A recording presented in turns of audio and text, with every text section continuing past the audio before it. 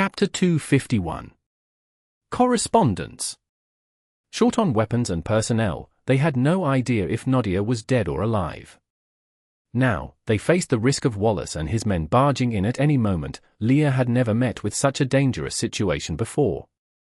That very moment, thoughts flooded her mind, and she recalled what Lola told her. Despite it all, she didn't have the slightest bit of regret saving Daisy and Nadia. Instead, she felt guilty that her insistence had plunged Lola into the precarious situation she was in. Lola's jaws were clenched, and with indignance written all over her face, she knew there was no point complaining now. She squeezed the dagger in her hand and hissed, "Don't say I didn't warn you. You don't want to know what will become of you if you're caught. The best thing for us now is to die together. Dying beats getting caught." Leah felt a chill run down her spine, but she nodded anyway. With trembling hands, she shoved some gunpowder into the flash pan.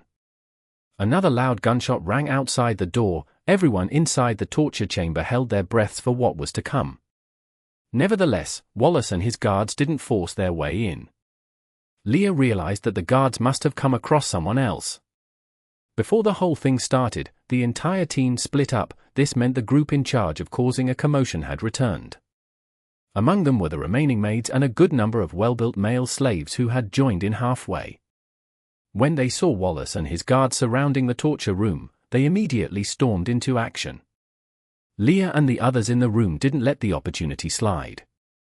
As the chaos brewed, they made their way out of the room, led by a male slave with a pitchfork in hand. She rushed to where Nadia had fallen and found his chest smothered in blood, and he was no longer breathing. Her chest tightened with grief. Fewer and fewer of her brothers and sisters were still alive and breathing.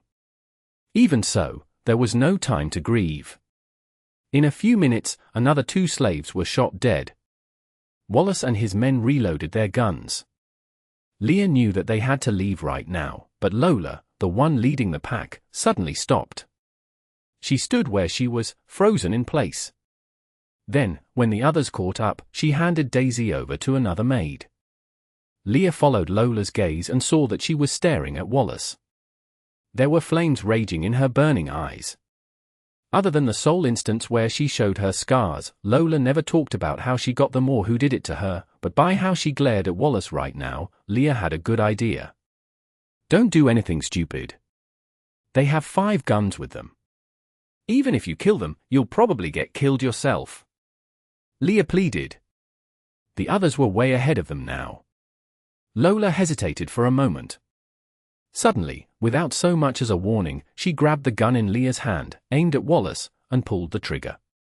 With over meters between them and no training, Lola naturally missed. The bullet deviated from her target and hit the arm of another guard. Grimacing with frustration, Lola understood that was no time to ponder over anything. Just as they were about to leave, Wallace was done reloading, and he began shooting again.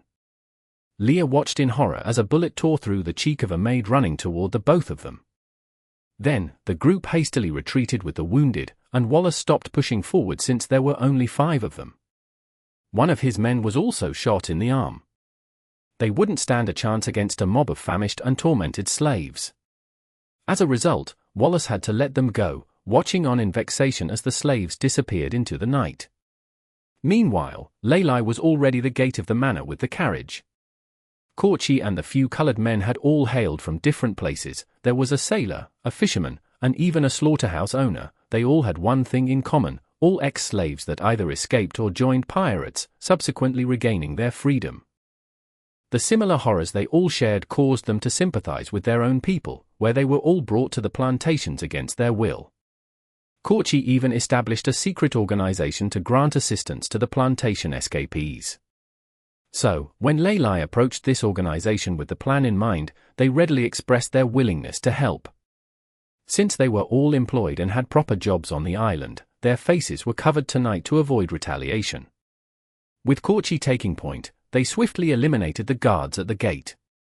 Then, as if on cue, Leah and the others arrived. Leila was taken aback by the number of people with her. When the chaos broke out, he knew that a massive riot was about to happen, but upon seeing the group, he realized that there were a lot more people than initially planned. Thankfully, they prepared 2 extra carriages in the event of such a situation. For good measure, the slaves in the stables also sneaked out 2 of Malcolm's carriages amid the chaos. However, the guards were catching up to them. Corchi and his men jumped down the carriage and shouted to Layla as they took cover, "You go first. I'll buy you some time. I'm not a slave of this manor. We'll just get to somewhere secluded, and once we get rid of our cover, then they won't be able to recognize us." Another slave, a sailor on a pirate ship, exclaimed, "I am a crew of the Lion. If they touch a single strand of hair on me, they will face my brother's revenge." This wasn't a time for formalities. It wasn't just the manor's guards, but their reinforcements were also approaching fast. Layla nodded at Corchi and his people as a gesture of thanks. The appointed time was here, and although some had still not arrived, Layla could wait no longer. He pulled the reins with all his might, and all 6 carriages carrying the slaves broke through the night toward the direction of hope and freedom. Jonghang didn't go to the beach. Instead, he chose to stay with An and Karina and waited for news of the operation. He had done everything he could. Now, the rest would have to depend on Layla. Of course, Jonghang didn't bet everything on the gladiator and was prepared in the case of failure on Layla's end. This, however, made things slightly complicated. Apart from that, Jonghang also noticed that Karina seemed a little absent tonight. "Didn't you rest up in the day?" I couldn't really sleep," Karina stammered as she managed a smile. Jonghang handed a cup of coffee to her. She thanked him and accepted the drink. Just as she was about to say something, the messenger came running in. "Captain! Mr. Billy has received the group. Jackdaw is already leaving the port. They also wanted me to give you this," the man panted as he took out 5 letters from his coat. Chapter 252. The dust settles. Lately, one after another major incident kept occurring in Nassau. 6 of the island's most potent ships were led by Black Prince Sam to plunder the invincible Spanish treasure vessel. After a long and arduous fight, they finally managed to sink it. However, the Navy ambushed them after that, and eventually, only Jackdaw survived the battle, hauling home more than half the gold bars back to Nassau. Not too long after that, a riot erupted at Malcolm's Terrence Manor. It was a rough night to say the least. The plantations around the mansion sent their men as well, hoping to assist Malcolm in dealing with the descent. Some slaves were killed in the battle, and a few were recaptured. Just when speculations about Terrence Manor suffering great losses began to gain traction, news of Malcolm framing Norman started spreading throughout the entire island. After 3 years, Eugene finally mustered enough courage to tell everyone that Malcolm made him frame Normand. He admitted working with a few captains to accuse Normand of taking bribes, the main reason why the first Black Market Alliance was disbanded. After that, Normand left Nassau quietly. Eugene even made public the letters between him and Malcolm. This shocking news impacted the black market merchants of Nassau significantly. Though Normand had left Nassau for a couple of years, he was still quite influential amongst the merchants, with more than half of the alliance attending his funeral when he died. However, once Malcolm's secret was exposed, enormous pressure fell upon his shoulders. The next afternoon, Redmond made an official announcement on behalf of the Black Market Alliance. On the surface, it seemed as if he was trying to calm everyone down, but whether he wanted it or not, his true intentions were soon revealed. He told everyone that he was going to investigate this incident. Of course, Malcolm knew Redmond's ultimate goal, and if he was the one investigating this incident, he already had the outcome in mind. However, Malcolm made no excuses to stop Redmond from immersing himself into this matter, his influence helping him to open up a desirable path. Considering the fact that Redmond was Normand's close friend and leader of the Black Market Alliance, he was the best person to dig into this matter. Until now, Malcolm still couldn't find a way to dismiss the accusation. On the other hand, 3 days were almost up, and he was slated to meet up with Karina. Malcolm had high hopes for the meeting, seeing that his situation was deteriorating by the minute. He also needed new allies to overcome this crisis. The terms he offered Karina were still negotiable, and he was prepared to sacrifice some things on his part in convincing her to take his side. The day eventually arrived, but Corrina was nowhere to be seen in the coffee shop. He waited at his favorite table for the entire afternoon until the sun went down. Then, just as he was about to leave, he finally heard someone walking into the restaurant. It was Wallace. Something happened again. Malcolm set the cup of cold coffee down. He lifted his head and frowned. Rumors about you spreading all over the island like wildfire. They say that you have something to do with Mr. Fagan's incarceration. Many knew that he disagreed forming of the Black Market Alliance before he went to jail. Miss Corrina is with Redmond right now, hoping that he would help her uphold justice, said Wallace. To his surprise, Malcolm's face remained stoic and unmoved. It appeared as if he'd expected Corrina to side with Redmond. I got it, Malcolm replied calmly. The investigation regarding the riot at your manor has come to an end. Leah started the whole thing. She led a large number of slaves to the beach, boarded a ship, and left Nassau. I have checked all the ships leaving port yesterday and the day before that, and guess what I found? Jackdaw set off early this morning with a ship full of supplies. It's possible they returned to port when it was dark. So what? I believe the riot has something to do with them. There's a high possibility that Leah was the one who stole all those letters. Regarding this, we should inform all the other powerful landlords on this island. I'm certain they don't want the same thing happening to them someday. We'll also need to force Jackdaw to surrender the slaves to us. Malcolm did not respond to that. Instead, he pointed at the seat in front of him. I remember that we messed around every day when we were kids. You used to steal baked potatoes for me. After I went to school, we no longer had meals together. In fact, you're the one who hired this restaurant chef. Yes, you're right. He's called Alfonso, a Spaniard. He has a terrible temper, and he hates pirates to the core. I had to spend an entire week and 2 times the usual salary just to convince him to work here. I remembered that after he hung a large and no pirates allowed a sign outside the restaurant, someone almost strangled him to death that night. I see. I have to admit that his coffee and fried eggs are pretty darn good. Anyway, we should eat. Let's have a meal together since you're here. After that, can you ask Alfonso and see if he is willing to leave Nassau with us? Wallace was worried about Malcolm. Don't worry about me. I came here 4 years ago, empty-handed.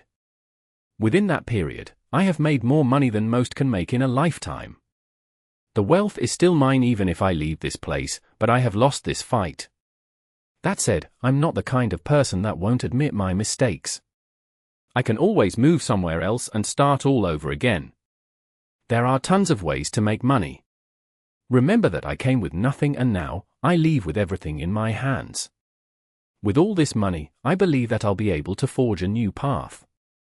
Besides, Redmond's not going to last long in Nassau. The moment he underestimated Corrina, he was doomed from the start. You appear to have high hopes for her. I'm the one who opened Pandora's box and released her inner demons. Now, she can finally inspect her own ambitions and desires. I know she's a good student, but how fast she grew exceeded my expectations. Just not too long ago, she blamed me for destroying her whole life.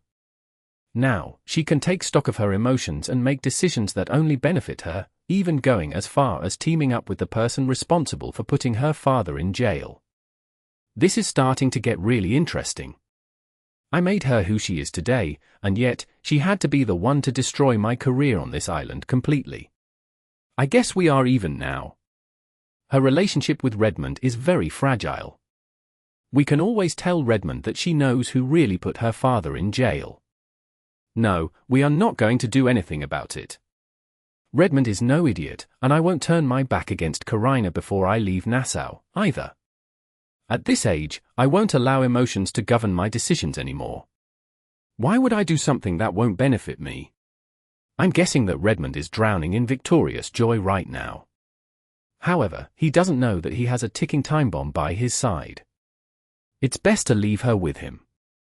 Consider it a parting gift for my old friend. Chapter 253. A walk. Jong-Hung looked at Billy, not expecting to see another person on board Jackdaw when he returned. The helmsman shrugged. It wasn't my idea. She wanted to come back. It was her decision. Leah held her luggage with both hands and requested politely, "Can you please take me in? I can do lots of things." "I could do that, but why didn't you leave with your people? You fought so hard to escape that manner. Wasn't it so you could live a life of freedom?" I respected Leylai very much. He united us in our most difficult time and led us out of a miserable life. He's surely a better chief than his father, but I don't agree with him on some things. I don't think the deserted islands are a way out for my people. Zhongheng cocked his eyebrow. We may be able to live a peaceful life on that island for a while, but sooner or later the slave traders will find us again. Just like what happened back home, they'll kill the old and the weak first, then separate the mothers from their children. If we can't find a secure way out, it will happen again and again until every black man and woman will become a slave. Zhongheng was astounded by how someone of Leah's age would consider such things. Although she was simply a teen at this point, she saw further into the future than Leylai when it came to certain things. Zhongheng looked earnestly at her and asked, "What do you think should be the way out then?" "I really don't know," Leah shook her head. "I'm still searching for it. One thing for sure, I know my talents and skills won't be very useful on the islands, which is why I want to live in the civilized world and fully utilize my potential. This isn't a very civilized place. I've already recruited enough sailors, and you're not even a sailor and you're a girl." Zhongheng trailed off, thinking hard. Then he looked at Karina. "Do you need anyone on your side?" Karina nodded and turned to Leah. "I heard that you know how to read. It just so happens that I have a grocery store in Boston that is about to open. You can go there to help me keep the accounts, and I will provide you with lodging. You will be paid £1 each month. Once the business picks up, I will increase your salary accordingly." Leah beamed at the prospect. After Leah's issue was settled, Karina continued their interrupted conversation. She gave Zhongheng a brief account of her private encounters with Redmond and the agreement between them. When they were done, she suggested that they take a walk. Zhongheng nodded and followed Karina out of the house to the field. It was a fine day, the sun blaring down its bright rays and a gentle sea breeze was blowing, an excellent day for a walk. Karina had no destination in mind, so she just walked in a random direction. Zhongheng simply followed her. All the way, neither Karina nor Zhongheng spoke a word. It wasn't because they had nothing to say to each other, they were simply enjoying the rare calm. It had been 3 weeks since the riot broke out at Torrance Manor, and so many things happened during this brief period of time. Nonetheless, for the time being, the situation had stabilized itself, and Malcolm's defeat was imminent. Malcolm reacted to the situation accordingly, immediately listing and selling various assets on the island. Without Malcolm's specialty, Redmond, on the other hand, was unable to continue managing operations of the Black Market Alliance. Although no formal statement had been issued, everyone knew that the dissolution of the Black Market Alliance was inevitable. Soon, there would be a major reshuffle of powers among the black market merchants on the island. The situation would return to what it was when the competition was fierce. Recently, the black market merchants had been the move again, contacting the pirates they previously worked with and looking for anybody to spy on their competitors' prices. While this meant a loss of income for some, it also meant opportunities for others. In the past, Malcolm used the first black market's dissolution to quickly climb up the ladder, and now, many were eager to reproduce his success. In a case like this, Malcolm was clearly on the losing end. Even though Redmond lost the position as the president of the Black Market Alliance, his reputation rose to a whole new level thanks to him seeking justice for Normand and Fagin. As a result, he had almost caught up to Normand. With a good reputation and strong connections, many powerful pirate gangs in Nassau had already expressed their willingness to continue working with Redmond even after the Black Market Alliance was dissolved. However, as long as he sat on the throne, he couldn't respond to those rumors. Nonetheless, everyone believed that Redmond would have more pirate ships than before after the disbanding. The next beneficiary of this was Karina. Despite being fairly new on the island, she responded well to the enormous pressure that Malcolm and the Black Market Alliance imposed on her, and at the same time, letting her extraordinary flair for business shine. Her pawnshop also won the praises of the smaller pirate gangs. On top of that, Malcolm had deliberately sent a wave of powerful pirate ships to her. If she could handle it successfully, she would become the second most successful black market merchant after the Alliance's dissolution. But that was still a long way to go. Right now, she wouldn't think too far ahead, wanting to savor her victory first. The pair eventually ended up on the beach. After the long silence, Corrina decided to speak. "I'm sorry. I've been actually hiding something from you." "Are you referring to the time Malcolm talked to you in private?" Jongheng asked. Corrina's eyes widened in surprise. "Please don't misunderstand me. I didn't send anyone to monitor you, but it was the day of the operation and I was keeping tabs on Malcolm's movements." "In fact, I can guess what he said to you," confessed Jongheng. "When I thought about it, there were just too many coincidences in Eugene's case, and he was simply too cooperative. I did have my doubts on Redmond, and afterward, when I saw how distracted you were, my theory was confirmed in some way. Since Eugene's case was related to Redmond, then there's a good chance Redmond also played a part in your father's case. We were prejudiced at first. When we saw the letter Leah stole, we believed that Malcolm had framed your father, but the truth was, from the contents of those letters, Malcolm was obviously investigating the matter. You didn't tell me because you feared that I wouldn't have given you a choice in this matter. From my point of view, I would have suggested that you use the opportunity to get rid of our biggest threat, Malcolm. Then you would lose the chance of joining forces with him to avenge your father." "Why? Why didn't you warn me if you knew?" "Because the choice is yours to make," said Jongheng. "Even though I have a share in your pawnshop, this is your enterprise at the end of the day, and it was your father who got framed and subsequently imprisoned. You and you alone must make the choice. Then do you think that I'm cold-blooded for not avenging my father and instead sleeping with the enemy?" Corrina asked. This time, Jongheng did not answer her directly. He simply said, "One day, you will defeat Redmond and become the most powerful merchant in the black market, just like how you defeated Malcolm. But when that day comes, would I have changed so much that I won't even recognize myself anymore?" Corrina smiled bitterly. "Perhaps, you've never really known yourself, in the first place." Chapter 254. The End. "Have you heard of his story?" "Whose story?" asked the aristocrat with a silver wig to the man sitting across him. The nobleman seemed increasingly nervous as he talked. "The story of the Caribbean king. This part of the ocean belongs to Scotland, and there's only one king in England. King George is his name." The aristocrat valiantly defended his country, but the bearded man opposite him knew that he wasn't too confident. Ignoring the aristocrat, and like a graceful whale cruising the oceans, he said, "He goes by many names. The slaves from the New World call him the Freedom Fighter. That's because he attacks slave ships, and sets the slaves free.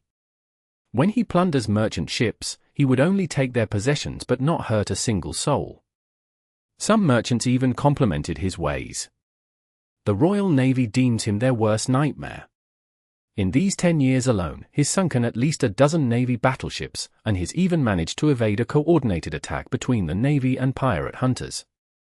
Oh, before I forget, the pirate hunters call him the Pirate Hunter Killer. Whenever they see his black flag, even the bravest pirate hunter goes into hiding." The man then paused for a while. "Do we have any liquor here?" The aristocrat was ungratified that the bearded man had dominated the conversation. Even though four muscular bodyguards were behind him, he still felt as if he was trapped in a cage with a ferocious beast. After a while, the aristocrat loosened his collar, his face looking pale and nervous. He wanted to remind the bearded man that he was merely a criminal here. However, he quickly changed his mind. "Get him a glass of tawny port." 7 years ago, he led his men in an attack against Nassau's Roger Wood. During that battle, he managed to destroy Roger Wood's ship and turn Nassau into a land of the free. "Land of the free? We reclaimed the place 3 years ago." The aristocrat smirked, finally finding something to gain the upper hand in the conversation. You are right. The Navy provided immunity to all the pirates of Nassau except for him. You guys even tried to convince a mighty black market merchant, which was also his most trusted ally, to betray him. I must say, the real reason why the Navy won the battle was because the man gave up in the end. The aristocrat was speechless. Roger Wood was a good friend of the royalty, and even though he was rescued from a battle 7 years ago, his life had turned for the worse since then. Whenever the name of the person was mentioned in front of him, he would start shivering in fear. 3 years ago, Roger Wood was asked to become the Navy's consultant for a reconquest of Nassau. However, he had a grim outlook about the future. He once told the royalty that even if the Navy managed to reclaim Nassau, they would have paid a hefty price for it. However, Jackdaw left Nassau the night before the battle broke out. With Carina's help, the Navy managed to reclaim Nassau without shedding a single drop of blood. Roger Wood was appointed the new Governor-General of Nassau, and Carina became his special consultant. I heard his achievements have spread as far as London, Paris, and even all the way to Lisbon. He has become the talk of town. King George even hired someone to learn more about this legendary figure. What about you? What kind of person do you think he is? The bearded man lifted his head and looked at the aristocrat seriously, who quickly looked away, trying not to make any eye contact.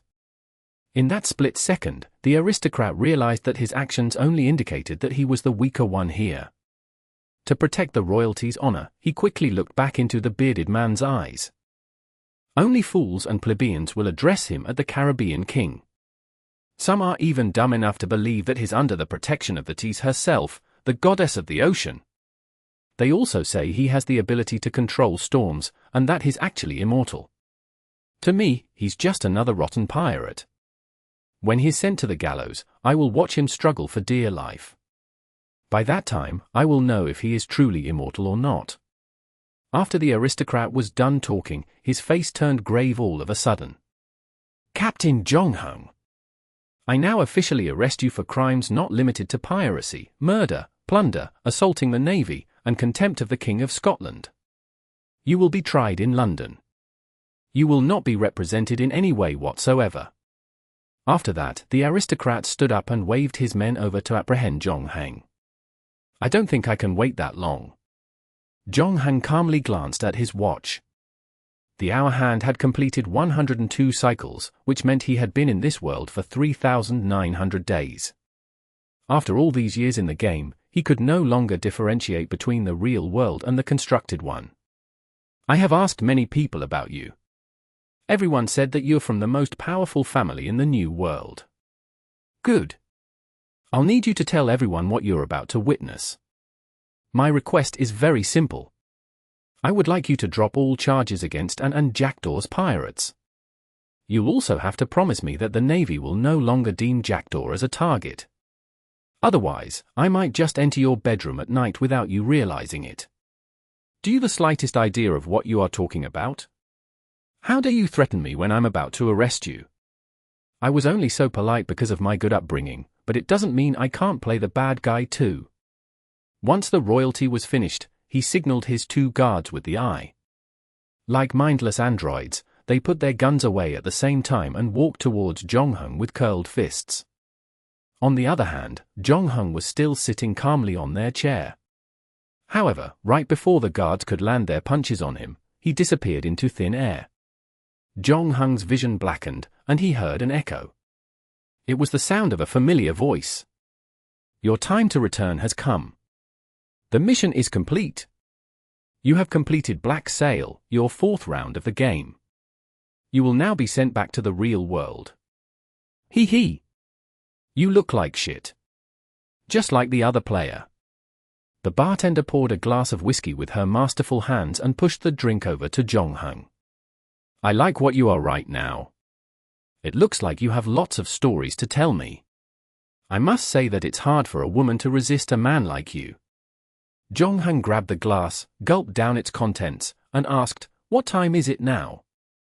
His current voice and younger body took him by surprise, and he wasn't used to it. Welcome back to 21st of January, the year 2018. You can check your phone if you don't believe me. Or, tomorrow morning's news will tell you anyway.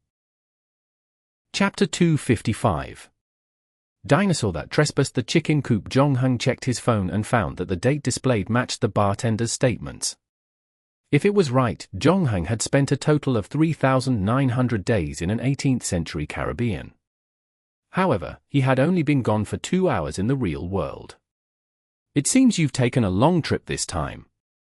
The bartender lady leaned over the wine cabinet and stared at Jong-hung with a sparkle in her eyes. As he sipped his whiskey, he unconsciously tried to wipe away the foam on his beard. Suddenly, he realized that he no longer had a beard. All he had was his bare, smooth chin. After a short pause, he asked the bartender a few questions.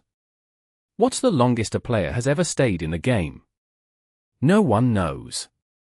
I heard of a player who stayed in his quest for a total of 6 years. This is the longest known time a player has spent inside the game. Also, the world he was in wasn't much different from the real world.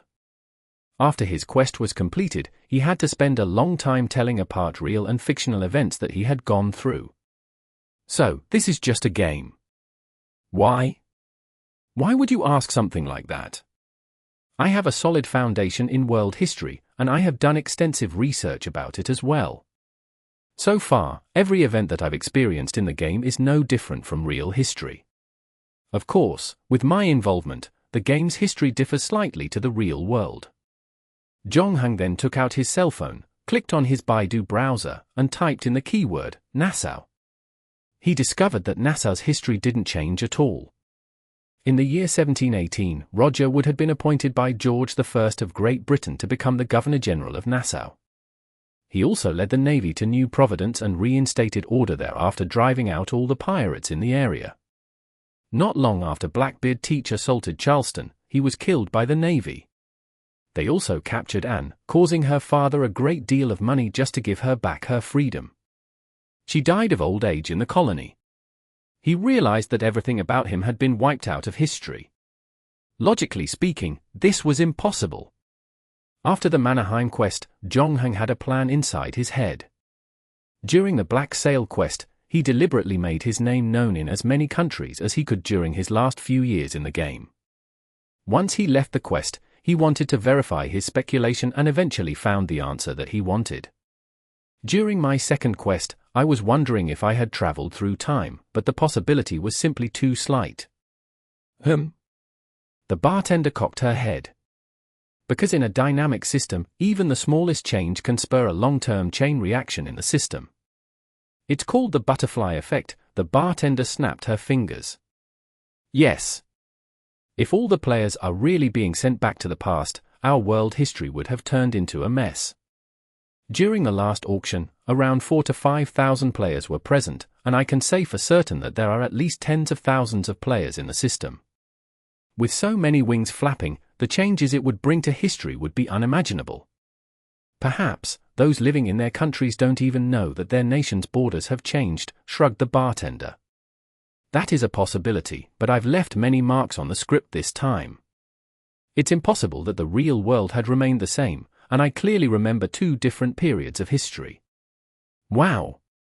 It seems like you've done many great things this time, exclaimed the bartender. So, I'm now leaning toward the theory that you've integrated a historical timeline in each quest and made it a game. My question is, why do it? Why did you choose actual human history? What's the message you're trying to convey? And what happens to the people inside the quest when I leave? Now that the thought crossed his mind, Jong-hung told the bartender, give me an extra round of the game. Having spent over 10 years in the Black Sail quest, he had accumulated a shocking 342 game points, a whole 100 points more than he had expected. Whether it battling against the proud Scarborough of the Royal Navy while he was on Sea Lion, or when he and Black Sam and the others robbed the Spanish treasure ship, or even fighting against Roger Wood to keep him from capturing Nassau's fleet, eventually earning himself great fortune and reputation, all these earned him many points. Including the remaining 700 game points from the sale of the Moresby Bones, he now had more than 1,000 game points. Spending 400 points to buy a chance at an extra game wasn't extravagant on his part. That said, he had just ended a long episode and was in no hurry to begin a new journey. So, Jong-hung spent 400 game points on an extra round of the game, but he wouldn't be using it anytime soon. Shortly after, he passed Betty's shell, the game item, to the bartender and left the bar. Upon stepping out of the lounge, he was greeted by the deafening thump of electronic dance music, with folk bobbing their heads and flailing their arms in the rhythm. The nights here were always so lively, an actual city that never slept. Jong-hung walked down the steel staircase. With his figure, he would soon be swallowed by the manic crowd. This time though, when the hormone-filled youth saw him walking down the steps, they automatically stepped aside to make way for him. Even the show-offs, rebellious thugs who loved to exhibit masculinity before their female counterparts, dared not strong-arm him. They had no inkling of why they would unconsciously step backward when they saw the man who looked no different from a university student. Those who frequented the establishment knew better than to mess with the two brawny men standing at the bottom of the staircase. When compared to Jong-hung, however, the bouncers in suits and sunglasses seemed like harmless sheep. Jong-hung frowned. He could guess what was going on, sort of. He had been an 18th century pirate for more than a decade in the Caribbean Sea, and he became a horrible nightmare in all of Great Britain, and even Europe, putting the fear of God in them. Even if he didn't enjoy killing people, he spilled a lot of blood to survive in the cruel and harsh environment, so much he could not even remember how many people he must have killed, or how many had died because of him. Without him realizing it, his temperament had undergone tremendous changes. In the eyes of these intoxicated youths, born and raised in peacetime and dancing the night away in a nightclub, Jong-hung was like a dinosaur that trespassed the chicken coop. Chapter 256. Let us bring you for some fun. Jong-hung didn't stay at the bar for long. He pulled his hoodie over his head and walked out of there with his head lowered. Instead of going back to school, he went to a nearby public restroom. Since it was a little over 2 in the morning, no one else was around. But the lights were on, and the air smelt of cheap disinfectant. Jong-hung walked up to the sink in the men's toilet. The leaky faucet on his right dripped with a steady plop. However, his eyes were on the mirror above the sink. Back in Sex City, he did feel like his younger self again, but only now did he have a chance to examine his reflection. The beard on his face was gone, and the weathered hue on his skin had lost its bronze tone. The callus and scars on his body had disappeared too. His face was 10 years younger than his time in Nassau, a sight he found a little unfamiliar.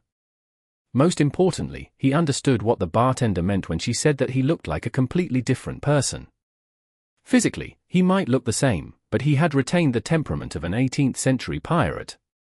This was actually going to be troublesome. Most wouldn't notice it, but those who were close to him would be able to tell from a glance that he had changed a lot, especially since the spring festival was approaching, and he would have to return home soon. His parents, who had been having the time of their lives in Europe, may not sense the change in him, especially considering the fact that they never once remembered his birthday correctly. He could even send someone else of the same height and age back, and they probably couldn't even tell the difference. Nonetheless, his granddad, who had raised him since he was a child, would definitely sense something. More importantly, with his current demeanor, he would inevitably be asked to have his ID checked whenever he was out on the street. While he was still deep thought, a group of young men with colorful hair swarmed into the restroom, each with a cigarette between their fingers. They gave off the appearance of the neighborhood's small-time ruffians. Jong-hung saw them outside of the bar a few times before, many of these the children of relocated villagers. Initially, there were 2 relatively large villages here. As the city continued developing rapidly, expanding further into the wilderness one ring after another, many small hamlets turned into either industrial or residential areas. This was something worthy of celebrating. The villagers received compensation and were relocated from their small wooden huts to chic and modern high-rise apartments. Many of them switched from farming to playing mahjong all day and collecting rent. Along with the sudden influx of wealth came its own set of problems, where the once simple villagers started to lose purpose in life, and their children lost the motivation to be diligent. After all they needed to get by was to collect rent. As a result, most of the village's youth turned into neighborhood thugs after high school. Of course, to the common man, there was a certain light-heartedness within the cacophony even though it was a nuisance. Every day, these youths who dressed like gangsters from old Hong Kong films did nothing all day but patron the arcade, cyber cafes, or roughing up hawkers operating nearby, nothing but indulging in their own folly and fantasies. Come night, their favorite hangout spot was in front of the nightclub or the bar. In addition to helping the owner solve inconvenient security issues, they also picked up drunk girls from the side of the road. Unlike hustling for money on the streets, this brought them great excitement and pleasure. Nonetheless, since it was illegal to do so, they tended to get into trouble. Not to be outdone were certain quarters who took advantage of men's philandering desires. They planted young, scantily dressed women on the street pretending to be drunk. When an unsuspecting victim picked the ladies up, he would have to choose between getting blackmailed or serving jail time. However, these local thugs weren't worried about anything this sort happening to them. They shared a pretty good rapport with these conniving groups, and they were gutsy and familiar with the place. Once they were done with their business, they would leave hastily. That way, they rarely ran into any trouble. Hence, this group of rowdy young men entered the public restroom with a young, unconscious girl, jeering loudly among themselves. Much to their surprise, they weren't alone. While the toilet wasn't too far from the bar, it was definitely not close to it either. Between the buildings was another restroom, so most of the bar's patrons wouldn't come all the way here. By the time the youths entered the building, Jong Hung's hood was over his face so his identity could be concealed. He didn't react to the situation, though, feeling that he had become more cold-blooded in character. He wondered if it was because of the 10 years he spent as a pirate. Moreover, this situation was completely different from when the wall engulfed the scavenger. At that time, he had hurried over to help the elderly lady and the child because they were innocent, genuine victims who were simply at the wrong place and time. Since it was within his ability to help, he was willing to lend a hand. In essence, single men and women patroned nightclubs so they could unleash the raging hormones burning within them. All were adults, though, capable of taking care of themselves. Since women were the fairer gender, they should have known better what might become of them if they got sloshed at the bar at 2 in the morning.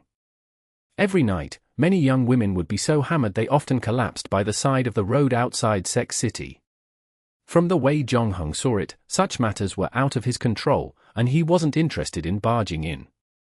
Every sentient being had the right to live the way they wished, and at the same time, they too were responsible for the consequences of their own choices.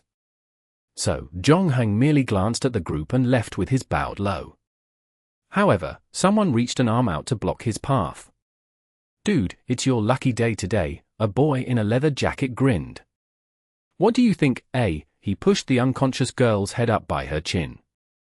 "See here, this is what we call by fine quality and absolute beauty.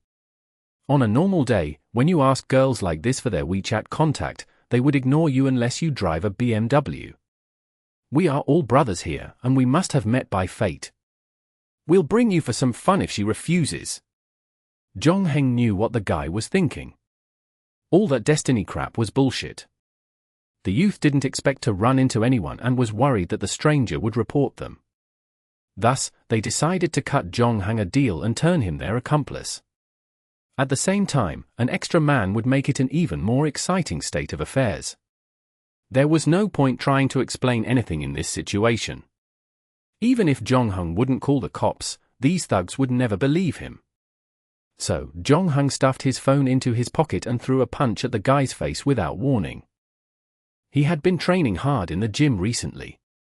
With his 48-hour day, his strength had exceeded that of the average person. So, when Jong Heng's fist made contact with the youth's face, the kid subsequently fell to the ground with a sickening thud. Chapter 257. Superpowers of Ordinary People. The gangsters held sway over this area, relying on their large numbers. They had always been the ones doing the bullying, and this was the first time the tables turned against them. Jong Heng's punch was too sudden, coming entirely without warning. The leather-jacketed boy had invited him to join their little party, and his friends were all grinning from ear to ear, excited by this new gameplay. Lo and behold, something even more stimulating happened. The leather-jacketed youth crashed onto the floor, head first. His vision went dark, and before he could scream in pain, he was already out cold. His friends were all disconcerted. They simply stood there, forgetting to fight back for a split second. However, real life was no turn-based game, and Jong-hung wasn't going to go easy on them. After taking one down, he immediately grabbed another by the collar and threw him down. This one was even unluckier. As he fell, his forehead hit the sink, and bright red blood gushed out. There was no fight left in him. Having lived in the Caribbean for more than a decade, Jong-hung didn't just upgrade his knife skills to level 3, even without a weapon on him now, his melee skills were just as impressive. Anne was the one who taught him that shoulder throw, and he managed to learn everything from her when they sparred. Coupled with his extensive combat experience, it would be challenging to find a match for his skills. In just 5 seconds, Jong-hung had taken down 2 opponents. After taking a moment to register what was happening, the remaining 3 thugs finally snapped out of their stupor. They set the girl down as they screamed a cheer for themselves, armed with switchblades and slicing the air as a gesture of intimidation. This scare tactic usually worked on ordinary people. Unfortunately, they ran into Jong-hung today. By simply observing their posture and gait, Jong-hung could tell that these small-time thugs weren't formally trained, and in fact, had already made all sorts of mistakes. They seemed formidable standing still, but once they moved, their weak points were glaring. But a sharp weapon like the switchblade still posed a degree of danger, especially in a scuffle. That was also why Jong-hung opted to take down 2 thugs first, making it easier for him to tackle the other 3. The whole fight lasted less than a minute. Jong-hung actually held himself back. 2 out of the 5 thugs were out cold, and the other 3 were conscious but bruised. The most miserable one was the one who charged at Jong-hung with the blade but missed and had his head pushed down the urinal. Jong-hung even finished him off with a kick on his back. Such petty street fights were no match for all the battles Jong-hung had fought all throughout his pirate career. He did not even break a sweat. Upon their defeat, the other 3 thugs, having some life left in them, dragged their unconscious friends out of the toilet while shooting their mouths off, making empty threats as they made a hasty retreat. Jong-hung pretended to chase them. The thugs were so scared they tripped over the sidewalk and fell onto the tall grass. Having learned their lesson, they kept their mouths shut and ran desperately for their lives. Jong-hung had no interest in pursuing them. So, he returned to the toilet. Once inside, he couldn't help but furrow his brows at the sorry sight. There were traces of the fight everyone, with obvious trails of blood on the floor left by that unlucky bastard who hit his head on the sink, and vomit from the leather-jacketed guy. There was even a random sneaker, 3 switchblades, and a small dent in the stainless steel handrail of the urinal. Everything else was the same as when he had left 2 minutes ago. The only difference was that the unconscious girl had disappeared. Had she run off on her own? Jong-hung had been so focused on the group of thugs that he did not pay attention to what was happening behind him. The girl might have taken the opportunity to escape. The toilet had 2 exits, one at the front and the other at the back. Jong-hung had chased the thugs out of the front entrance, but the one at the back led to a small, open park with lush vegetation. It would take less than 2 minutes to get from the toilet to the park. Although the girl appeared to be unconscious when she was brought in by the group of thugs, Jong-hung wasn't sure how drunk the girl actually was. The fight was a messy and loud affair, and she could have woken up in the middle of it. Upon realizing that she recognized nobody around her, she might have pretended to be drunk until everyone left before escaping into the park. Having made a satisfactory deduction of what happened, Jong-hung left the matter as it was. He had no other intentions for the girl, and it wasn't important if she thanked him or not. His fight had nothing to do with the girl, but rather because he was stopped from leaving. Since the girl escaped on her own, it saved him the trouble of having to contact her family or friends to come for her. To avoid unnecessary trouble, Jong-hung cleaned the blood on the floor and pocketed the switchblades before he left. At this hour, the main door leading to the dormitory was already locked. Not wanting to trouble the caretaker, Jong-hung checked himself into a single room at a hotel like he did the last time. Since most modern hotels were equipped with face recognition equipment, Jong-hung had to unsheath his hood to peer into the camera. Unsurprisingly, his appearance gave the receptionist a good scare. Unconvinced, the receptionist swiped his identity card twice. No match to any fugitive was found in the system, and although good news for her and the hotel, the receptionist seemed reluctant to believe it. In the end, Jong-heng had to show her his student ID and his campus card. The receptionist, in turn, was very surprised. When she returned it to him and gave him the room card, she could not help but ask, "Are you really 19? Jong-heng took the room card from her and answered, there's still some time before the new year, so, yes. I'm still considered 19. Until he got on the elevator, the lady at the front desk downstairs still seemed to be in a daze. She had held her position for 2 years, and during the tenure she had seen all kinds of people. To pass the time during her tedious, monotonous job, she had invented some games to entertain herself. One of her favorites was guessing her guest's profession. Whenever a guest walked into the hotel, the receptionist's mind would begin conjuring theories of the occupation of the person. Then upon issuing an invoice or during checkout, she would ask them to confirm. She had always enjoyed this game. After 2 years, she could now accurately guess 8 out of 10 professions, and she considered that a superpower of an ordinary person. But this time, the superpower she was so proud of proved completely ineffective. Student? How's that possible? That kind of temperament, to be frank, was more like a pirate from the movies, who killed their victims without remorse. The receptionist was greatly amused. It was the 21st century China. How could such inexplicable things even exist? Chapter 258. Peking.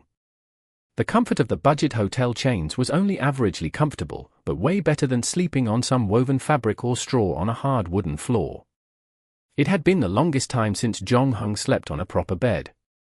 During the Black Sail quest, he spent more than half of his time out at sea and usually slept on a hammock on Jackdaw.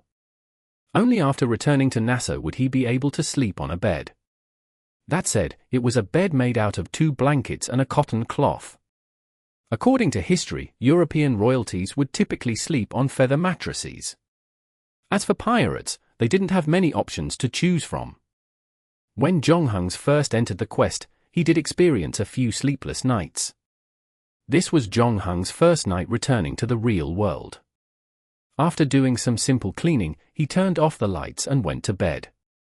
By the time he opened his eyes again, it was already afternoon, with bright rays piercing through the curtains flooding the room. When he got up from the bed, he felt warm sunlight caressing his face. Thirst hit him hard, and immediately, grabbed the complimentary water bottle from the table and gulped its contents down. Fragments of last night's dream still lingered in his mind. The ferocious ocean, salty sea breeze, and crimson hair, all these memories were like a long-spun dream to him. Everything disappeared the moment he opened his eyes. After that, Jong-heng grabbed his cell phone and saw there were 2 unread WeChat messages. One came from Wei Jiangyang. He informed Jong-heng that he'd arrived in Qingdao with his girlfriend and planned to stay there for 2 to 3 days. Before leaving, he intended to head to the wholesale market to buy some raw seafood and asked if Jong-heng wanted anything, also offering to send it to him by express delivery. The other message was from Heya Sasuka. She told Jong-heng that she had bought a return ticket to Japan and was set to fly on the 1st of next month. Before she went home, she wanted to ask if he could accompany her to buy some souvenirs for her family. Jong-heng replied Wei Jiangyang first. After that, he changed his keyboard language to Japanese and replied Heya Sasuka. She texted back within a second, seeming as if she had been anxiously waiting for his reply. Jong-heng replied to her, and once again, she texted back almost instantly. I haven't thanked you properly for helping me win the giant doll. You haven't had lunch, right? Can we meet after 1 hour at Shidan? My treat. She even inserted a smiling bear emoji at the end of her message. In his current state, Jong-heng didn't want to walk around the streets. It wasn't the first time he experienced such a sensation, though, for when he returned from the Mannerheim quest, his character and temperament had changed. Some small habits from the battlefield had stuck with him, and even his friends from the hostel could sense that he was different. However, he was slowly recovering after reintegrating himself into the daily life of the natural world. To neutralize the memories and habits of his 10-year piracy tenure, Jong-heng knew that he had to socialize with as many people as possible. After a brief consideration, he replied Asuka with a yes.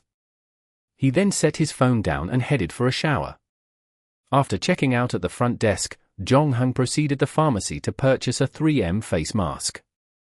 With the industrial boom of the era, developing cities would usually be engulfed by a thick layer of noxious haze, especially true for the cities up north. For obvious reasons, many had taken to putting on masks, and the way Jong-heng presented himself was nothing out of the ordinary. However, a mysterious sensation hit him as he paid his items with his Alipay, feeling that someone was staring at him from the back. When he turned around, he saw an old grandma searching for some over-the-counter flu remedies for her grandchildren. She had to put on her glasses to read the description that was printed on the packaging. The pharmacy was rather small, and other than the pharmacist, cashier, and the elderly grandma, there wasn't anyone else around. Jong-heng could finally rule out that an enemy was lurking around the corner. It was almost time for Jong-heng to meet up with Asuka, and hence, did not dwell further on the matter. After boarding the metro, Jong-heng arrived in Shidan on time. On the other hand, Asuka took full advantage of studying abroad and traveled to as many places around her as she could. After feeling that taking pictures with the phone was simply not engaging enough, she bought an instant camera, voraciously capturing photos of life on the subway and streets. Those around her must have had the impression that she had all the money in the world to buy the unlimited rolls of films to feed her Polaroid. "Ah, I'm glad that you are here." Asuka tucked the camera and photos into her bag. With a sniffle, she rubbed her demure nose and said, "This morning, I was thinking about what to buy for my family. My mom asked me to buy her fermented tofu soaked in red oil and tea leaves, and my father wants white wine. Sigh, this is so troublesome. They should know how to shop online, right? They told me that only the locals would sell me the original stuff. But then again, I've never bought those things before. Luckily, you're here to help me. Before that, let's get some food. Do you have anything in mind?" "Nothing in particular. What about you telling me what you feel like eating, and I'll take you to the best restaurants where they serve it." "Really? But is this appropriate? After all, you're the guest here." As she talked, Asuka pulled out a flyer from her bag. "What is this? It looks so yummy." "Ah. This is a hot pot. Follow me. I know of a place that serves delicious hot pot." However, right after saying that, Jong-heng couldn't take a step forward. Only half a month ago, he was here to purchase something, but right now, everything felt so foreign and awfully disorientating to him. He had no idea how to go to the restaurant that served the famous hot pot. In confusion, he had to use his cell phone to search for it. This was one of the drawbacks of staying in a quest for too long. There were limitations to how much a human could retain memories, and upon absorbing new sets of knowledge, the person would gradually forget the past. Jong-heng was lucky enough to enter the Black Sail quest right after his final exam, or he would have failed by now. There was only a short line outside the restaurant when Jong-heng and Asuka arrived at the place. After all, it wasn't lunchtime. He then took a number from the reception. That was when the feeling of being watched hit him again. What happened at the pharmacy was perhaps an accident, but having the same feeling twice was enough to alert him. With his current skills, he wasn't afraid of thugs or gangsters. He recalled that when he attended the auction, the professor and Ding Sai warned him that the circle of players wasn't always peaceful and pleasant. Humans were the most complicated creatures to step this planet, and once its population reached a specific number, a variety of people and characters could be found in society. Ding Sai once told Jong-heng that there were crazy players that would hunt down other players for game items.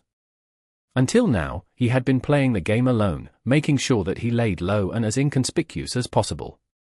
He hadn't even revealed his identity to any players in the system. It wasn't logical that anybody would target him. Chapter 259. Kumamon. Jong-heng started observing the crowd after collecting his number. This time, the situation was way more complicated than the pharmacy. There were students, couples, families, sons and daughters, and office workers waiting to enter the restaurant. In total, 20 to 30 people were queuing up.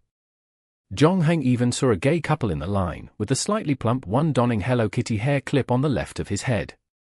On the surface, it was hard to find out the person who peeped at him. Even though a couple of high school students were looking at his direction, Jong-heng knew that they were actually staring at Heya Sasuka. She was standing close to them before they queued in front of the restaurant. In other words, they weren't the ones who peeped at him. Besides, the mall was an open space, and many different people regularly passed him. Technically, it was entirely possible that the person staring at him wasn't in the line at all. Jong-heng could feel something about to happen to him. However, he couldn't figure out what exactly, and it frustrated him. Suddenly, someone tapped his shoulder. Jong-heng then heard Heya Sasuka screaming in excitement. When he turned around, he saw a Kumamon mascot. Many shopping malls would hire people in costumes to walk around, a marketing strategy to attract more customers. Usually, children and girls adored Kumamon a lot. Just as expected, Heya Sasuka was elated when she saw the mascot. "Ah! So cute! I didn't expect to see Kumamon in China." As Heya Sasuka spoke, she took out her instant camera. "Can the three of us take a picture together?" Jong-heng nodded, and momentarily gave up looking for the peeping Tom. A couple was standing near them, and he politely requested their assistance in taking a picture. When that was done, the Kumamon didn't leave but instead stood in front of Heya Sasuka and extended its hands. With a broad smile plastered on her face, she quickly gave the mascot a tight hug. A rose appeared in Kumamon's hand the moment she let it go. It then pointed at Jong-heng and Heya Sasuka. She instantly blushed, probably feeling shy, or that she wasn't well versed in Mandarin. After taking the rose, she didn't utter a single word. The Kumamon then used its hands to draw a heart before leaving them alone to search for the next couple. Heya Sasuka's mind was filled with all kinds of thoughts after that. A minute later, her instant camera printed the picture, and she quickly stuffed it in her bag without looking at it. Just as she was about to put the picture in, she paused. "What's wrong?" "Who? Where's my wallet? I remember it was in my bag before we took the picture." She then searched her bag all over again, but to no avail. She frantically searched her pockets as well. Yet, there was still no trace of her wallet. It was at that time that panic began gripping her. Not only was there cash, but her Chinese and Japanese bank cards and student ID were in there as well. To make matters worse, she soon discovered that her passport had vanished too. She was slated to celebrate the new year with her family and even purchased a flight ticket earlier. Without the passport, it would be impossible to board the airplane. If she remembered correctly, before taking out the instant camera, her wallet was still in her bag, and the only person that got close enough to her was that Kumamon. The mascot had left for less than 3 minutes. "Wait for me here. Do not leave this place. I will come back to you in a while," said Jong-heng sternly. Heya Sasuke was on the verge of crying. Immediately, Jong-heng started to go after the Kumamon mascot. However, after searching for a bit, he failed to spot it even after reaching the end of the hallway. Logically, the mascot shouldn't outrun Jong-heng since the person was in a giant, clumsy suit. Jong-heng asked around to see if they had seen a Kumamon suit, deliberately picking those coming from different directions. Unfortunately, not a single person said that they saw a large Kumamon passing them. It was as if the massive thing had simply disappeared out of thin air. Perplexed, Jong-heng approached the concierge counter and asked the person operating it about the Kumamon. "I'm sorry, sir. We cannot divulge personal information of our mall's employees," the guide replied nervously, feeling that Jong-heng looked more like a criminal than anything else. "Do you think I should call the police and reporters here to investigate this for me? Do you want everyone to hear about this? Perhaps you wish to be seen in the newspapers and the internet. Next time, the first thing your customers will do is to protect their wallets whenever they come here. Or, should we look for the thief now and retrieve my friend's wallet? We can choose not to call the police, or we can call the police but not the reporters. Which option do you think would benefit the mall more?" Don't blame me for not reminding you, the thief got away only a few minutes ago. There's a high chance that he's still in this mall. The guide was startled by Jong-Hung's dominant approach. Please hold on, sir. I'll consult my supervisor regarding this, replied the guide while gulping hard. Half a minute later, the guide was done talking with her supervisor. Sir, I just asked my colleague about this matter, and he told me that our mall didn't hire any Kumamon today. How about the tenants in the mall? Did they hire any mascots? I can't be too sure about that. The guide paused for a while before continuing. One thing is for sure, the shop owners would have informed us if they were to hire anyone to put on a show. Before she could go on any further, Jong-Hung scooted to another escalator. As the guide was talking to him, he saw the Kumamon on the second floor from the corner of his eye. It appeared that it had no intention to run away and was playing with a young girl in front of a shop. After giving a hug, it handed a lollipop. Before leaving, it brushed the little girl's head. At the same time, everyone was left in shock and awe when they saw Jong-Hung jumping down from the escalator. He spent only 10 seconds getting from the 5th to the 2nd floor. Two ladies that were having their milk tea were about to record his fantastic feat with their phones. However, Jong-Hung was too fast for them. The Kumamon was on the 2nd floor, and he had to go after it as quickly as he could. They weren't very far apart from each other, but an atrium divided them. Jong-Hung had to run along the corridor before he could get to the Kumamon. It seemed that the mascot had noticed him too, but instead of feeling nervous, it stood in front of the shop with both hands on its hips, waiting for Jong-Hung to come at it. The combination of a gaping mouth and two red cheeks made it look like it could use a beating. Chapter 260. Gratitude from an international friend. The Kumamon waited until Jong-Hung ran past 7 to 8 stores, and when he was about 30 meters away from him, it turned around and ran into a women's apparel store called Only. Unfortunately, there was no escaping this time, for there wasn't another exit. In other words, the bear was bound to be captured by Jong-Hung. When he saw the mascot entering the fitting room, he quickly proceeded to follow it. The sudden commotion had startled the store's attendant, and considering it was a store specifically for women, it was rare to see men entering it. Even if there were any, they would usually come with their wives or girlfriends. When someone like Jong-Hung so aggressively barged into the shop, it was only natural that the attendants would be afraid. Customers quickly fled the store in fear, but the same couldn't be said for its staff. Left with no other options, the store manager was forced to confront Jong-Hung. Sir, how can I help you? Jong-Hung simply ignored her and went ahead to pull the curtains of the fitting room open. The shopkeeper was so shocked by Jong-Hung's actions that she thought she must have come across a pervert of some kind and was close to screaming for help. The fitting rooms in Only had a particular layout. A curtain covered the 2-square-meter fitting room to allow the customers privacy. However, it only blocked the front, the top was bare and uncovered.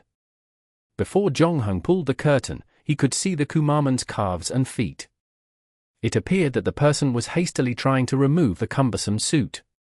He could also see the mascot's head popping out above the fitting room. However, there was no one in the fitting room when Jong-Hung pulled the curtain. Like magic, the Kumamon's costume lost all rigor and form and fell to the ground in a crumpled heap. Initially, the manager was on the verge of shouting, but she stopped herself when she saw that it was actually empty. Where is the person? Jong-Hung didn't answer the manager. Instead, he bent down and shook the flaccid costume vigorously. A small piece of paper fell out with a short message written on it. It said, "I have returned your items to you. Here's a friendly reminder. As you're reading this, mall security should arrive in about a minute and a half. Don't let them think you are a pervert, lest you might just get caught." As if to add insult to injury, there was even a Japanese phrase at the end of the message. Gambate. At the same time, Jong-Hung received a message from Hayasasuka as well. I found my wallet. This is weird. How is it on someone else's table? I didn't even go near it. I still can't find my passport, though. Suddenly, Jong-Hung remembered the person mentioned that he had returned those items to him instead of her. He then touched his pocket and found out that Asuka's passport was on him. Suddenly, footsteps could be heard approaching the fitting room. Earlier, when he jumped off the escalator, he had attracted the attention of the shopping mall's security guards. However, the most troublesome part was that he ran into a women's clothing shop and pulled the curtains of the fitting room open, enough to warrant severe punishment. Now that he had found the wallet and passport, the person in the Kumamon costume was nowhere to be found. He would have a hard time explaining things to security, so he sent Asuka another message. "Your passport is with me. Let's meet at the subway." Jonghang wasted no time after sending the text, pulling his hoodie over and exited Onless main entrance. It was at that time when he noticed that 2 security guards were approaching him from his right. At the same time, more security guards had gathered on the first floor's escalator. Jonghang didn't panic at a time like this, instead, taking 2 steps forward along the glass railing. Just when the 2 security guards thought that they had got him, he jumped off. As he descended, he grabbed the bottom of the rails to absorb the impact. When he let go, he'd already landed on the first floor successfully. Before Jonghang entered the Black Sails quest, his rock climbing skills were at LV1. Throughout his 10 years in the Caribbean, he didn't improve on his climbing skills, but his muscle control had gotten better after training a lot with the saber. Living at sea for a long time had granted him good balance as well, which was why such feats were no sweat for him. The 2 guards were in disbelief, having a hard time picturing how someone actually jumped off the escalator. Now that they saw it with their own eyes, they were definitely impressed. On a regular day, the guards would be dealing with disgruntled customers and the minor arguments that ensued from it. At most, petty shoplifters or street thugs were the worst they had to deal with. None had seen someone pulling off what Jonghang did. Naturally, they felt as if the whole thing was a scene from a movie. No one dared stand in Jonghang's path after he jumped from the 2nd floor. He simply walked out of the mall with no complications. Chinese New Year was just around the corner, and throngs of people had crowded the mall for some last-minute shopping. When the guards arrived at the mall's entrance, Jonghang had already disappeared amid the crowd. After Jonghang exited the mall, he walked around the area to ensure that no one was following him. Only when he was sure that he was safe did he move to the subway station. That was when he saw Asuka waiting for him over there. Earlier, she was leaning on the glass railing and witnessed all that happened on the 2nd floor. Throughout the whole incident, her mouth stuck in a round though, momentarily forgetting that her wallet and passport were lost. It wasn't until Asuka received Jonghang's message that she the mall for the subway station. As quickly as the situation escalated, she had already forgotten the earlier incident. Right now, she was more interested in Jonghang, as if it was her first time meeting him. "Jong-san, please tell me. Are you actually Superman?" I've trained hard for my marathons." Jonghang realized that what he did earlier was indeed insane. After all, he wasn't in 18th century Nassau anymore. Not only did he manage to retrieve Asuka's wallet and passport, but he even discovered that the mysterious person was, in fact, targeting him. However, he was still unable to figure out its identity and purpose. If he managed to capture the person in the Kumamon suit, everything about his current situation would immediately be enlightened. Speaking of which, the mysterious individual's attempts were all futile. After running off with Asuka's wallet and passport, it was returned in the most dramatic way possible. The whole thing almost seemed as if a kid was pulling a prank on them. However, Jonghang could confirm that the person in question possessed at least one game item. Otherwise, what happened in the fitting room would be practically impossible to explain. Judging by the handwriting and sentence structure of the note, the mysterious person was probably female. Who? Running a lot would eventually allow you to jump down from great heights. During high school, I woke up nearly every morning to jog. However, I'm still hopelessly clumsy. Asuka took 2 steps back, attempting to figure the whole thing out. Since you're the one who's telling me all these, I'll believe you for now. Oh, right. I feel you've changed a lot. When I saw you earlier, I almost didn't recognize you. Thankfully, you're still as reliable as before.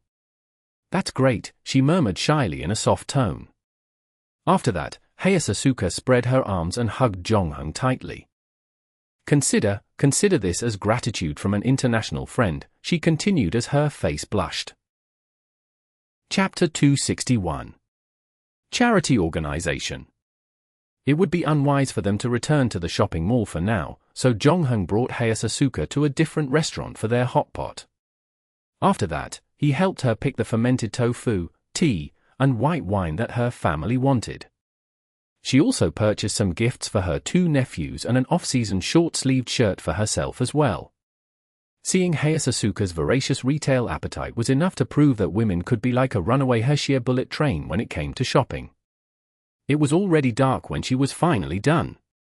After having some ramen for dinner, Jonghung sent her back to her hostel. Once she was safe, he returned to his dorm.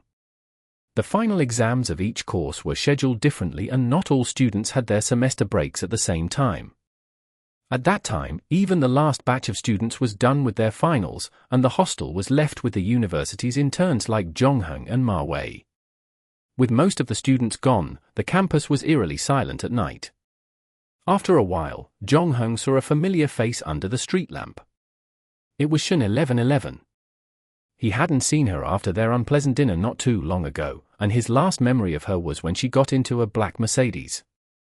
Coming from a well-heeled family, she didn't need to work for the university during the breaks, so Jonghung was surprised that she was still around campus. Standing by her side was the young man who picked her up with the Mercedes. It seemed that they were in a heated argument. "I can't accept your proposal. We can't just make an innocent person take such great risks. This can't be considered as a risk. We will stay near her and jump in if anything happens. I will personally guarantee her safety." "Guarantee her safety? You? Or Yang Zihei? Forget it. Until now, we still can't figure what the hell that thing is or how we're supposed to deal with it. We can't even protect ourselves, much less protect her. Tell me what we should do then? We'll never figure out how to deal with that thing if we don't get close to it. As we speak, it might have already killed someone innocent. I told her this would be a dangerous mission. She agreed to do it, and I promised to pay her good money to make up for the risks she would have to face. No. She has no idea what she's about to come across." Suddenly, Shin 1111 paused as she noticed Jonghung walking toward her. The young man attempted to taunt Jonghung by cocking his eyebrows, only to be met by Shin 1111's frown. During the last gathering, the young man was supposed to pick Shin 1111 up at a spot further away from the restaurant. She had never thought he would actually drive all the way there and take the initiative to open the door for her. The circumstances of that time were critical and hence, Shin 1111 didn't say a word about it. She'd heard about the rumor going around the university. Though they were unpleasant, she never bothered explaining herself even if it could explain her sudden disappearance from the university or not returning to the dorm at night. However, that didn't mean that she was okay with the rumors. Now that it had spread throughout the university, her purpose was achieved. That said, she wished to keep them they were, especially in front of Jonghung. Though she harbored no romantic sentiments toward Jonghung, she had to admit that he left her with an excellent impression. Many friends had deserted her due to the recent incident, and only a handful would still talk to her without being judgmental. "Let's end it here tonight," said Shin 1111 to the young man. "Okay. I will send you a WeChat message later." The young man nodded and stopped glaring at Jonghung. "Wang Yu. I believe that we should try to calm down tonight. Let's figure out some other way to deal with this matter." Wang Yu raised his eyebrows, sensing that Shin 1111 wasn't too happy about the whole thing. From the first time they met, her emotional maturity left a deep impression on him. Whatever the situation, Shin 1111 would always prioritize the feelings of those around her.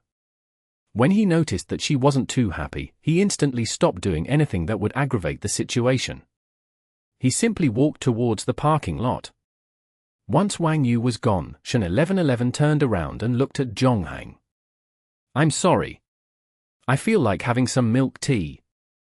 Would you like to come with me?" Jonghang could see that Shen 1111 was definitely in a foul mood, so he didn't reject her offer.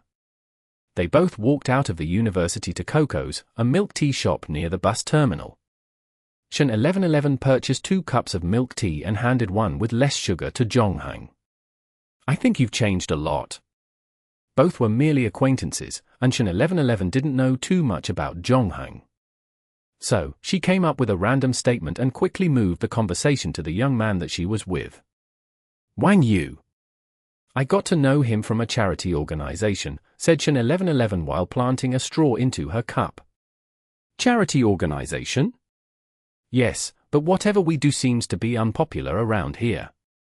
We specialize in studying and dealing with extraterrestrials that invade the country. You know about them, right? I've heard about them in my high school biology class. These beings bring catastrophic effects to our ecosystem. Not only do they affect the economy, but they would eventually cause the extinction of all life on this planet. We believe that the very survival of humans may be threatened with them around. Our country is a good example of the damage these extraterrestrial beings can bring. Although the government is trying to solve the problem once and for all, the workforce is sorely lacking, which is why organizations like ours offer assistance to them. Residents would typically report any sightings to us, or they would inquire about it online. When we have enough information, we will travel to the affected locations and provide them with a free identification service." "Sounds like you're doing something very meaningful." Whatever Shen 1111 told Jonghang explained her argument with Wang Yu. However, she still kept a lot of details from him, such as the type of extraterrestrials they were dealing with or why would anybody's life be at risk from dealing with them. There was also a possibility that Jonghang didn't hear any of it, considering that there was some distance between them earlier. Nevertheless, Shen 1111 didn't want to dwell on the topic further, not wanting to indulge in it after her brief explanation. Chapter 262. Bicycle Repair. With the new year fast approaching, those yet to return to their respective hometowns each had their own worries. Shen 1111 and Jonghang were just ordinary friends, although exchanging WeChat contacts since their camping trip together, they rarely talked to each other. After briefly explaining about the non-profit organization she had joined and her daily activities, their conversation quickly switched to the finals. This, however, was Jonghang's blind spot. To him, the exams that had taken place a week ago were a thing of the past, a good 10 years ago, to be exact. He couldn't recall much of its details, and so, he merely played along, nodding at everything she said without much comment. Shen 1111 noticed the polite obligation in his responses. Still, since they rarely interacted with each other, there weren't many different topics they could touch on other than the final exams. It was starting to get awkward, and although Shen 1111 had only finished half of her tea, the two decided to part ways. Somehow, she looked hesitant as she turned to leave. In the end, after a short pause, she quickly blurted, "Be careful." "Be careful?" Jonghang stopped in his tracks. "Ti." Realizing how vague her statement sounded, she began to explain, "Yes, I mean, since many people will be on the move during Spring Festival, you should be careful on your way back." Jonghang nodded. "You too," he replied. Jonghang was back in his dorm room that he left a long time ago, and Ma Wei hadn't yet returned from his tutoring job. After turning on the lights, he set his backpack down and sat at his desk. Out of habit, he took out a piece of paper and a pen, and tried to organize the information he gathered from this round of the game. Because of the lengthy duration of the game this time around, Jonghang had a lot of time to burn after completing its main task, using most of it to improve his skills, mainly language, and also to confirm some of his conjectures. Other than what he had told the bartender, Jonghang really wanted to know where Moresby and that wall that swallowed the old lady had come from. He was also curious if the game items with supernatural powers had anything to do with them. What secrets lurked within this mysterious game he was involved in? Discounting Moresby's bones, Betty's shell was the 6th game item Jonghang found. As of now, it was also the most powerful one, able to change the weather at sea. At the same time, it was unlike the other game items he had, seeing how perilous it was to use. Was the sailor on the carrack truly lost in greed and anger like what Seth said? Jonghang was still skeptical about it. However, there was one thing he was sure of: these game props were all related to ancient myths and legends. Aside from the unidentified shadow moment and shadow key, the rabbit's foot was a symbol of luck in many folklores. The necklace Simon gave him was connected to the Tapio, the Finnish mythical forest god. The Moresby creature, according to the old man in the tang suit, was the guardian of a tribe from the remote Papua New Guinean islands called the Alkais. The Paris arrow he carried with him originated from a Greek legend, and when he was on the Black Sail quest, he encountered an ancient god that he suspected to be part of Celtic mythology. Unfortunately, that ancient god, Betty, was weak and drained when they met. Later on, Zhonghang attempted to help her by expanding her pool of believers, but for some reason, she was unable to regain full strength. In the end, he was unable to communicate with her on a deeper level. But then again, during the auction, Zhonghang saw game items that looked very much like Louis Vuitton handbags, and even iPhones. Also, the game item Escape Dagger that sold for a hefty 2,000 game points looked and sounded very much like a popular prop from another game. It seemed as if the conclusion he'd drawn wasn't complete. Zhonghang subsequently circled the words folklore and a myth, then wrote a question mark next to them. Then on a blank space, he wrote Shen 1111 and Huang Yu's name, noting at the end that they too might be players themselves. He put down his pen just as Ma Wei walked into the room. Ma Wei removed the grey knitted gloves from his hands and rubbed his fingers, all red from the cold, and he was surprised when he saw Zhonghang. "Hey, you're back." Zhonghang closed his notebook. "Yeah. How did it go today? Is the tutorship going well?" Ma Wei shook his head. "That kid is tough to manage. His father is an executive in an organization, and the mother is a branch manager of a bank. They have 2 houses on the 3rd Ring Road and 1 each in the 4th and 5th. I told him that since his family is so well-to-do, he just needs to study hard. With his parents paving the way for him, he can easily succeed in whatever he wishes to do." Guess what he answered me with? He said, "My family is so rich that we can never finish spending our money. Why do I need to be successful anyway?" That seems right in some kind of way. Ma Wei sighed. The kids' parents are very busy. They constantly entertain their clients and are only home very late. It was always just him and his nanny. The nanny, on the other hand, wouldn't discipline him, and he's always eating imported junk and snacks. He's only 13, and he's already 120 kilograms. I also heard his schoolmates calling him the devil incarnate. His mom hired me to help him with his homework for 150 yuan per hour. If he shows any improvement in his midterm and final exams, she will pay me 100 for each subject. So, how were his results? It's the same as before. No progress at all, Ma Wei sighed, looking very glum. After all, when he was discussing his employer's pay, the particular topic motivated him a lot.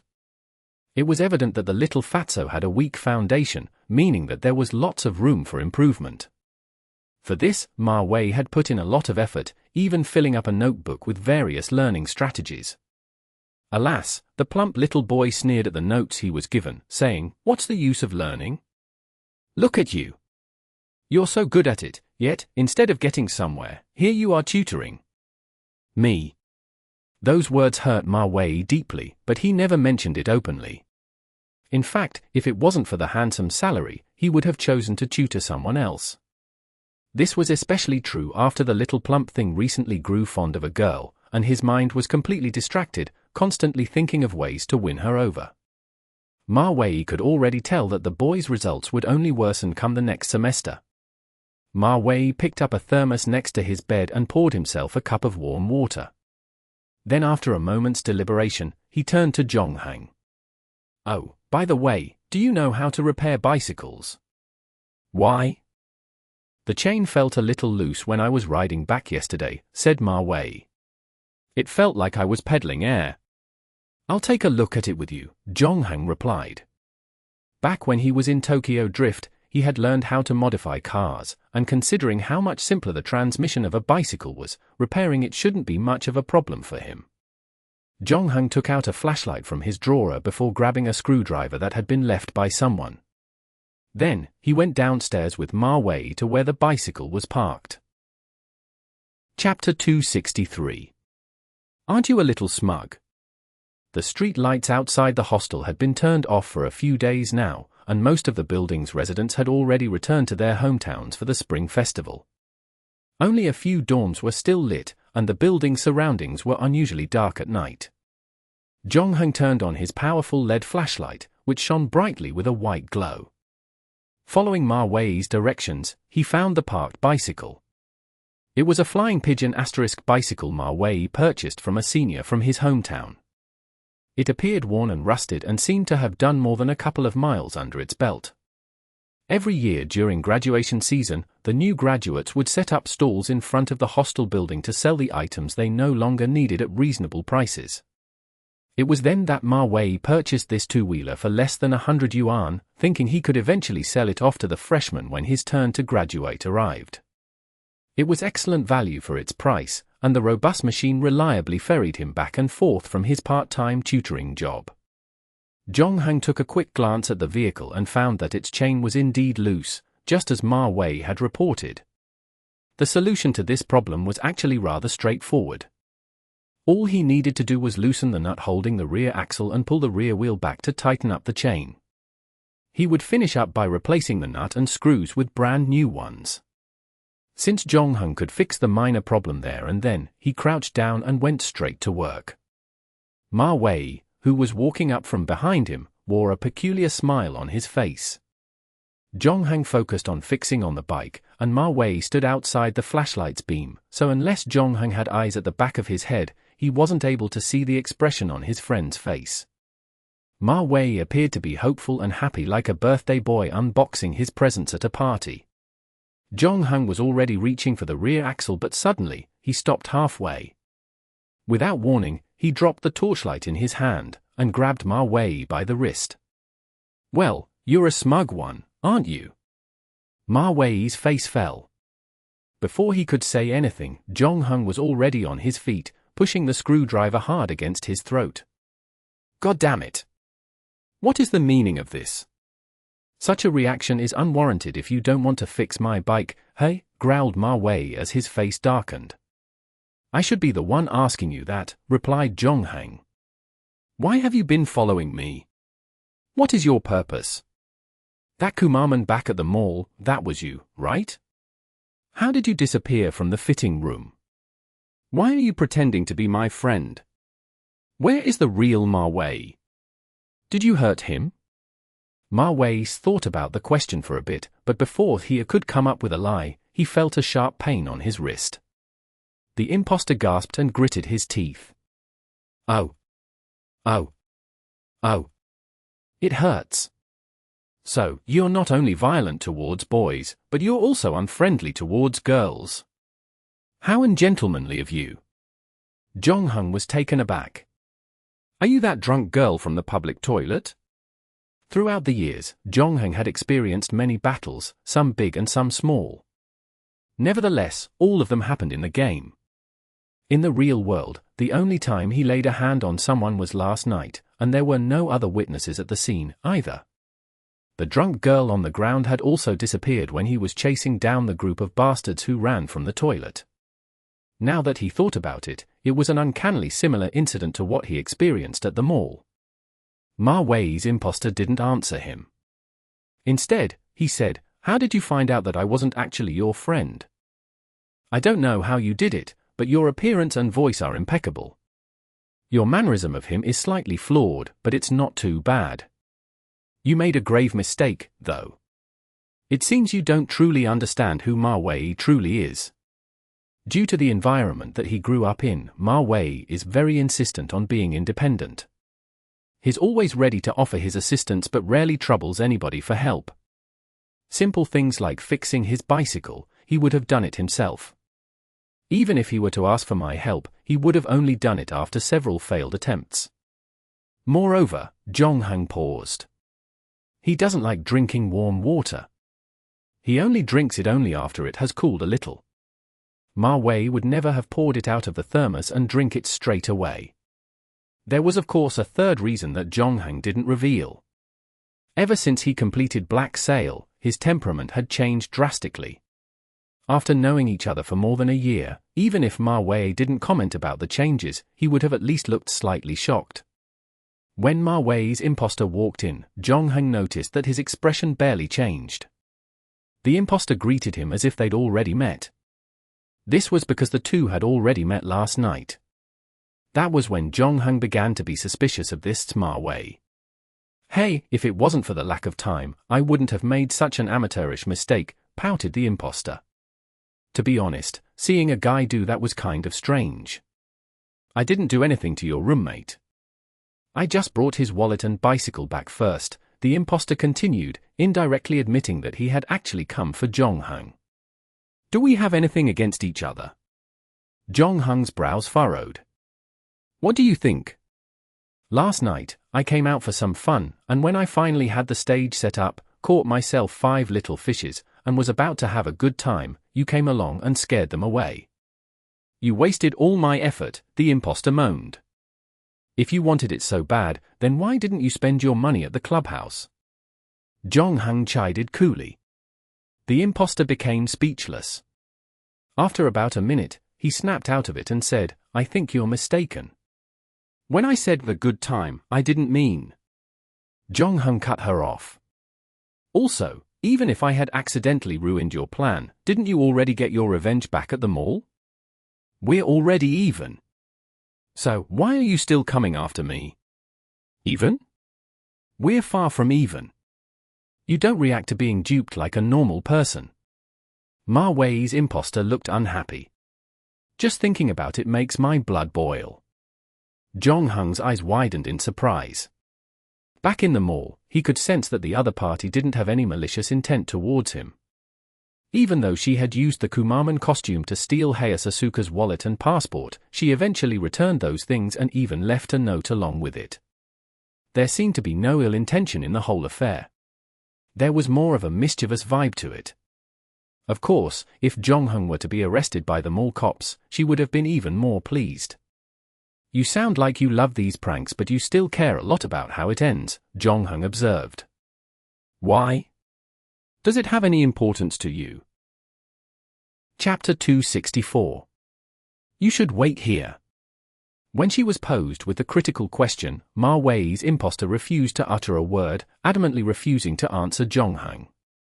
At the same time, his body and face were changing as well. Within 10 seconds, she transformed from Ma Wei to the girl in the toilet last night. Some physical traits of hers had changed too. The tattoo on her arm was gone, and the purple wig and fake eyelashes were no longer on her. Given a choice, she would have definitely not revealed her true self. There could be only one explanation to her transformation then, a limited time for her disguise. Was it some game item? Zhongheng wasn't sure. When one received a game item in the quest, the system would typically send the player a notification. Back in the real world, however, a player would not receive any notifications.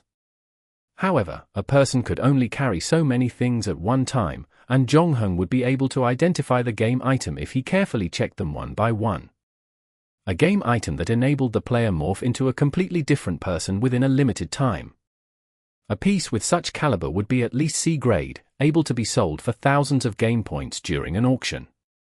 Previously, when Zhongheng got pranked by the Kumamon at the mall, he suddenly felt that the method the mascot had used was awfully familiar. Now, he finally remembered where that feeling came from. In between the 3rd and 4th round of the game, Zhongheng had some free time and attended a year-end auction. Other than getting to know different players and gathering information, he managed to purchase the Paris Arrow and Shadow Key.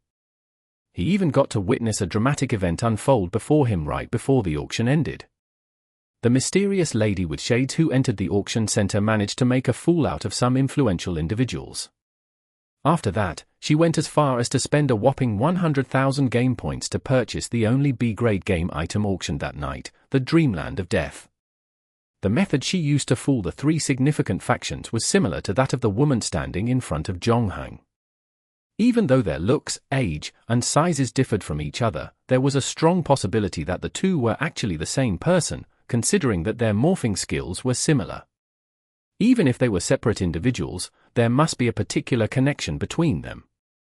However, this had nothing much to do with Zhongheng.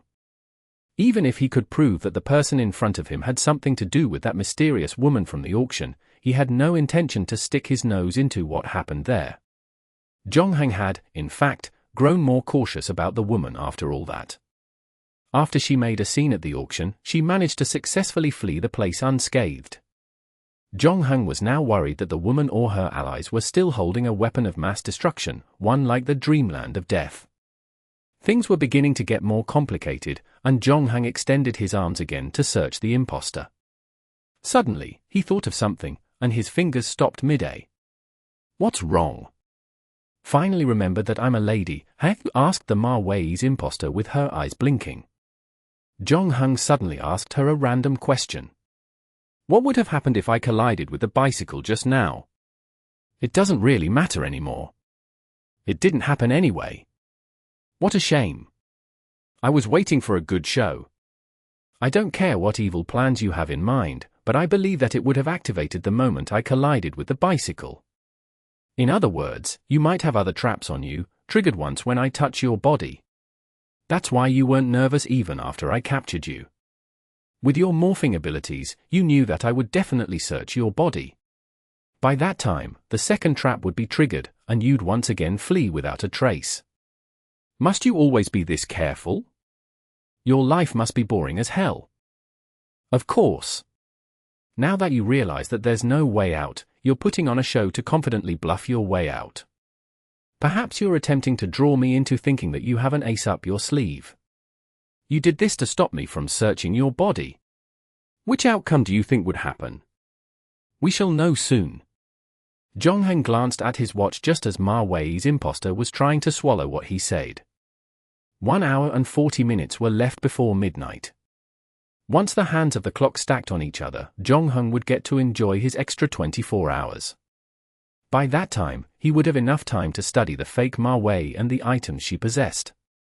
"Since you don't want to turn yourself into a murderer and kill me, not to mention that you didn't dare to search me as well, does that mean I can leave now? If I let you go, will you cause me trouble again?" "Of course not. It's pointless anyway. You are such a boring person. Even if you stepped into my snare, you're not going to react. I should look for others instead." "Great. Wait here." Zhongheng had no intention to let down his guard. However, he did move the screwdriver away from her neck. On the other hand, the imposter was still attempting to figure out how to escape the situation, intently looking at her surroundings to find a way out. Suddenly, she came up with an idea when she saw 2 people coming out of the study room.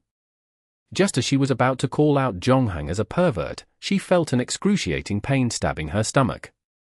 Zhongheng pulled his arm back and moved away from the woman. "Baby, are you okay? I told you not to overeat the spicy hot pot, didn't I? Let's go to the hospital now, eh?" said Zhongheng while squatting down in front of her.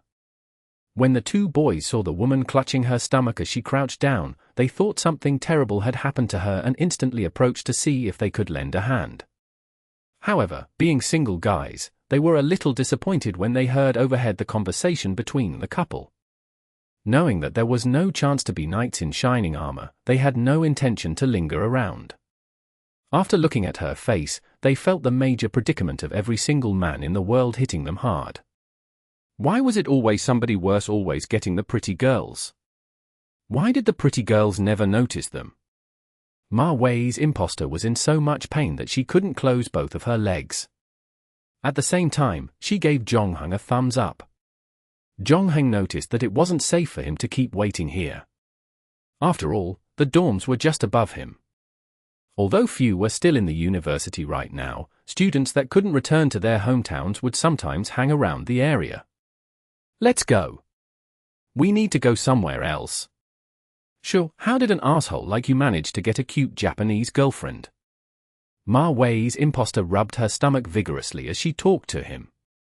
The fact that he still clutched her hand tightly to make sure that she wouldn't escape had made her really angry. "Stand up straight if you can walk. And Hayasasuka is no more than a friend." Chapter 265. Is this necessary? Just a friend? Based on the assistance I provided you with, that girl didn't see you as a normal friend. After a while, something crossed her mind, and Ma Wei's imposter started to take pleasure in Zhongheng's misfortune. Oh. Now I know why you won't fall in love with her. You are worried that it might become a long-distance relationship once she returns to her country, just like the couple from the movie Raincoat. They both loved each other a lot, but they were forced to watch each other marry someone they didn't truly love. After going their separate ways, they could only see the raincoats that they gifted to each other to reminisce on the sweet memories buried deep within their hearts. Zhongheng tapped on the woman's shoulder and pointed at the well-lit building in front of her. Do you know what that place is? Yeah. I know what that place is. That's a 24-hour grocery store. All I need to do is to spend 2 RMB to buy some duct tape, and I'll be able to enjoy silence once again.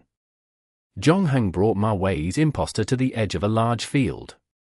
Usually, the place would be open at 6 in the morning until 10 at night.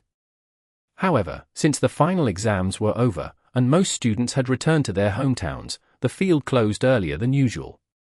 This didn't stop Zhongheng from entering it, though. Using his student card, he slipped into the crack of the door of the office and attempted to break in. I never expected you to be this sort of person. It appears you're not as noble as you make yourself out to be. From what I'm seeing, you must have done a lot of unethical stuff in your university. Zhongheng didn't bother explaining himself to the woman. He had learned these skills with the extra 24 hours that he had every day, and most of the time, he was a law-abiding citizen. It was rare that he would break any rule set by the university as well.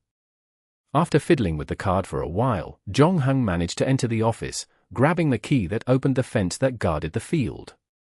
Once they walked past the entrance, the woman calmly took a good look at her surroundings. Is this field new? Looks like a good place to me. Speaking of which, I have a friend who studies at your university as well. Some time ago, she even brought me to taste the cafeteria's famous braised chicken. Zhongheng wasn't interested in her babbling and brought her to a wall located on the west side of the field. It appeared that there wasn't a soul around them right now. Situated opposite the field was the 3-story university gym, and at this hour, all its lights were off. A residential area was directly beyond the wall, and its residents could see the field clearly. However, since the two were standing below the tall wall, it was considered a blind spot.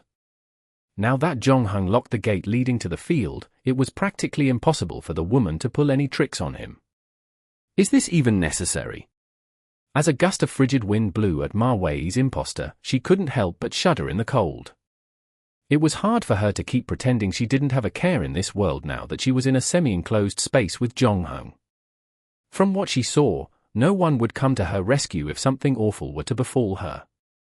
Besides, the field was surrounded by darkness, an entirely different environment from where she was earlier.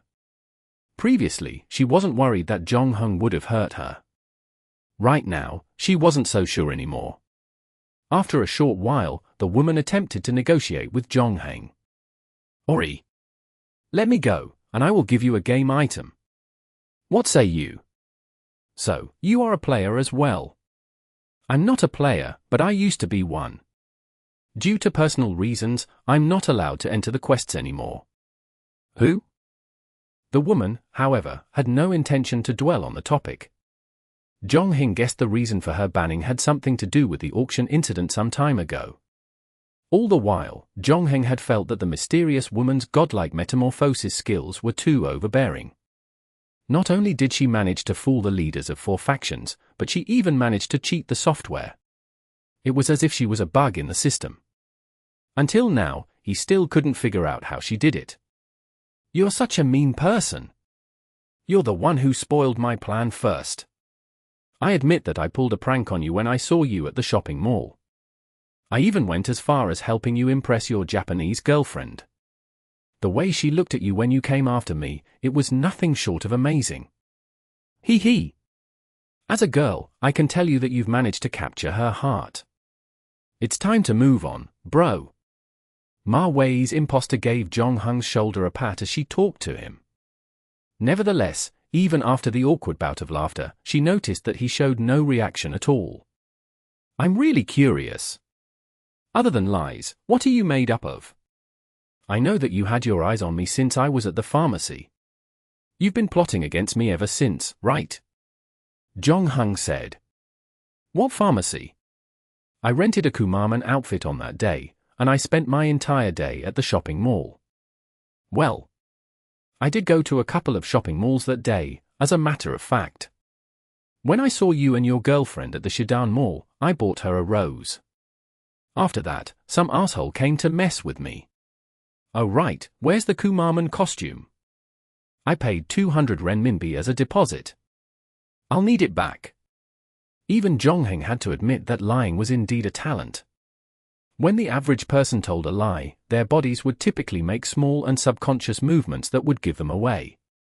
However, lying seemed to come naturally as eating and drinking to the woman. Jong-heng failed to spot any flaws from the way she behaved. She wasn't that old anyway, so how could she have so quickly mastered the fine art of deception? Could she have practiced it since she was a kid? Was she a pathological liar? Just as Jong-heng was about to say something, the same sensation he had at that pharmacy of someone spying on him surged through his body again. This time, he could sense the evil intent behind it. As for the imposter, she was still staring at him innocently. Suddenly, Jong-heng extended his hand, seeming as if he was about to grab her chest. The woman was terrified this time, on the verge of screaming out loud. Seconds later, he rudely grabbed her shirt by the collar and pulled her abruptly toward him. Brother! I have HIV. Unable to hold back any longer, she screamed as loud as she could. Right before the two collided into each other, Jong-heng let her go, and she fell hard on the running track. The skin on her palms was grazed when she used them to support herself. She then took in a deep breath. She winced in pain, and there was a tear in her eye. Fuck, are you sick in the head? It looks like you're addicted to torturing people, you sadist. It was then when she saw something terrifying. The solid wall that she stood beside earlier began to melt like chocolate under a flame. Chapter 266. Run. What the hell? Exclaimed Ma Wei's imposter in disbelief and horror.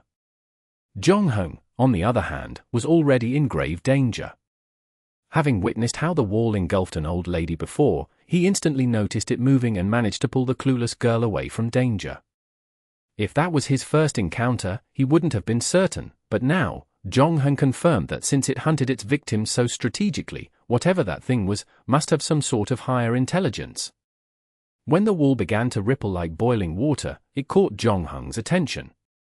He swiftly shoved the woman away before the oozing black fluid could reach her. However, the creature was actually feigning an attack, as its real target was actually Jong-heng. The curious creature seemed to be able to control how fast it melted, where the wall's corners dissolved more quickly than its body. Unbeknownst to Jong-heng, the black liquid had already wrapped around his feet when he grabbed the collar of the woman. He had seen how efficiently the thing hunted, taking less than 10 seconds to completely engulf the old scavenger. He knew he was running out of time. Even at this juncture of life and death, Jong-heng remained as calm as a millpond. He turned away as he threw the woman aside, then quickly tried to pry the creature away from his feet. However, as he suspected, the beast could switch forms freely between solid and liquid. After wrapping itself around Jong-heng's ankle, it instantly hardened and became as hard as concrete. Now, Jong-heng felt as if his left foot was encrusted in plaster, and he was completely stuck in place, unable to move an inch. This was also the same reason why Jong-heng couldn't save the old lady. Now, it was his turn. He realized that this wasn't something he could possibly fight against. The black liquid spread like wildfire, running up his ankles, unhindered. In a blink of an eye, the tar-like substance had engulfed his calf. If this were to continue, he would soon be dragged into the wall alive, a horrible way to die, to say the least, not something anybody would want to endure. To Jong-heng's greatest surprise, Ma Wei's imposter had a little more loyalty than expected. Although scared to death, she didn't run even after getting back on her feet. Instead, she shouted at Jong-heng, "What's its weakness? What should I do?" In response, Jong-hang simply stared at her, pointed to the direction of the field's exit, and said, "Run." Had this been a Cheong-yao opera, Ma Wei's imposter would have been deeply moved by Jong-hung's oh-so-sacrificial, tough guy act. She would have been tugging on Jong-hung's other thigh, crying and screaming at the top of her lungs, begging, "No, I'm not leaving you. If one must die, then we die together." However, this was hard reality, not some stage show. After staring Jong-hang in the eye, she hesitated for a moment before turning around to run toward the gate as fast as her legs could carry her. At a time like this, there was no time for second thoughts. She could only trust his judgment. There could only be two reasons why he told her to run. First, the action of running could be useful against the creature, or second, Jong-hang knew that he was a lost cause and didn't want to drag her down with him, the reason why he made her leave while she still could. After running for a bit, tears started pouring out of the woman's eyes. She stopped and, at the same time, cried out to Jong-hang, "Dude! I don't have the key!" Jong-hang had brought her to the field to prevent her from attempting any more tricks, locking up the gate for good measure, and effectively keeping outsiders from entering. However, that meant that nobody was getting out either. The key to that lock was still with Jong-hang, and as the woman turned around, what she saw gave her a chill. Jong-hang had disappeared. In his place was what seemed like a stone wall that had appeared out of nowhere, right smack in the middle of the running track. It was all like a poorly written piece of dark comedy. As hilarious as it might have been, the woman couldn't laugh at all. Right now, she was in complete shock. Too bad for her, as she didn't have the time to mourn Jong-hang's death. Even though the creature behind her had just swallowed a person whole, it didn't seem to satisfy its insatiable hunger, appearing to be more raucous than ever. After running for a while, she realized that the black substance wasn't very speedy. It moved only as fast as she could run. The only reason for its success so far was because of its sudden and abrupt attacks, all coming without prior warning. Most people would have a sense of security when they leaned against a sturdy wall, subconsciously believing that they were protected from threats that came from every other direction. In fact, if the victim was prepared, the prospect of an escape was still on the books. Moreover, whatever worried the woman the most did not actually happen. That creature didn't have an image-splitting skill, which would allow it to replicate itself, making it omnipresent. That would have allowed it to surround its victim from every angle. It seemed that it could only remain as one entity, and a part of its body had to be connected to the wall no matter how far it ventured. However, it could definitely move freely from one wall to another, provided that the wall that it was attached to had returned to its original state. It was during these snatches of time that the woman could take a breather. Unfortunately, she failed to see a way out of the predicament and was, in fact, feeling absolutely awful. Due to specific reasons, she wasn't supposed to be doing vigorous exercise. She hadn't run so fervently since her high school fitness test, and now, her lungs felt as if they were about to burst out of her chest. Nevertheless, not running would mean the end of her. She even began to wonder if she would die of exhaustion before the creature could get its hands on her if she kept sprinting at such a pace. As a matter of fact, shortness of breath and a tightness in her chest was beginning to plague her, and now, her vision was getting blurry. Just as she was about to give up, she suddenly heard a familiar voice saying, "Here, quick!" Lo and behold, Jong-hang, of whom she thought was dead, was alive and standing at the gate. He had miraculously, at some point, opened the entrance of the field, and was now shouting at her. Unfortunately, she wasn't the only one who saw Jong-hang. When that creature realized that he was actually alive, the wall behind the woman quickly returned to its original state. This was her golden opportunity. By the time the wall was restored to its previous form, that thing would have been part of the gate's pillars. By then, it would be too late for her. Ma Wei's imposter felt as if all the energy in her body had been drained out her as she attempted to move her lead-laden legs toward the gate. Every ounce of strength in her body had fizzled out, but she tried to squeeze whatever little energy she had left within her. Just as she began to pick up her pace, the dreaded creature of a wall began to move again. There was a look of hopeless despair in her eyes. But just as she thought that the creature would surely swallow her, a pair of hands wrapped her waist tightly. Chapter 267. I know about it. At a moment where life hung in limbo, Zhongheng carried Ma Wei's imposter and ran as fast as he could. To his surprise, she was a lot lighter than he thought, weighing less than 100 pounds. It certainly didn't match her height. However, this wasn't the pressing issue right now. Placing her on his shoulders, he started running toward the exit. Though he was carrying someone on him, he was still a lot faster than her when she ran. Zhongheng's persistent training had given him an edge when it came to stamina, and instead of letting the woman run on her own, he figured they would be a lot quicker if he just carried her. With swift hands, he unlocked the gate within seconds. While they ran, the woman was so terrified that she almost vomited. She then started sobbing like a little child. "You tricked me. You used me as bait to attract the creature's attention. You even planned to get away without me, right? I'm sorry. That was my item's effect. I technically needed somebody to distract the thing while I was unlocking the gate." In desperation, Zhongheng couldn't figure out a better way to free himself other than using his shadow moment. Once he entered shadow form, he was able to escape his physical boundaries and ditch the concrete that had smothered him. However, it would take some time before returning as a human once he entered the shadow form, and could only watch as the woman was chased by the creature. There really was nothing he could do at that time. Zhongheng could have easily left her behind and moved through the gate in his shadow form, the safest way for him to escape the field. However, he remembered that she had actually risked her life in an attempt to rescue him earlier. Thanks to her selfless act, Zhongheng was willing to risk his own life to save her as well. Of course, the woman had to hang on for 3 minutes until Zhongheng's shadow form expired.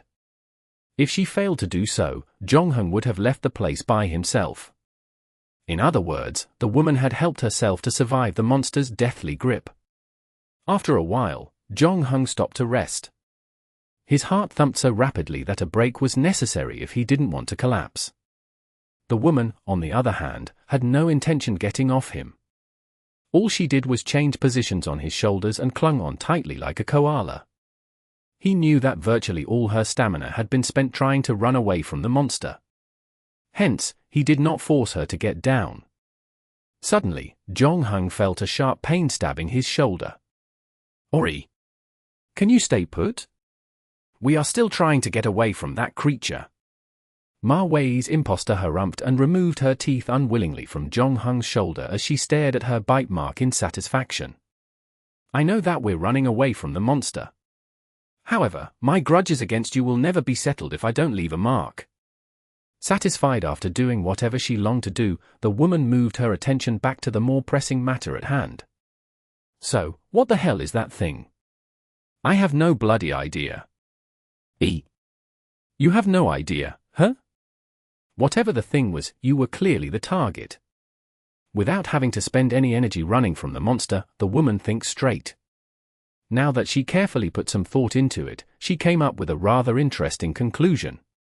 "I've crossed paths with this creature once. I rescued a little kid from being its meal. Maybe that's why it's targeting me."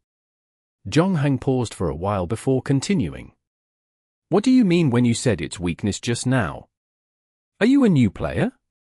With your strength and stamina, you don't seem new to me. Things like these are not secrets and most experienced players should already know. Usually, supernatural beings like these have a weakness. Once we find out what it is, we'll just need to focus on it. Technically, even a mighty monster could be killed by a child if its weakness is exposed." "Weakness?"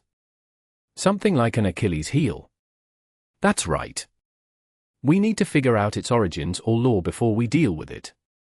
Sometimes their weaknesses are hidden in stories passed down from generation to generation. Apart from that, after learning his lesson from Tapio, God of Forest, and the Lucky Rabbit Foot, Zhongheng went online in search for information of a wall that could eat people up. Unfortunately, he found nothing particularly useful. There wasn't any time for that now, considering they were practically knocking on death's door. Usually, the most effective method to deal with most monsters is to use brute force. However, I'm not too sure about this one. Perhaps it needs to engulf you before you can start bludgeoning it to death.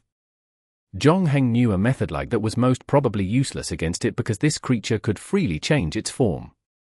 In other words, this was going to be an extremely foolhardy monster for them to defeat.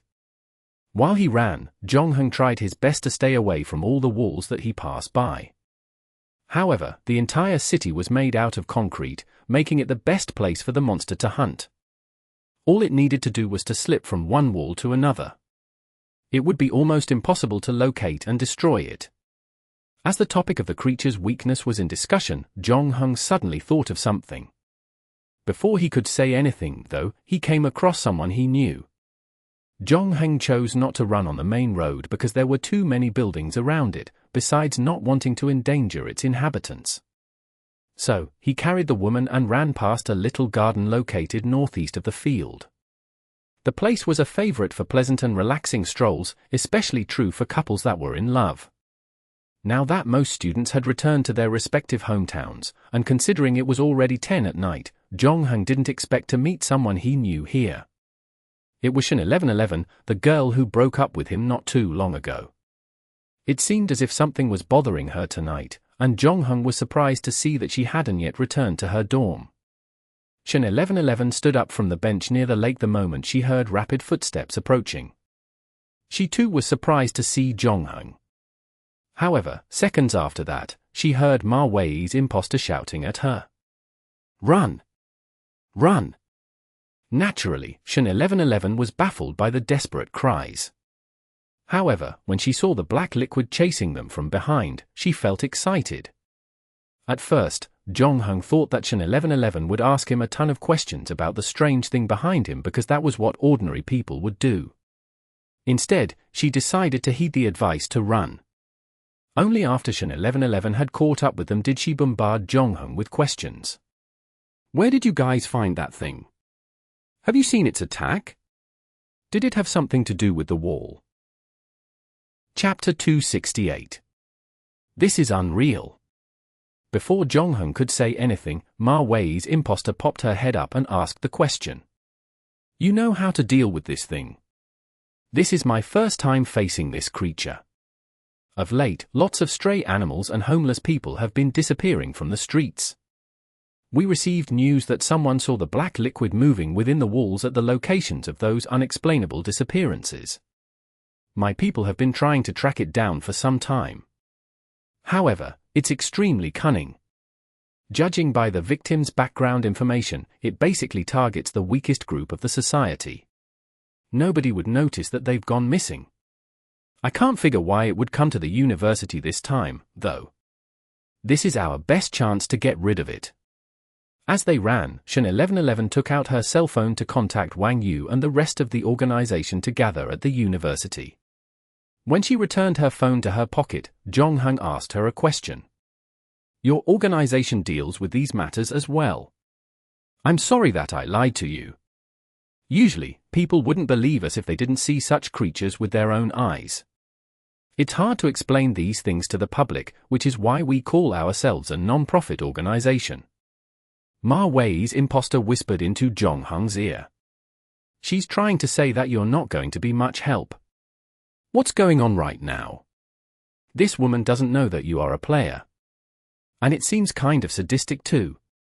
She likes using her allies as bait. Just stay put." "Who? I'm not talking about you. I know that you're not talking about me." Ma Wei's imposter looked really serious. She then turned around to look at Shen 1111. "Hey, pretty one. When are your men coming? Usually, all of them are home at this hour. They live some distance from this place, and would need at least an hour and a half to get here. That's if they manage to get a cab right now. As for those living nearby, they can get here within half an hour." "Great! At least someone will take care of our bodies." Although whatever Ma Wei's imposter said was unpleasant to the ear, she was trying to tell everyone that the three weren't in a good state. Until now, Zhongheng still had his stamina in tip-top condition and didn't show signs that he would tire anytime soon. However, he was still carrying someone over his back, and it would be impossible for him to keep running at such speeds for a sustained amount of time. As for Shen 1111, one could easily see the regular workouts she'd been doing, with only the thick winter clothing covering her dazzling figure. As compared to Ma Wei's imposter that fizzled out after only a minute of running, Shen 1111 was definitely more durable than her. Until now, at least, her breathing was still steady, and it certainly didn't look as if she was about to collapse anytime soon. However, nobody could predict what would happen in 10 minutes. Among the three of them, Ma Wei's imposter was the only one that didn't use any of her stamina.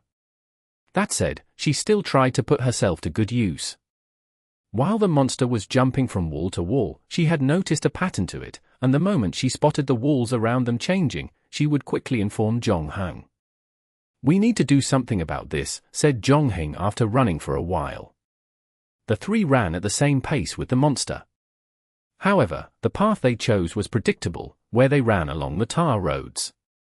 Besides not always being a straight path, they would sometimes come across buildings in front of them. In such instances, the creature would take advantage of its wall-jumping abilities to move along the buildings, closing in the gap between them or even surpassing them at times. Left with no other option, they could only turn and run back in the direction from where they came. IoT. After a short silence, Shen 1111 finally made up her mind. The typical human isn't powerful enough to deal with such a creature. I have a way to distract him. I want the two of you to use this opportunity and get away from this place. As she spoke, Shen 1111 took out her wallet and drew out a red card. Zhongheng turned to look and found out that it actually looked familiar to him. He soon recognized that it was a trap card from Yu-Gi-Oh! Battle Mania. Card type, trap card. Number of uses, unlimited. Rarity, rare. Effect, activates only during your opponent's standby phase. All face-up monsters that your opponent controls would be changed to their attack position and cannot change their battle positions this turn. If possible, all monsters your opponent currently controls must attack in this turn. After seeing the effect of Escape Dagger, Zhongheng wasn't surprised by Shen 1111's item. He could guess what she was trying to do. In Yu-Gi-Oh!, this card would force the opponent's monster to morph into its attack position. In other words, she was trying to taunt the beast. After creating an opportunity for Zhongheng and Ma Wei's imposter to escape, she would contact Wang Yu to help her. Acquiring a game item wasn't her only reason for her insistence on killing this monster. She was mainly tired of seeing people getting killed by it. Wow! Look at her spirit compared to you. When we first met, you completely ignored me even after seeing those thugs about to rape me. What a stark difference. Zhongheng said nothing in defense. Instead, he stopped running and said, "Come down." "No way. Are you angry with me?" "I was just making a random comment." Ma Wei's imposter seemed to be unhappy, but she had to come down from Zhongheng's back regardless. Both of them were safe for now after Shen 1111 used the trap card. However, Ma Wei's imposter didn't think that Shen 1111 could outrun the monster and win the battle. Judging by her looks, Ma Wei's imposter knew that Shen 1111 wasn't confident that she could hold up until her people came to her aid. Still, she had used the trap card to get Zhongheng and the woman to a safe spot. At the same time, she didn't stop running away from the monster, trying her best to draw it as far as possible from them. "We should do something to help her," muttered Shen 1111 when she saw her getting further and further away from them. "Great! Go help her then. If she lives, I won't hold you responsible for what you did to me before this. I have something to do. So, I'll be away for a while. This is unreal. Come on, brother. Why do I have to go first every bloody time? You're exactly like my primary school teacher. He lets his students do the most difficult stuff and only starts to work properly during award month," groaned Ma Wei's imposter while rolling her eyes at Zhongheng. "Remember. Hang on until I come back." "Wait. What if you don't come back?" Zhongheng had already left when Ma Wei's imposter asked the question. As a chilly gust of wind blew at her, she pulled her coat together. Just like what she did to Zhongheng when the monster had attacked him, she chose to run towards Shen 1111 for help. Chapter 269. Fine, I'll continue running then. In the darkness, Shen 1111 could hear the steady rhythm of her breathing and heartbeat. It had been 5 minutes since she used the Battle Mania card, where the D-grade game item took effect, turning the creature's attention onto her. However, what was about to happen next would be her biggest test yet. She knew that if she continued running aimlessly like that, she wouldn't last more than 30 minutes. After a while, Shen 1111 learned the pattern of the creature's movements, where its behavior was in direct relation to the walls. In other words, the further she stayed away from the walls, the safer she would be. Less than a kilometer outside the school grounds was People's Park, which had been open to the public and was probably the furthest place from the city's jungle of reinforced concrete. Shen 1111 planned to deal with the creature there until Wang Yu and the others arrived. But just as she ran through the eastern gates, she saw that the beast was already waiting for her there.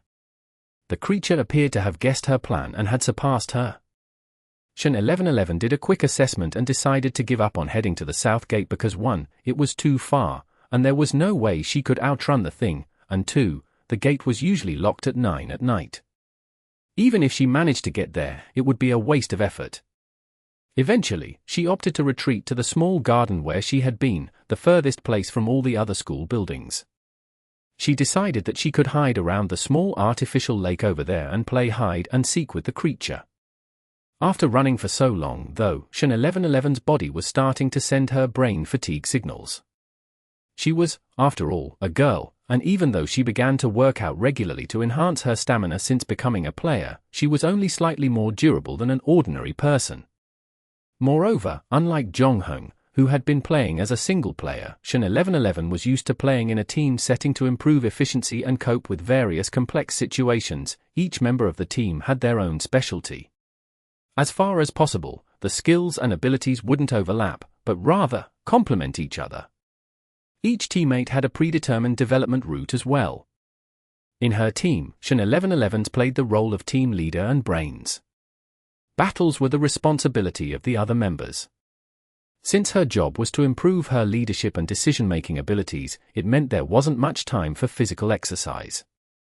Also, the low visibility in the dark was causing her a lot of trouble. Being in the cramped garden would put a distance between her and the buildings, but the setting was also more complicated. Of course, it wasn't without reason that the garden was hailed as a sacred love nest for budding couples. There were only 2 street lamps in the whole area, one of which was broken a long time ago. Exuding a vibe of romantic ambience, it was perfect for hugs and cuddles. Right now, it wasn't exactly ideal for Shen 1111. She didn't know if the creature had eyes or how it was able to see, but one thing for sure, its vision was definitely not affected by the amount of light surrounding it. Her perception, on the other hand, was definitely influenced by the darkness, which was causing her to lose her sense of direction. In fact, if it had not been for energy preservation, Shen 1111 wouldn't have risked it to run to this place and allow the creature the chance to sneak up on her. As she panted, she stopped by the lakeside to slow her breathing. She stood with her back facing the artificial lake as a precaution, so the other directions were clearly in her sight. Her strategy was straightforward but also very effective. Under the glow of the Seoul Street lamp above her, she could clearly see to her left and right.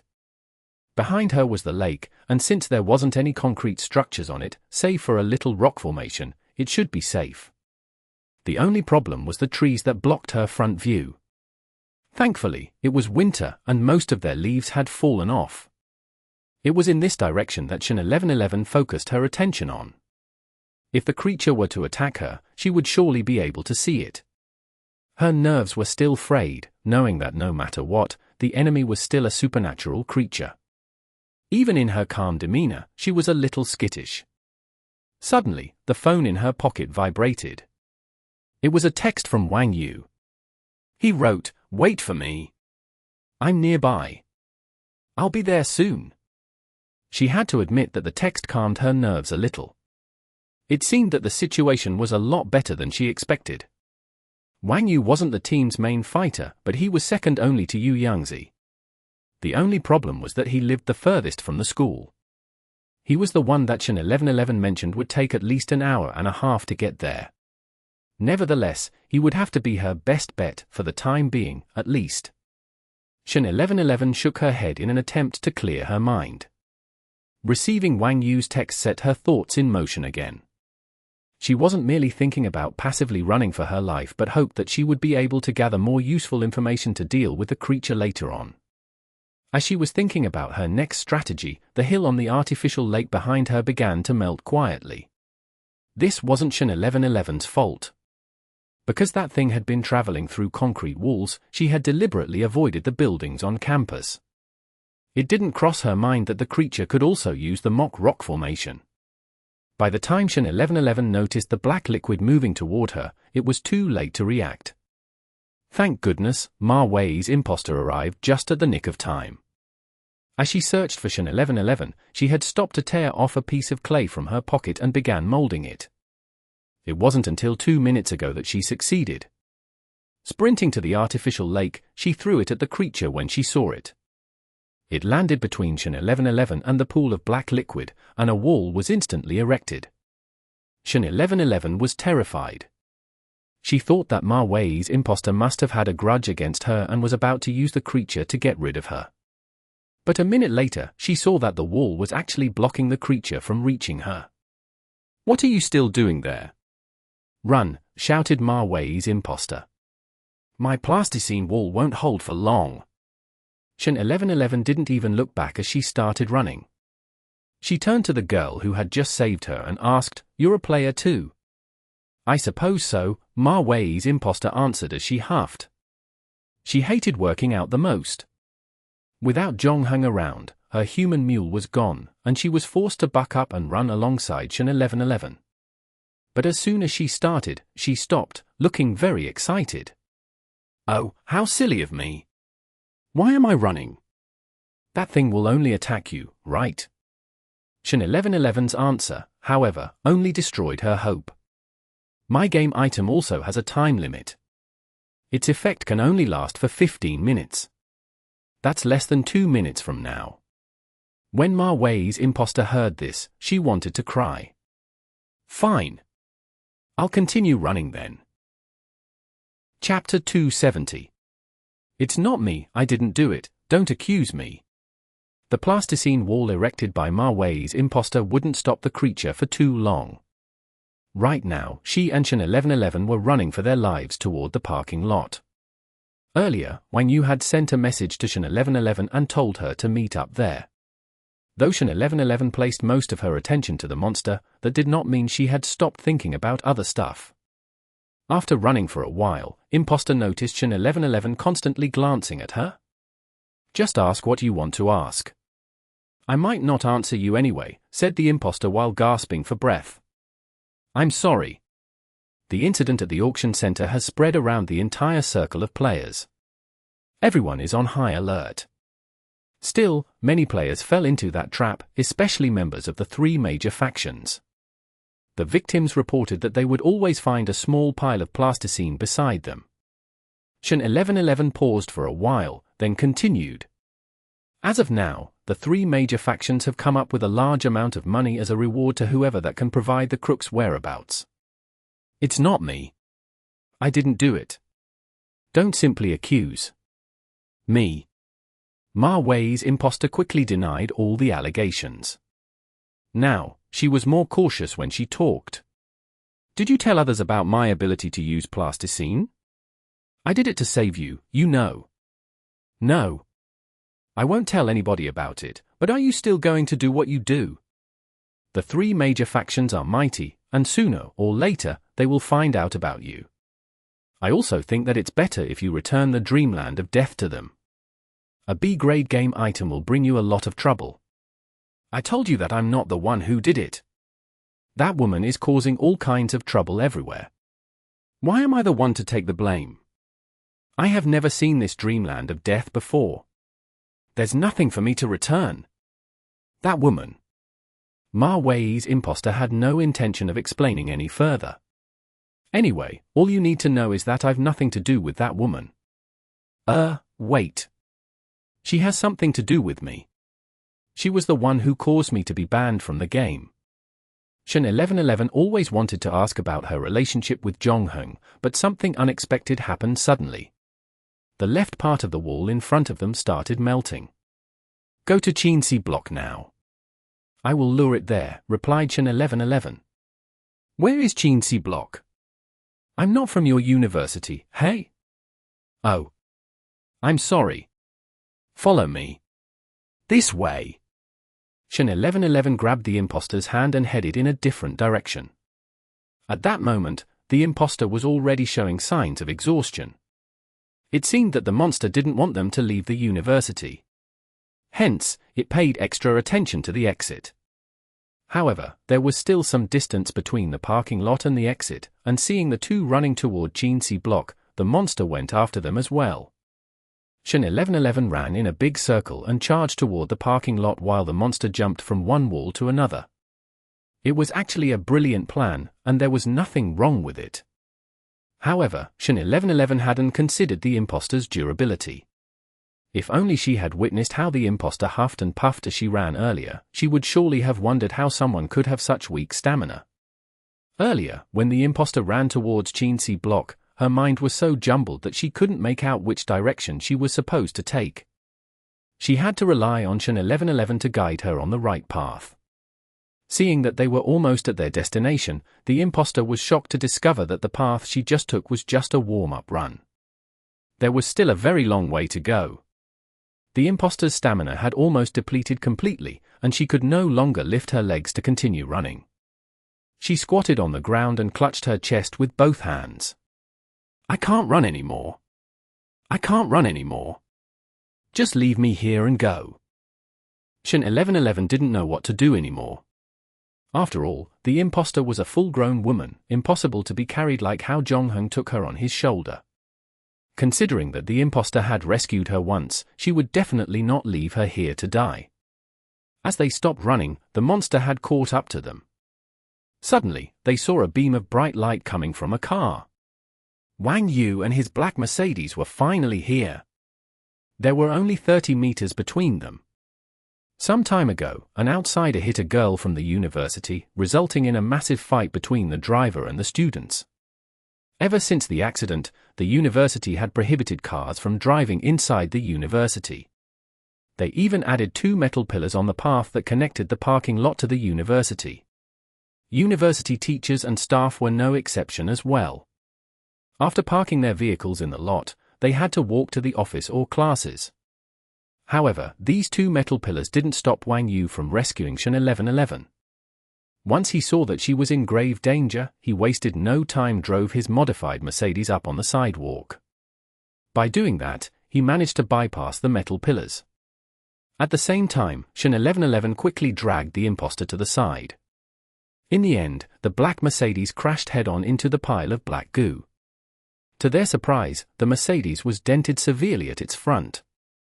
The black liquid managed to change form from liquid to solid, which meant that the car had just hit a hard wall.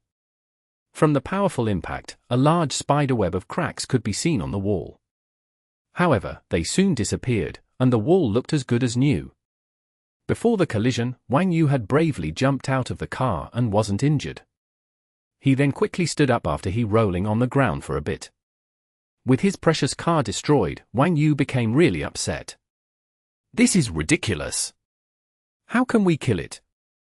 Melee attacks are useless against it. We need to figure out its weakness as soon as possible." We tried our best to look for information about this creature's background. Unfortunately, it was fruitless.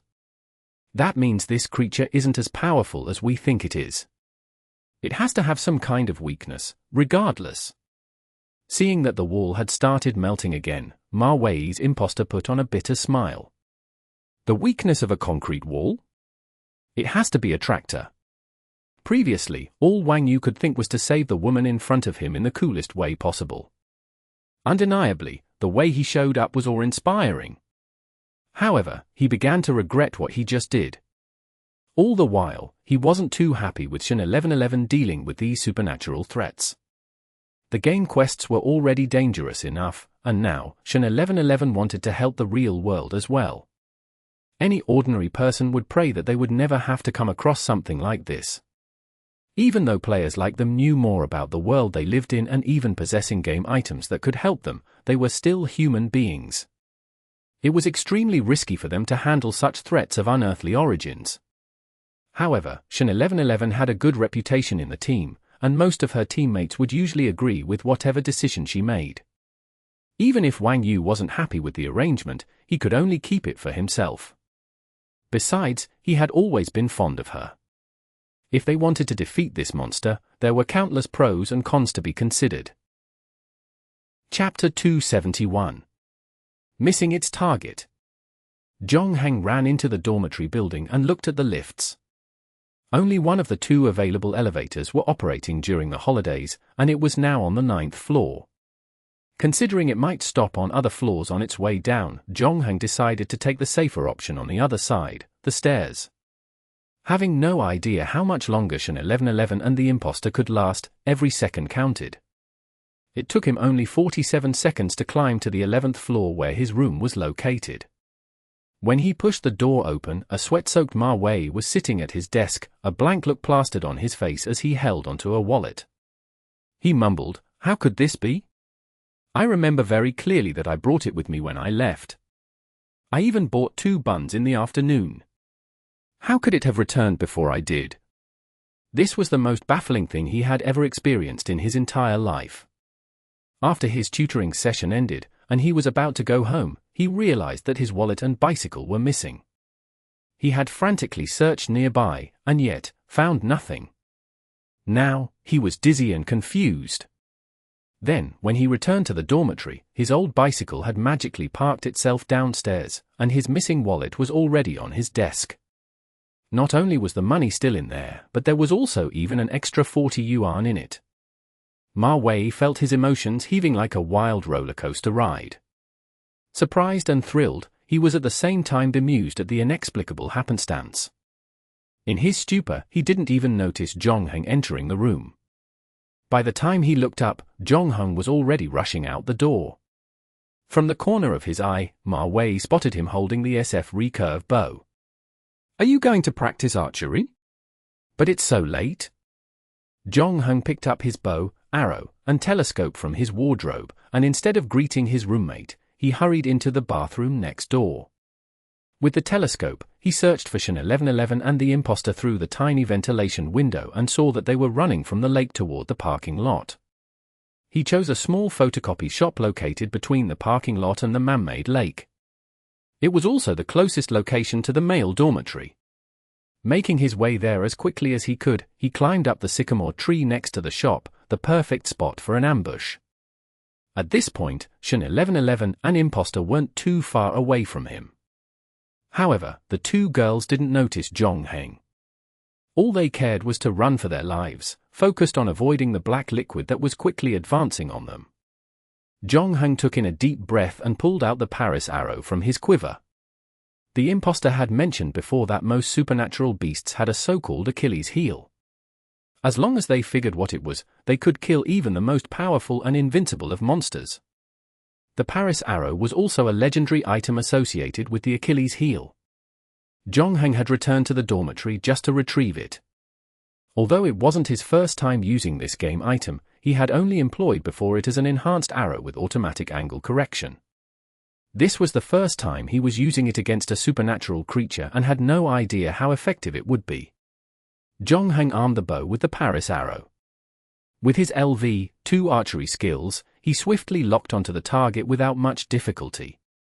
It wasn't until Shen 1111 and the imposter ran past him that he released his finger. However, something unexpected happened. Not only did the arrow not find the black liquid's weakness, but it also missed its target entirely.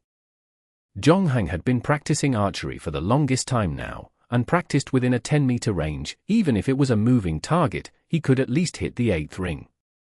In fact, there was no chance he would miss such an easy target. On top of that, the black liquid was a lot larger than his regular bullseye targets, and it was technically impossible for him to miss his mark. Judging by his extensive experience, he knew that it was a good shot the moment the arrow left the bow. Ironically, it was as if an invisible force had shifted the arrow's flight path. Zhong Heng saw with his own eyes as the Paris arrow deviated, flying past the creature before disappearing into the darkness. Except for Zhong Heng, the shooter, the other 2 people, and the creature didn't even notice the existence of the arrow. Jong-hung's frown deepened as he looked at a fleeing Shin 1111 in the distance. Even if he caught up to them, chances were that he could do nothing against the creature. It appeared that it was immune to physical damage. So, after giving it some thought, Jong-hung decided to find the Paris arrow. He remembered that it had deviated in a southwesterly direction. Jong-hung leaped off the tree and headed there. After around 100 meters, he found his arrow sticking out of the ground. Jong-hung felt a little flummoxed. That creature's weak spot couldn't have been the dirt on the ground. Even if it was, there was a lot of soil under the tree back there. The Paris arrow had no reason to fly all the way here. There could only be one explanation for this. Before the Paris arrow could hit the monster's weak spot, it had already used up all its kinetic energy. However, Jong-hung was somewhat of an archery veteran, and he could accurately shoot up to 200 meters. Even if there was wind resistance, there was no way it would only go as far as 100. On top of that, the angle the arrow penetrated the ground at a bizarre angle. It was at that moment that something suddenly clicked in his mind, and he looked up at a structure not too far away. It was the school library, a 7-floored concrete building. If the arrow's target were the building, then it would all make sense. It had suffered a loss of kinetic energy as it converted into gravitational potential energy. Still, it wasn't enough to send the arrow to the target, so it fell midway and plunged into the ground.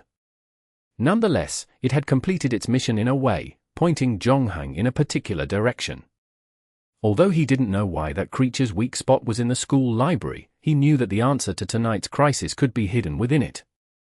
Jong-hung pulled the arrow out of the ground, replaced it on the bowstring, then carefully treaded to the dark library ahead of him.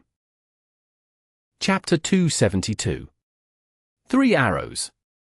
Jong-hung was more familiar with the library than the dorm room he had lived in every day. He would either spend his time there or the gym during the extra 23 hours he had. Since a regular of the place, he made a copy of the door's key, usually entering through its employee-only entrance. He would first head to the basement to turn on the main power before entering the elevator and pressing the button to the 7th floor. Unsure if the thing he was looking for in the library of even a living being, he quickly came across an idea. The library was located in the middle of the university, and since it went up to 7 floors, it was perfect as an observation point for the entire area. From the top floor, there was a bird's-eye view of the whole university campus. If the thing that entered the library was indeed a living being, it meant that whatever he did before entering was no longer a secret. If the creature didn't spot Jong-hung entering the library, it would have known by now since the electricity had been turned on.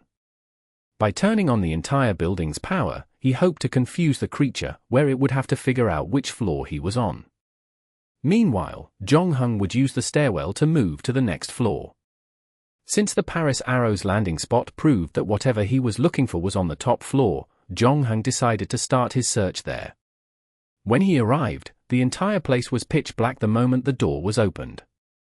Utilizing the familiarity of his surroundings, he located the switch for the LED light above without much problem.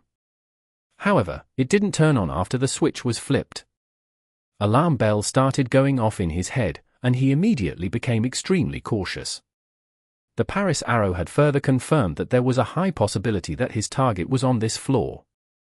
Immediately, Jong-hung wound the string of his bow. Right now, his biggest problem wasn't the thing he was looking for. The Paris arrow had already helped him locate the whereabouts of the clue before its energy depleted. The problem was that he was now away from the black liquid, and having no idea where it was, in no way could he reshoot it. Suddenly, Jong-hung heard a rustling sound. Although hushed, it sounded extra crisp in the empty library, and he deduced that it came from the back of one of the book racks. Since it wasn't too far from him, he approached the shelf with the bow in hand. Cautious of booby traps, he decided to take the longer route, moving around the tall rows of books to get to it. Just as he was about to close in on the source of the sound, what seemed like a masked person charged at him all of a sudden. Jong-hung was well prepared to handle attacks from such close proximity, and with the Paris arrow on his bow, he couldn't miss the target. After completing a few quests, Jong-hung's heightened awareness had allowed him to take aim at his mark in a split second. Right before he could release the arrow, though, the bow unexpectedly twitched a little. In the end, the arrow flew past the person and landed on an English book. After that, Jong-hung quickly turned his body to avoid the attack from the masked person. Before he could check his enemy out, Jong-hung promptly pulled out another arrow from his quiver and reloaded his bow. He then aimed at the shadow that was heading towards the exit. This time, the arrow hit the person's calf, causing him to lose balance and falling to the ground. Seeming to be severely injured, and judging by the loss of mobility, Jong-hung took the opportunity and shot a third arrow at the shadow. Without warning, the wall on the person's left melted. Now, Jong-hung had re-encountered the black liquid. This time the liquid engulfed the masked person, sucking him into the wall. Jong-hung chose not to pursue it this time, knowing how perilous it would be. Whether the elevator or the stairwell, he wouldn't stand a chance against the black liquid in such a confined space. Besides, there wasn't much time left before the hour hand would strike 12. After looking at his watch, Jong-hung held his bow and stood guard, ensuring that creature wouldn't return to the library again. He then turned around and walked towards the masked person and took off the mask. It was actually a girl, and she seemed to be a student at this university. Both her hands were tired, and there was a sock stuffed in her mouth. She seemed to have just encountered something terrifying, and the moment Jong-hung untied her, she started to cry, running to hide under a table near him. She was clearly panic-stricken and was trembling uncontrollably. Jong-hung picked up her student card that had fallen to the ground and saw that she was called Lee Sheng-yu. "You are safe now. The creature is gone." Jong-hung put aside his bow and handed back Lee Sheng-yu's card. It wasn't until a minute later before she snapped out of her fear. She snatched the card defensively from Jong-hung. Jong-hung. Lee Sheng-yu was surprised to see that her rescuer turned out to be Jong-hung. "Wait. You know me." "I don't know you, but I know that the creature was here for you." The events that had taken place tonight had gone beyond the realms of everything she knew. She began shaking each time the thought of what happened crossed her mind. Despite the stammers and stutters that she couldn't control, she still tried her best to narrate whatever she knew to Jong-hung. After the finals were over, they moved up the library's closing time to 6 in the evening. "In the afternoon, I wanted to come here to read, and I saw a kid around 7 to 8 years old standing outside. He told me that he wanted to enter the library to read some comics. However, he couldn't get past the turnstile, and seeing the librarian wasn't around, I unlocked the turnstile and let him in. I saw him heading to the comic area on the 2nd floor. So, I told him to look for me on the 7th before he exited the library. While I was reading, he came up, walked toward me, and asked me a question.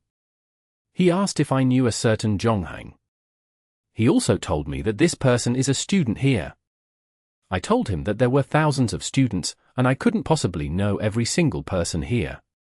Immediately, his face darkened the moment he heard what I said. I have never seen such a terrifying face on a kid. He had the look of a killer in his eyes. After that, he didn't say a word and left me alone. I was struck by fear, and I lost the mood to read. Around 10 minutes later, I decided to leave the library, and I descended to the 2nd floor to look for him. However, he wasn't there anymore. In fact, I searched the entire library, but he was nowhere to be found. I thought he must have followed someone out, and just to be safe, I hung around until the closing of the library. Before I left, I went to the toilet. That's when I saw something in the mirror. I saw. Lee Xingyue's voice was trembling. "You saw the wall melting into black liquid?" Lee Xingyu nodded vigorously. The black liquid dripped on my shoulder and slithered onto my face. I felt that I was suffocating, and my survival instincts kicked in, telling me to get out of this place. When I tried to move my leg, I found that I was paralyzed. It was an awful feeling. Soon after that, I passed out. When I woke up, I found myself tied up here. Chapter 273. Neutral. Jong-hung sent Lee Shengyu back to her dormitory. It was at that time that he received a message from Shen 1111 telling him that the black liquid had given up on pursuing her all of a sudden. She also asked about his current whereabouts and situation. Before Jong-hung could reply to her, he received a friend request. The person's name was, "Why do you always look unhappy, #0. Jong-hung promptly rejected the friend request. 2 seconds later, he received another request from the same person. This time, it came with a side note. "No one can reject me twice. No one, *W. Jong-hang read it, and once again, rejected the friend request. Almost instantly, the person sent Jong-hang another request. This time, the side note was different. "Someone smart like me knows that you will reject my friend request again. Am I right? He. ZV***. This time, Jong-hang accepted it and sent a reply. "Whatever you just did is completely meaningless." "No. It's not meaningless. Wait. Hold on right there. Don't block me. I asked for your contact from Shan 1111. There's something important that I need to tell you. A. You're cold-blooded, and you're definitely not a real man. However, I'm surprised that you stuck to your promise. I'm glad you didn't run away. Have you killed that thing? That has nothing to do with you. He. I'm just showing my concern. Do you know how dangerous the situation was just now? We were so close to meeting our maker tonight. This is the golden opportunity to eliminate that creature. Shan 1111 asked for your whereabouts just now. If I tell her that you're the one who saved us, I'm pretty sure you'll gain an extra fan. Your stomach no longer aches. I feel better now, but there's still some lingering pain R_1. I'll go to the clinic for a checkup tomorrow. Why do you always look unhappy, #0, sounded serious. Soon after that, she sent another message to Jong-hang. Don't worry. I know that you don't like to show yourself. I told her that I don't want you to know I'm a player, and I've asked her to hide in the park first. She still doesn't know that you're a player. Oh right. I told her that we knew each through an online game. Don't forget that you asked me out for Hotpot. *V*. After that, Jong-hang replied Shan 1111 and told her that everything was fine. She then informed Jong-hang that the creature had fled. As of now, she couldn't figure what had happened as well and reminded him to be extra cautious of his surroundings. If a similar thing were to happen again, he could contact her immediately, and she would assist him in the shortest time possible. Jong-hang thanked her for the offer, his gratitude genuine. Until now, Jong-hang had met several players, where most of them were friendly and courteous, just like Ding Sai and the professor who had both given him some useful advice. However, there were limits to their kindness, only imparting information after having ensured that their own interests were protected. A player who was willing to risk her life to save others like Shan 1111 was indeed hard to come by. For those who had been oppressed for a long time, they wouldn't just simply pursue their long-desired justice or rescue someone weaker than them. Instead, they would turn from being the victim to the oppressor. After getting their revenge, they would use their influence to bully the weaker ones. What they had always hated wasn't how unfairly they had been treated, but rather, hated that they weren't the ones who had brought that injustice to this world.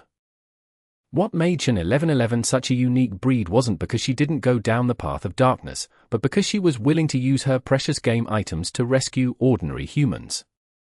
It was no easy path to take. It was a miracle that she was still alive and even gather a group of like-minded players. After all, they were countless players in the system, and some were just as kind and righteous as Shan 1111. However, the reality of the situation differed from fairy tales. In fairy tales, the righteous would somehow always defeat evil, and light always overcame darkness. In reality though, a strong sense of righteousness and moral outlook meant that the player's chances of survival would be lower since more risks would have to be taken. Those who had chosen to walk this path were either dead, or had given up due to the unbearable hardships they had to face. The fact that Shan 1111 kept walking on the noble path was enough to prove that she had strong determination, leadership, and charisma. As for Jong-hang, he was a completely different species altogether. According to D&D's alignment system, Jong-hang was to be considered neutral. He had a mature set of beliefs and would live his life according to his principles. No temptation from this world could shake his solid foundation. At times, he would help those who were stuck in a tough situation, but he wouldn't do it all the time, not like Shin 1111. She would even risk her life to save strangers. Unless the person was dear to him, he would never risk his life for someone he didn't know. In other words, Jong-hyun and Shin 1111 were two completely different people. However, that didn't stop him from admiring her. He was also willing to provide whatever help he could offer if Shin 1111 were to be in trouble. After all, it wasn't a bad thing to have more people like Shin 1111 in this heartless world. If Wang Yu and the other players who supported Shin 1111 didn't exist, Jong-hyun wouldn't mind revealing his true identity to her. After replying Shin 1111, Jong-hyun put his phone away and glanced at his watch. There was only a minute left before midnight. His private time was about to arrive soon.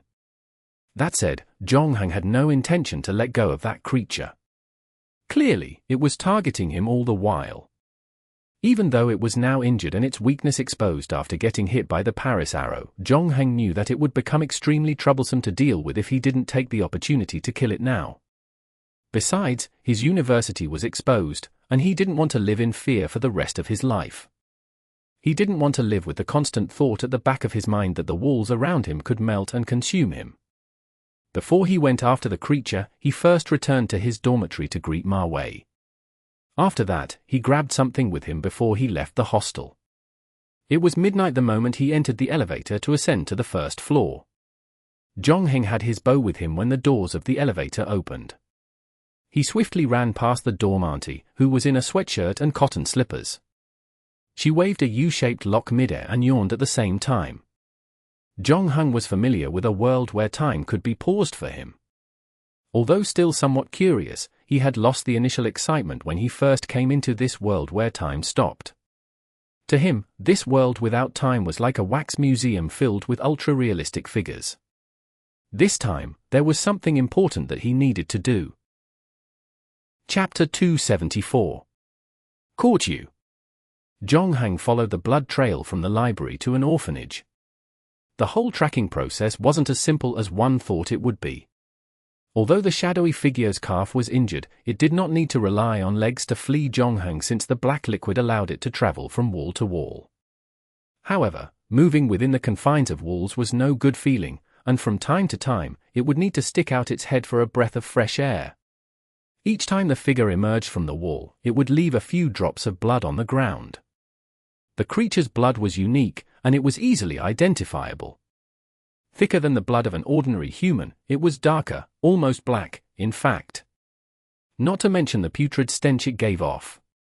Still, it was no easy task to track droplets of blood in such a massive city. Jong-hyun strung his recurve bow to his back. With a flashlight in one hand and phone in the other, he opened the Geoda map application and studied it. Discounting what it did at the library, the creature usually avoided showing itself in crowded places. It always targeted the city's weakest bunch, the lower rungs of society. This meant many people had never seen it before. Now that it was injured, it would be even more cautious of its surroundings.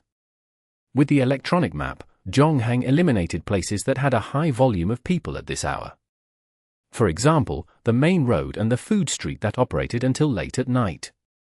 Picking a couple of secluded areas, he then singled out spots with the highest possibility where the creature would go. From there, he would follow the order and zone in on the selected areas until he found the special blood on the ground. A search like this would be tedious and time-consuming since he was the only one looking. However, all he needed was to look for 5 spots with blood on the ground, and he could figure out the location of the shadowy figure. After that, everything should become less complicated. Of course, some time would be needed to pinpoint the exact places on the map. After searching the boarding school and nearby hospital, he found no traces of the creature or that it had been there.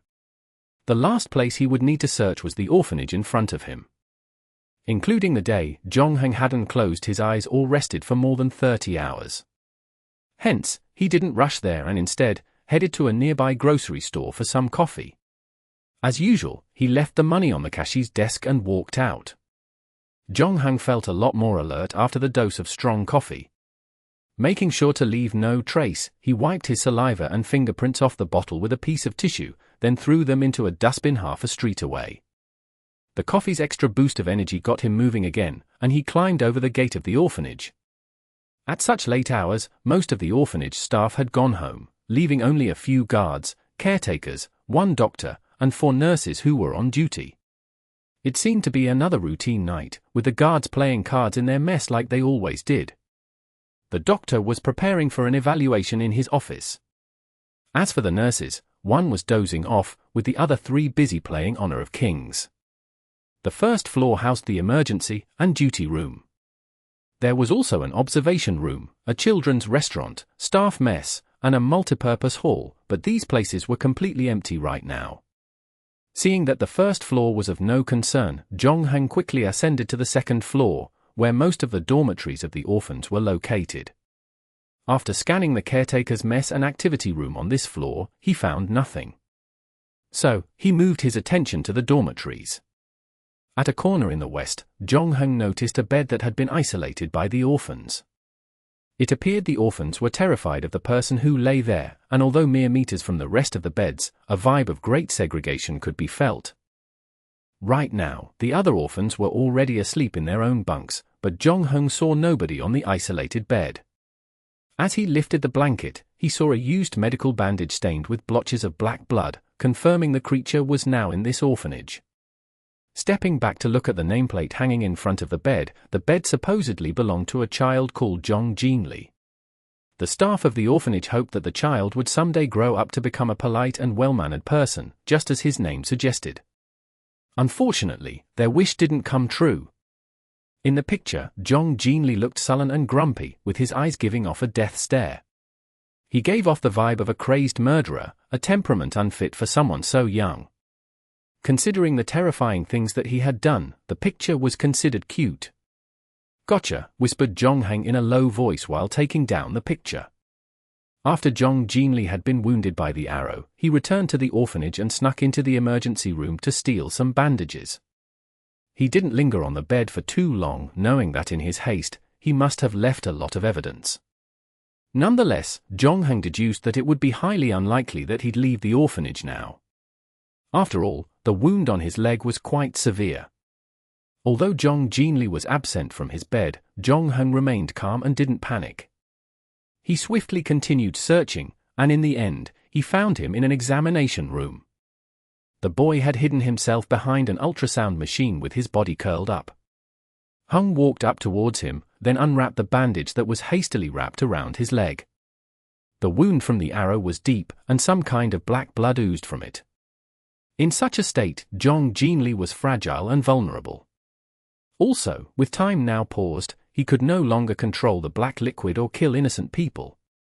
Not even a finger of his could be lifted. Right now, the terrifying creature was nothing more but a motionless, delinquent child. Jong-hang could have opted to kill him right now. This would be the first time Jong-hang killed someone in a still world. Although the Mannerheim and Black Sail quests bathed him in a baptism of bullets, he was still uneasy whenever he took a life. However, his conscience wouldn't bother him if it was the right thing to do. Besides, the kid that he was about to kill was probably not human anyway. He swung the knife, about to strike, but stopped short of Jong Jin-lee's throat. Jong-hang frowned, seeing the hatred and insecurity that Jong Jin-lee harbored toward this world in his eyes. He was different from Lee Sheng-yu, having no fear whatsoever in his eyes. In other words, he controlled the black liquid willingly. The wound on his leg and black blood was also enough proof that he was the one who attacked Jong-hang and Sheng 1111 in the school. There was still one thing bothering Jong-hang. According to Lee Sheng-yu, Jong Jin-lee was at the university that afternoon, which meant he had left the orphanage. That said, with his ability to travel within walls, it wasn't that hard for him to leave unnoticed. If he had left since the afternoon, it would be impossible that nobody realized the absence. However, when Jong came across the orphanage staff, none of them seemed the least nervous that an orphan had gone missing for a long time now. Chapter 275. Time to take a breath. Jong-hang lowered his utility knife and sliced through Jong Jin-lee's thumb until flesh and blood were seen. In this unnaturally still world, living beings defied the laws of physics, and no blood flowed out from the small cut on the boy's thumb. Now, Jong-hang could finally see the color of his blood. Surprisingly, his thumb's blood was in a different color from the blood on his leg. It was red. To be safe, Jong-hung scraped away all the dried blood on his leg and found that only the top layer was black. It was still the regular red blood underneath it. From here, he confirmed that Jong Jinli wasn't the creature and was just an ordinary child from the orphanage. That said, he figured that the kid might be connected to the creature somehow, willing to shoulder the blame, conceal the bandages under his blanket, and even take an arrow to his calf. Even an adult would think more than twice before attempting such brazen feats. However, the child had no idea the price he would have to pay for helping the creature. If Jong-heng hadn't been paying attention to the staff's reactions, he would have killed Jong Jinli by now. After that, Jong-heng kept his utility knife away, remembering that his real target was the monster and not some cynical orphan. If Jong Jinli was the one that assaulted them, where was the black liquid then? Almost 20 hours had passed since he entered the world where time stopped. In 2 hours, the hour hand in his watch would complete a full cycle, and factoring in the time needed to return to the dormitory, he was only left with an hour and a half to look for the monster. Right now, Jong-heng had searched the entire orphanage building. Other than Jong Jinli, he found no one else suspicious. If his target left the orphanage after it treated its wound, it would be bad news for Jong-heng. He simply didn't have time to search another area. He knew, however, that the creature must have had a purpose for choosing the orphanage. Orphans, like Jong Jinli, rarely had the chance to interact with outsiders. Mostly, the kids simply didn't trust them due to personal reasons. Since no orphans had left the orphanage, only one possibility could explain the whole situation. Jong-heng entered the records room beside the B-Super room and looked for the adoption records. He then picked the names of the orphans that had been adopted recently. Initially, he thought that he would spend a long time checking out the records, but when he saw an attached picture, he was left in shock. It turned out he recognized the person. Zhao Xiaoqian was his name, given by this orphanage upon his arrival. The kid in the picture was someone Jong-heng had met before. It was the one he rescued after witnessing the wall consuming an old woman on the street. During that time, Jong-heng attempted to save the homeless woman but only managed to save her grandchild in the end. After the harrowing incident, he made a police report at the local station. He left the kid there as well, knowing that he was now in safe hands. According to the law of the day, if the police failed to locate the kid's relatives, they would be immediately sent to an orphanage. Zhao Xiaoqian had been sent here about a month ago.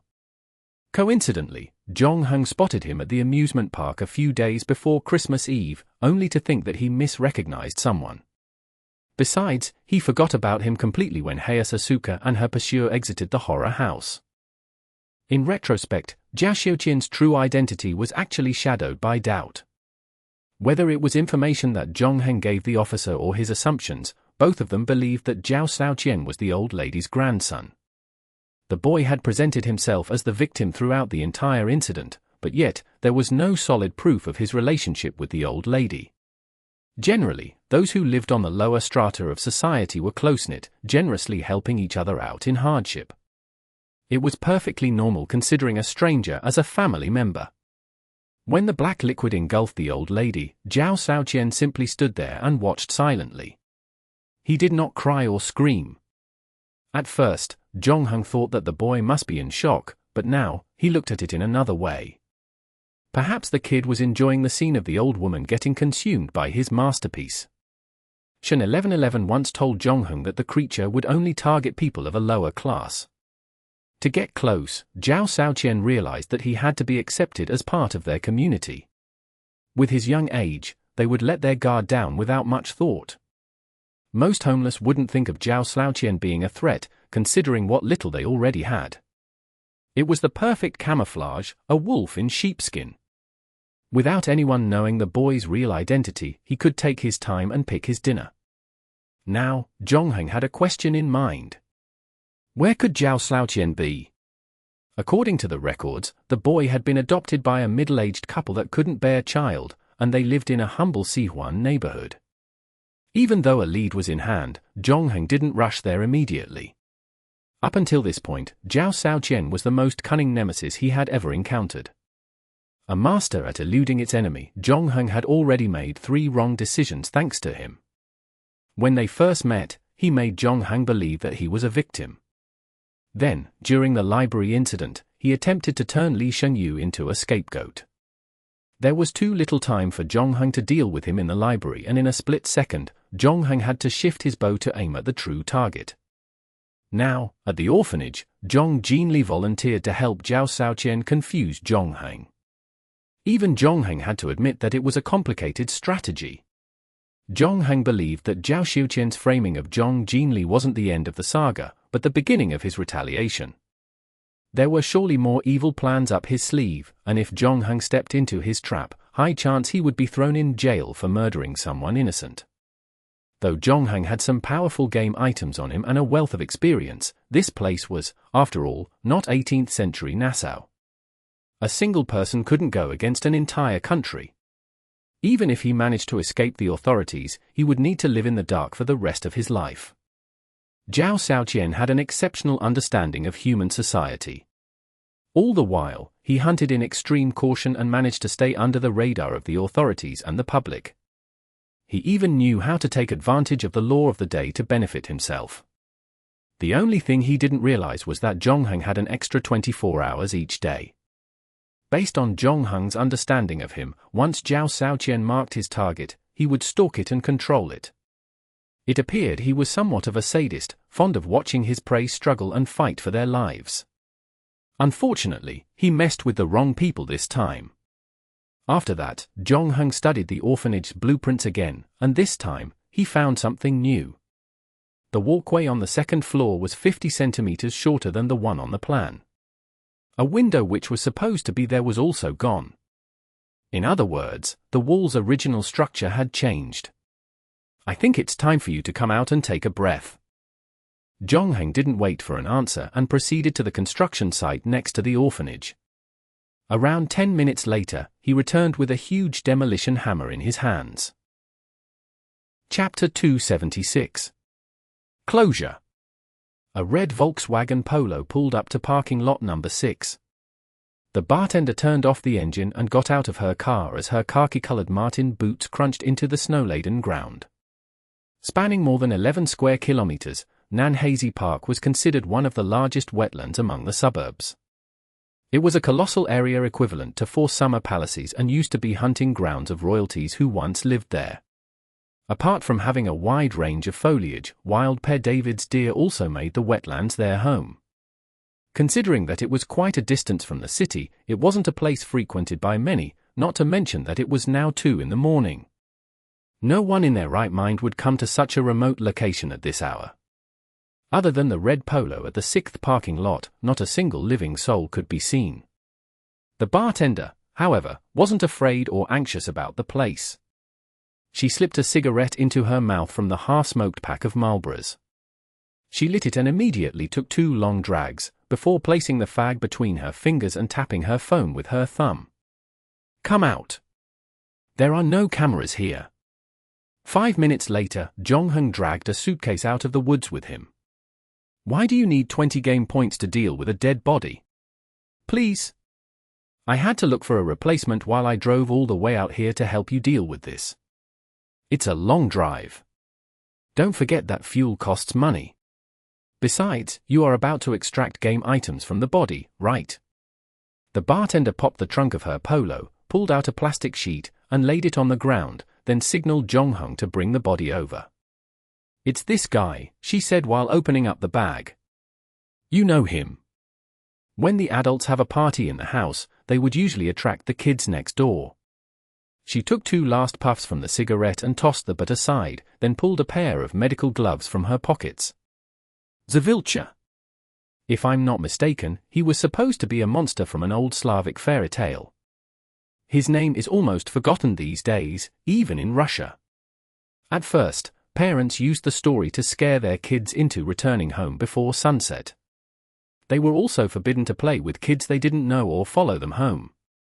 That's because Zavilcha would use his evil abilities to manipulate the walls in his house and consume those children. As she spoke, the bartender brought out her toolkit and pulled out a scalpel from it. You are actually quite powerful. This creature was weak, and it didn't have any combat power as well. However, its evil intention was the key to his skills. In a city filled with tall buildings, it can easily defeat you if you pay all your attention to its intentions and ignore its true form.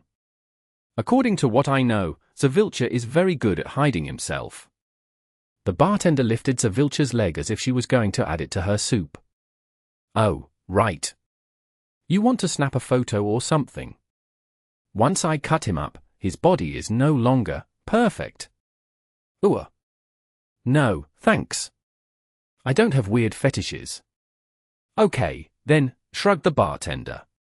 With swift and precise moves, she cut off Zavilcha's second toe and placed it into a tulwood box.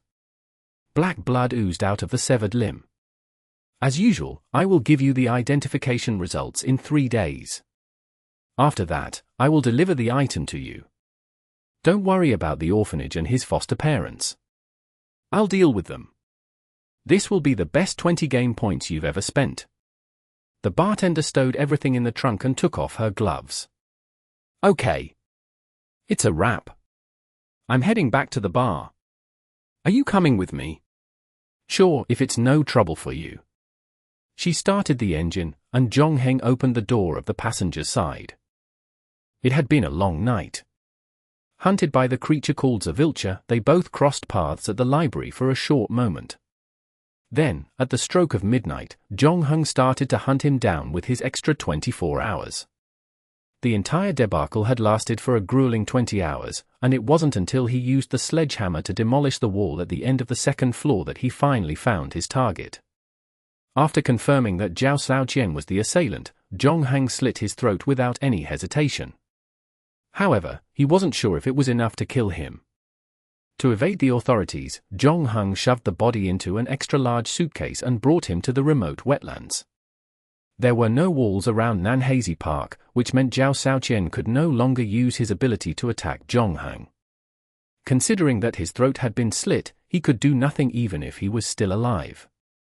Once the extra 24 hours were up, Zhongheng contacted the bartender lady to negotiate the fee for taking care of a dead body. The moment the price was right, she drove to the park and did what she was paid to do. And this was the end of the whole thing. With only 20 game points, Zhongheng could rest his case of getting attacked by someone hiding within the confines of solid walls. As a bonus, he had also solved the case of the missing homeless on the streets. Do you want to have some tea? My treat. The bartender set up her navigation system and took out a bottle of Dongfang tea from the glove box. You've been reserving this tea for yourself, huh? I have a vacuum flask with me.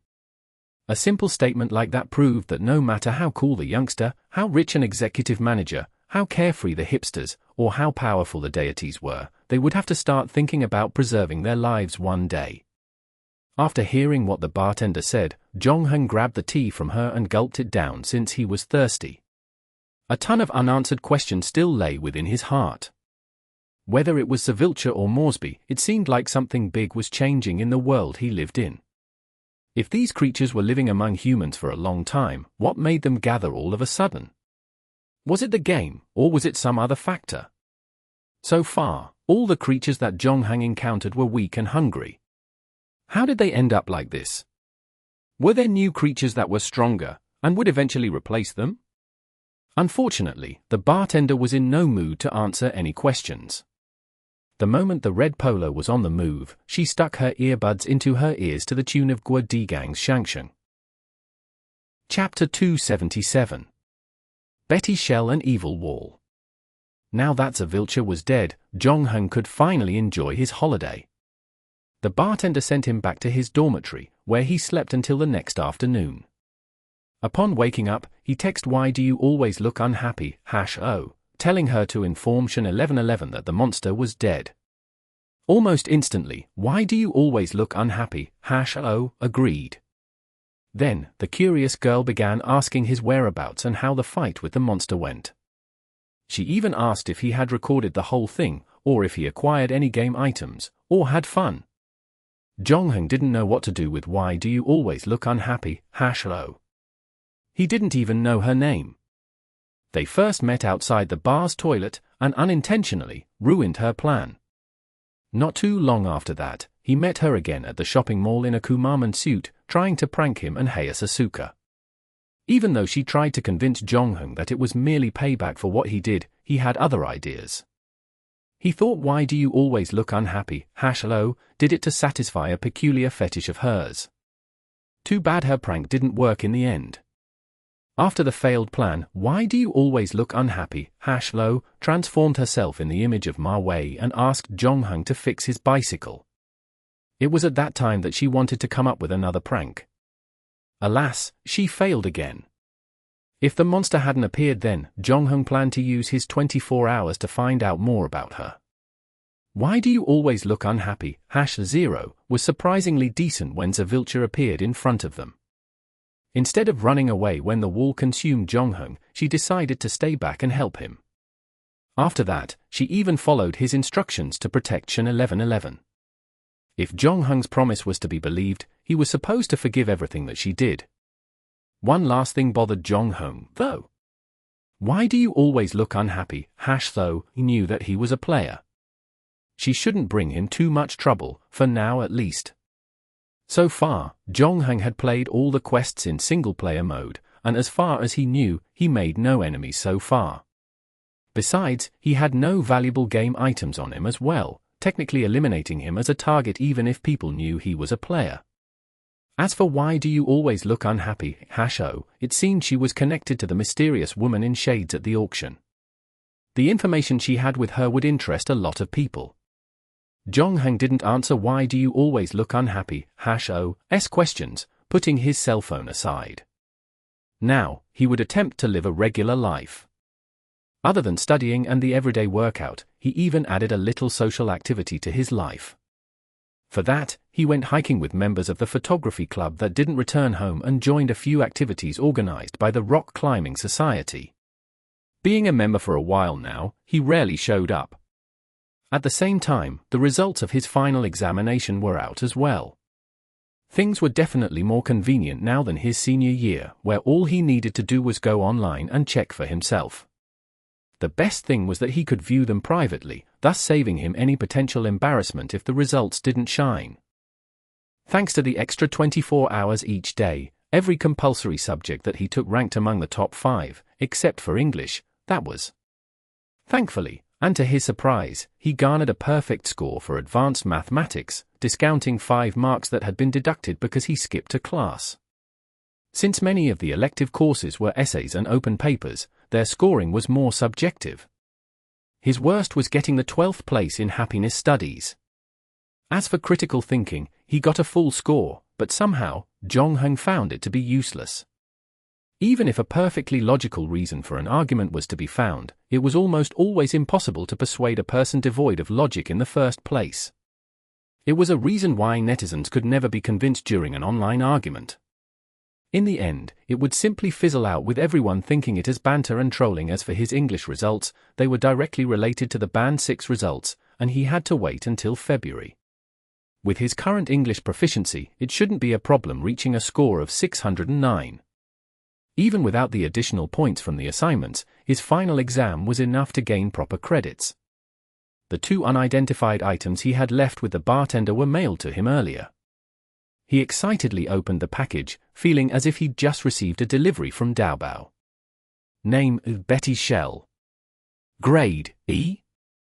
Effect: consumes your anger to summon a storm at sea. Lasts for 15 minutes. Storm's level depends on the user's anger level. This was an item acquired from the Black Sail quest. When he returned to the real world, he had attempted to contact Betty, the Celtic god, but to no avail. He had a bad feeling about it all, and due to Betty's weakened state, they communicated only shortly each time. From there, he discovered that Betty, just like all the other characters in the game, didn't know she was in a game. He received further confirmation when she actually chose him to help her recruit more worshippers. Jonghyun's experience in Black Sail told him that all the quests he entered so far were a copy of real-world history. Considering Betty's state when they met, there was a high chance that she was now dead or had disappeared since a few hundred years had passed. This shell was the only thing she left behind, and the game's committee placed it in the Black Sail quest. Now, for the other game item, Jongheng had freshly gotten it from Zavilcha. Having a unique look, Jongheng wasn't sure about carrying it with him all the time. N. Name, Evil Wall. Grade, D. Effect, reconstructing a wall structure. Form can be swapped from solid to liquid. Remaining uses, 4. The first thing Jongheng did was test its effect, and to his surprise, it worked better than he initially expected. Having experienced Moresby, Jongheng knew that game items extracted from monsters would be weakened, and the evil wall was no exception. Although impossible to be used in the same way as a Vilcha, it was surely a handy tool to get through forbidden zones or escape a labyrinth. Of course, as in the manner of all things, it came with its own weakness. It could only be used when there were walls around and would work perfectly in a city, but was useless in vast open spaces with no concrete walls in sight. All in all, Jongheng was satisfied with the 2 game items he acquired. Chapter 278. Apollo Training Camp. Although Spring Festival was still 2 weeks away, the bar was already warming up, with New Year decorations strung generously over the windows and walls. On the second floor, the bartender had already plastered the lounge with little red trinkets for the upcoming celebrations. Jongheng raised his eyebrows, a fortune dog. It's the year of the dog, when in Rome, do as Romans do. The bartender chewed on a piece of gum while tinkering with her new concoction, a New Year's special. Today was the first day of February, and the lounge appeared empty as it always was during the first half of every month. Due to quests being randomly drawn, the players would be like anxious students that were about to sit for their year-end exams, keen for that little bit of extra time for some last-minute revision. Traffic at the bar often surged at the end of the month. But Jongheng's winter vacation had already started last month, and it would go on until the beginning of next month. Having booked a ticket home in advance, he was set to leave in a few days. Although he could locate other game checkpoints in his hometown, he wasn't as familiar with them as he was with Sex and the City. Not to mention that he needed to wipe off any trace of his decade-long life as a rugged pirate. For those reasons, Jongheng decided to use up the month's game frequency in advance. However, this meant that his plan to return to the previous quest would have to be delayed. Happy New Year! Jongheng sat down at the booth, then set the alarm and placed it in front of him. Happy New Year and have a good trip, replied the bartender. She didn't look up from her work, but rather dropped some dry ice into the cocktail glass with a pair of tongs. Soon, white steam filled the rim of the glass and gently poured out like a waterfall. About 15 minutes later, the alarm rang, and Jongheng felt a familiar dizziness. Then, the system prompt played in his ear. Player identity verification? Verification approved. The 5th quest is randomly selected for player 07958. Extraction completed, current quest, Apollo Training Camp. But why, some say, the moon? Why choose this as our goal? And they may well ask, why climb the highest mountain? Why, 35 years ago, fly the Atlantic? Why does Rice play Texas? We choose to go to the moon. We choose to go to the moon in this decade and do the other things, not because they are easy, but because they are hard, because that goal will serve to organize and measure the best of our energies and skills, because that challenge is one that we are willing to accept, one we are unwilling to postpone, and one which we intend to win, and the others, too. It is for these reasons that I regard the decision last year to shift our efforts in space from low to high gear as among the most important decisions that will be our best to organize and measure our abilities and skills. Because we are willing to accept this challenge, we will not want to delay it, and we must win. Mission objective: try looking at Earth from a different angle. Mode: single player, competitive mode. Time flow rate: 240. 1 hour in the real world is equivalent to 10 days in this game. Player will be returned to the real world after 60 days. Friendly reminder: the game will begin in 5 seconds. Please get ready. The message for this quest sounded unprecedentedly rich. It simply couldn't be helped because the Apollo project was simply too famous. When he heard of Mannerheim Line and New Providence, it had taken him a while to register the information. After all, most weren't too familiar with the Winter War and Nassau's pirates. No one, however, hadn't heard of the Apollo project. Being the first man to land on the moon, Armstrong carved his name along with mankind's grandiose ambitions in the history books of human space exploration. He was as famous as Gagarin, the first human to journey into outer space. Although the space race had its origins from a bitter and complicated political rivalry, it was undeniable that it played a considerable role in the advancement of engineering, technology, and exploration beyond the confines of planet Earth. Many of these technologies, first tested in space by the military, were gradually converted to civilian use. Satellites, once a top-secret military project, had changed the way humans lived, now indispensable communication tools. More importantly, this period in history demonstrated extraordinary bouts of courage and humankind's relentless spirit of exploration.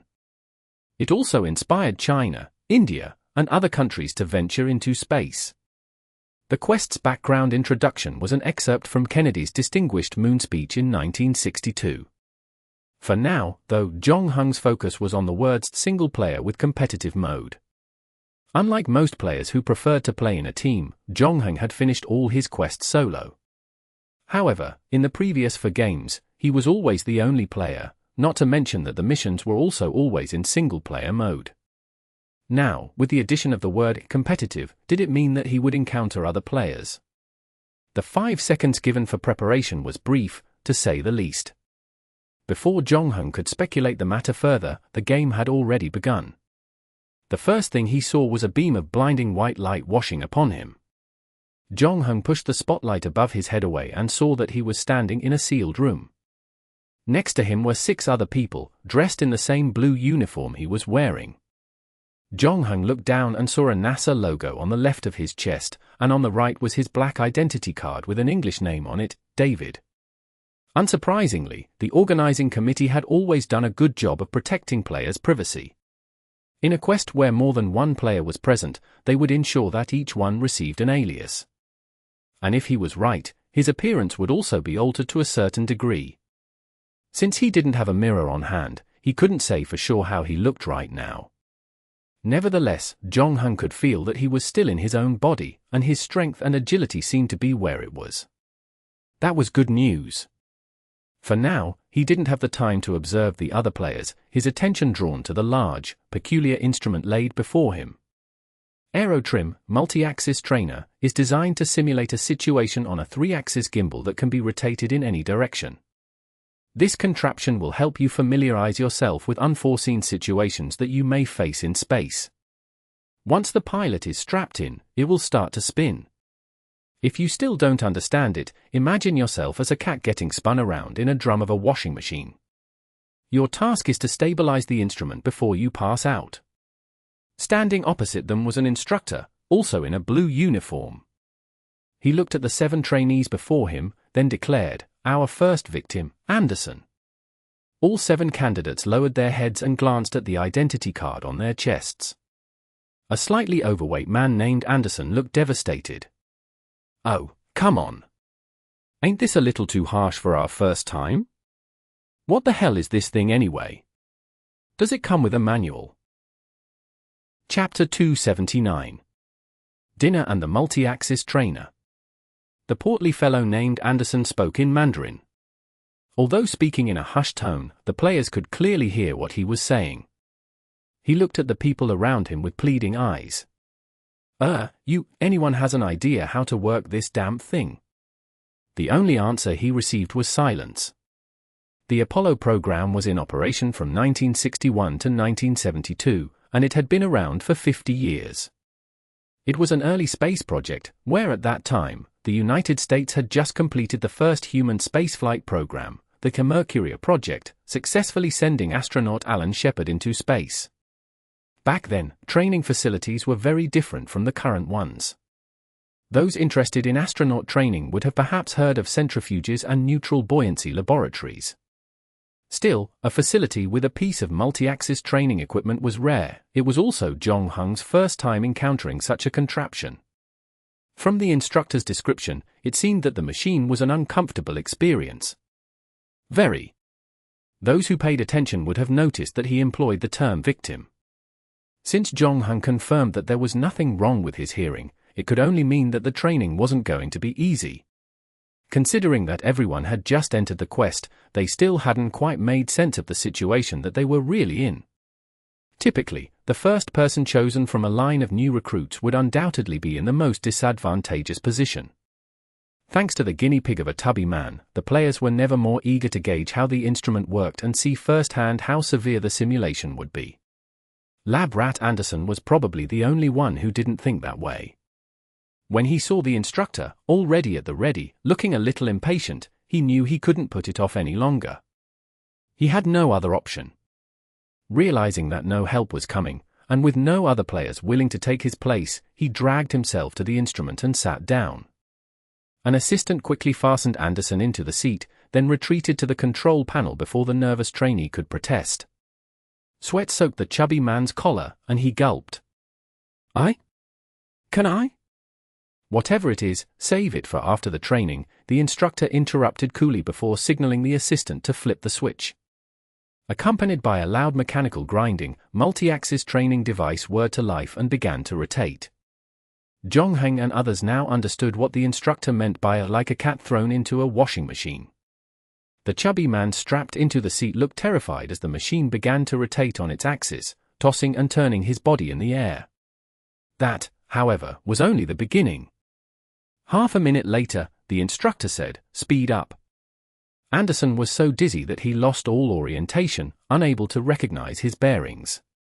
It was 100 times more exhilarating than being tied to the front of a roller coaster, not in a good way, of course. He had already forgotten his reason for being there, and now, his instincts had taken over. All he wanted to do was to get through with the torment as quickly as possible. However, things only got worse for the poor soul. The instrument didn't stop, and instead, the tumbling became more and more intense. When Jongheng saw this, he took 2 steps backward. At that moment, everyone still had their attention locked on the training device. No one noticed Jongheng's discreet movements, except for a girl in glasses who also retreated with him. The man on the multi-axis training device could no longer control himself. The muscles on his greenish face suddenly lost their tension, and a large stream of vomit came spewing out of his mouth.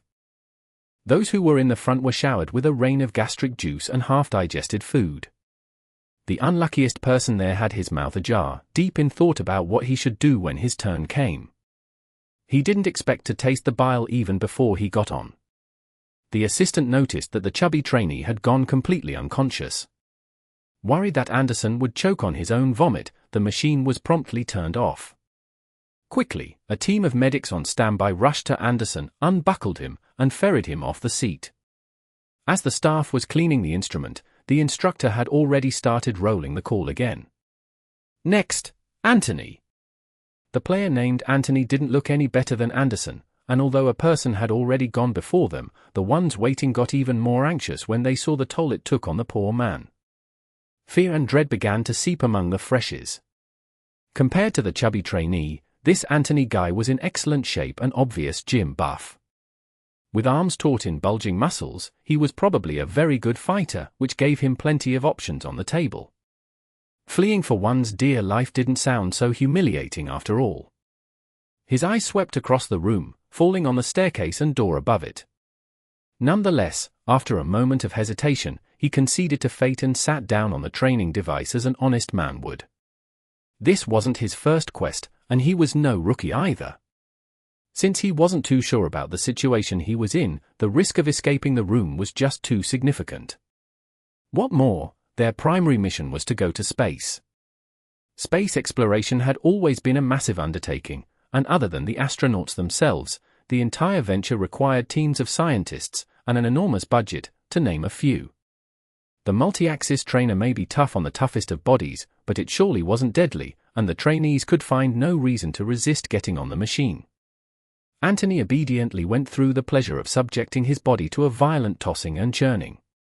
He performed slightly better than Anthony, persisting for a good half-minute before vomiting only after leaving the machine. Livingston, the instructor, soldiered on, indignant of the previous trainee's condition as he called out the third name. Livingston was the oldest among the group, looking to be in his mid-40s. Donning a pair of signature gold-rimmed glasses, he seemed very gentle, unlike Anthony. He gave off the vibe of the textbook nerd, one of those permanently belonging in the category of intellectuals. He wore a wry smile on his face. After wiping some vomit from his glasses, he handed them to an assistant. "Great. At least we'll soon find out what everyone had for dinner," muttered the girl who retreated with Jonghang. Her statement illustrated how helpless the players felt as they understood that nobody was about to escape the ordeal. The roll call went by very quickly. Those who went on came knew that they should come down fast, especially after seeing the middle-aged man. When the multi-axis training instrument accelerated, he begged for it to stop. The instructor relented and asked his staff to turn off the instrument.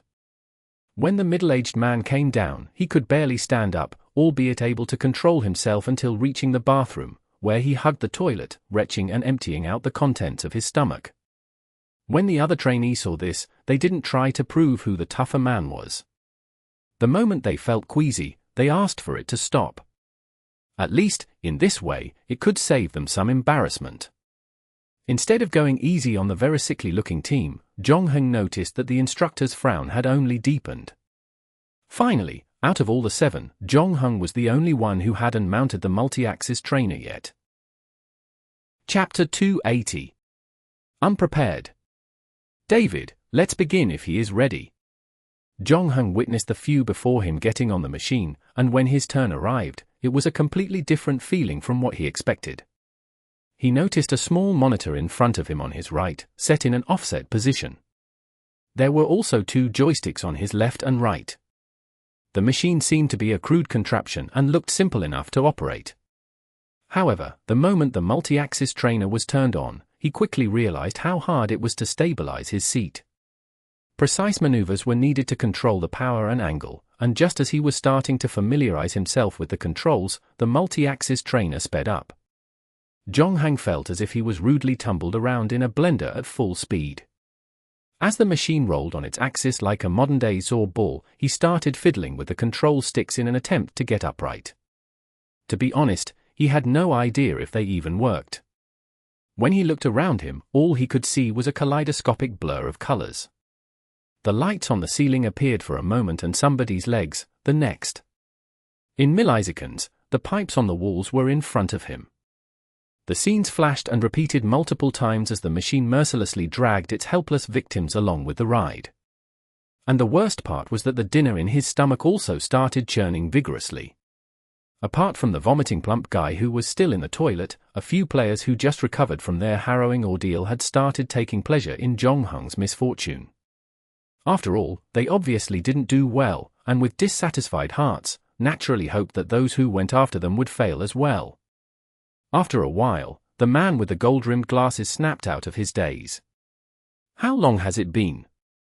Everyone started looking at each other when the question was asked. They had just returned from a nightmare, and although they glanced their surroundings from time to time, their attention was mostly on the instructor. Suddenly, a loud announcement could be heard. 2 minutes and 52 seconds. It passes our average time and beats our worst record by twice. The firm-sounding lass had short hair and looked to be extremely experienced. Clearly, she was now interested in Jonghang, having laid eyes on him since he took a step back from the fatso on the verge of puking. "Thanks for the reminder," the overweight man grumbled. After getting fixed up by the medical staff, he had regained consciousness. However, puking all over his mates wasn't going to do him well, and before he could even make friends, many already held a grudge towards him. Alienating an Earthling in a space program might sound ridiculous, but so was the nature of humanity. Right now, he stood as far away from the crowd as possible, nervously wiping away the beads of sweat on his forehead that just wouldn't stop flowing. "What does that guy do? A pilot? An acrobat?" asked Anthony. "Who knows? I think he has the look of an assassin," the girl replied gleefully. While they were talking, Jonghang finally asked to stop the multi-axis trainer. When both of his legs finally touched the ground, he was greatly disorientated, grabbing the rails of the staircase to stop himself from falling over. Living life as a pirate for 10 years, he was forced to brave countless storms on Jackdaw. Hence, he could balance himself better than most people, the reason why he lasted longer on the machine. After a while, though, he took to the toilet just like everyone else. When he came out, the 6 candidates were already gathered together at the same spot. To prevent any of you from forgetting my name, I'm going to introduce myself again. My name is William Kenhouse. You can call me Kenhouse or Captain. It's entirely up to you. As you know, we've just launched Apollo X 3 days ago. We plan to orbit the Apollo lunar module around the moon for some initial testing. The data gathered will help us to better prepare for our first moon landing in the near future. So far, everything is working as intended, and if all is nominal, the crew should return to Earth in 5 days. After that, we're up. The captain paused for a moment, cleared his throat, then continued. Apollo 11 will send humans to the moon. However, we face one problem right now. A week ago, a few of our astronauts got infected by a new disease, and although our medical team tried their best to contain it, many caught the bug and are severely ill. In their current state, it would be impossible for them to carry out the mission. The main crew, their backup, and even the support teams assigned to fly and operate Apollo 11 were infected as well. In other words, we don't have enough people for the launch. Zhongheng and the other players listened intently to the captain. According to the history of NASA in the real world, no highly infectious disease had ever broken out in the Space Center. Seemingly, the developers of the quest were trying to insert it into this critical event. It was exciting to see how the whole thing was going to turn out with the addition of a new and unforeseen variable. Anyway, we are in need of personnel to run Apollo 11. The mission director attempted to talk to the president into delaying the whole mission, but his proposal was unfortunately denied. Sputnik, Gagarin, and the Soviet Union are way ahead of us in space technology. Right now, the score is 2-0. We have to win this time, no matter the cost. I personally prefer to recruit very experienced pilots to become astronauts, but the president and mission director personally recommended all of you. I, for the life of me, cannot fathom why they would choose you lot. From what I see, you are worse than my grandma who fought in World War I. Since this is a direct order from the Commander-in-Chief, I have no choice but to follow it. So, I will need you to put away your sorry asses and buck the hell up. From today onwards, I'll be responsible for your training. If you are lucky, the crew of Apollo X might return on time. If they manage to recuperate from the journey, they will be assigned to fly Apollo 11. If that happens, touch wood, all of you here will only have to be the backup crew for the mission. You'll be glad that you don't have to die in space. Okay. Any questions? Every player tried to digest the pile of information pouring into their ears as fast as they could. The moment they opened their eyes and saw their uniforms, most already knew what the mission was like. After listening to the captain, they now understood their current circumstance. Most of those present had completed several quests, and technically, experienced all manner of challenges the game would throw at them. However, this was the first time they were asked to fly to the moon since entering the game. Never in their wildest dreams would they expect to be strapped onto a rocket, blasting themselves all the way to the moon.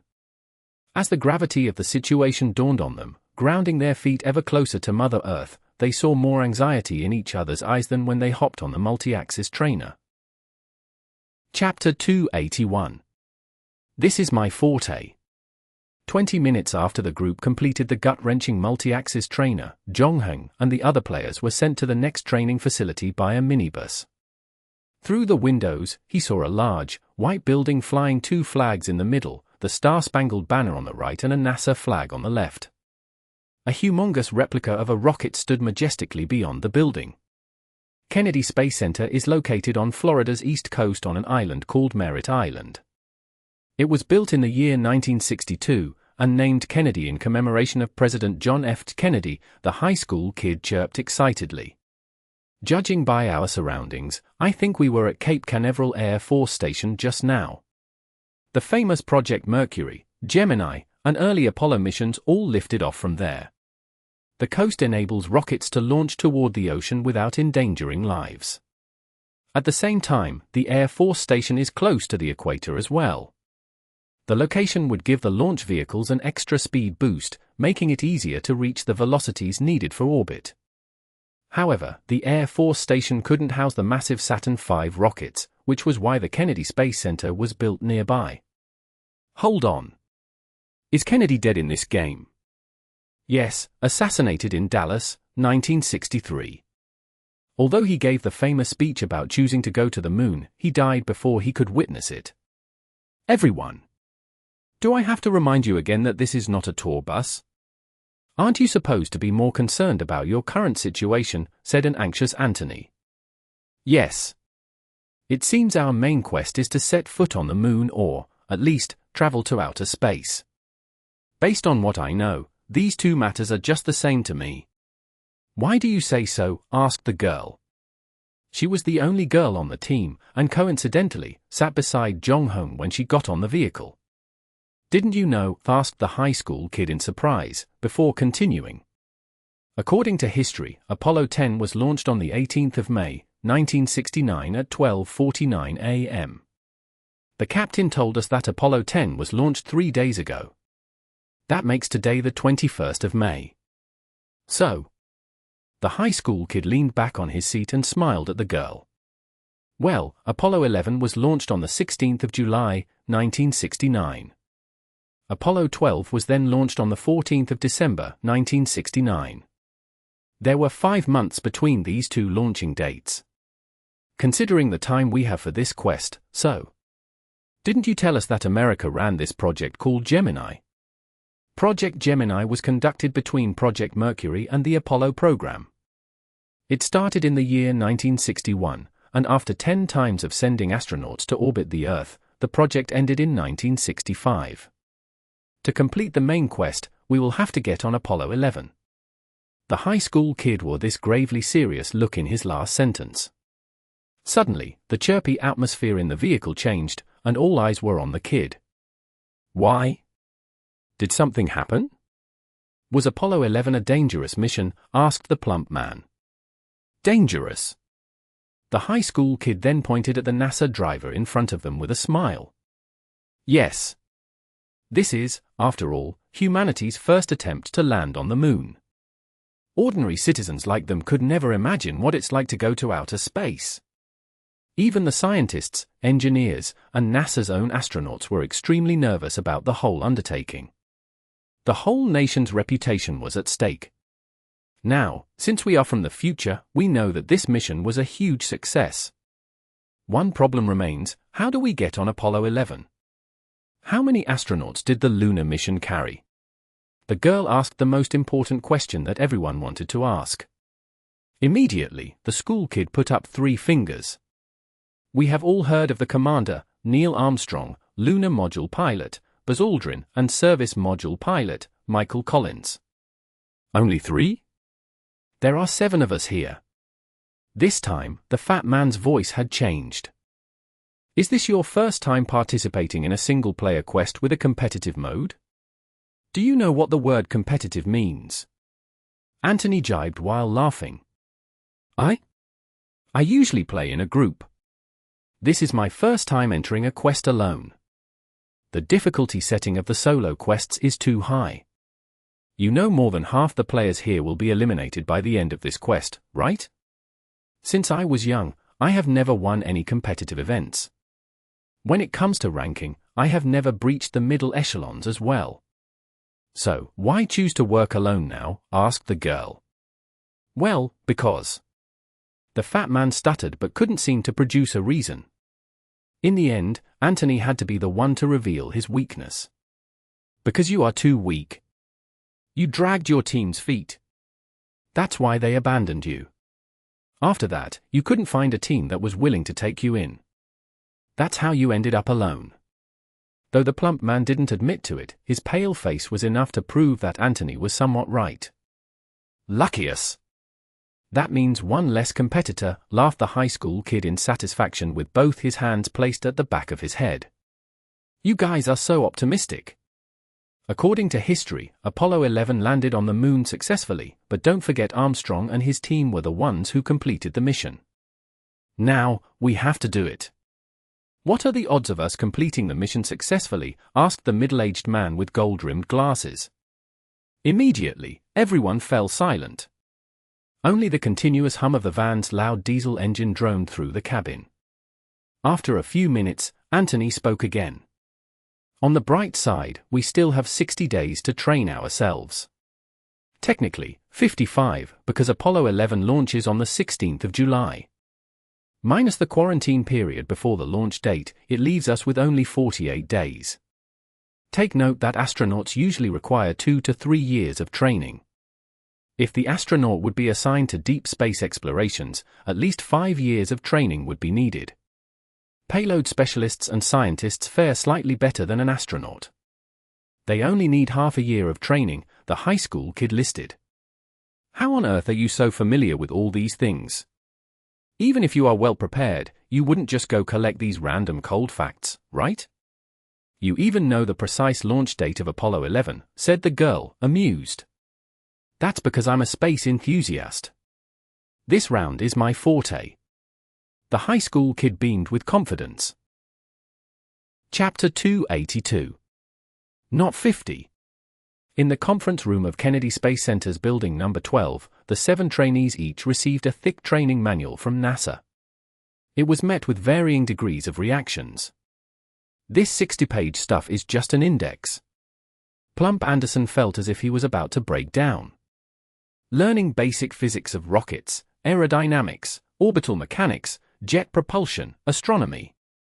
I get all these, but why in the world are biology, geology, and materials science even in here?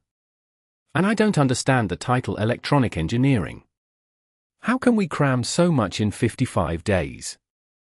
A gentle reminder, that's just the theoretical part of it, the high school student said. What's after that? Anderson groaned.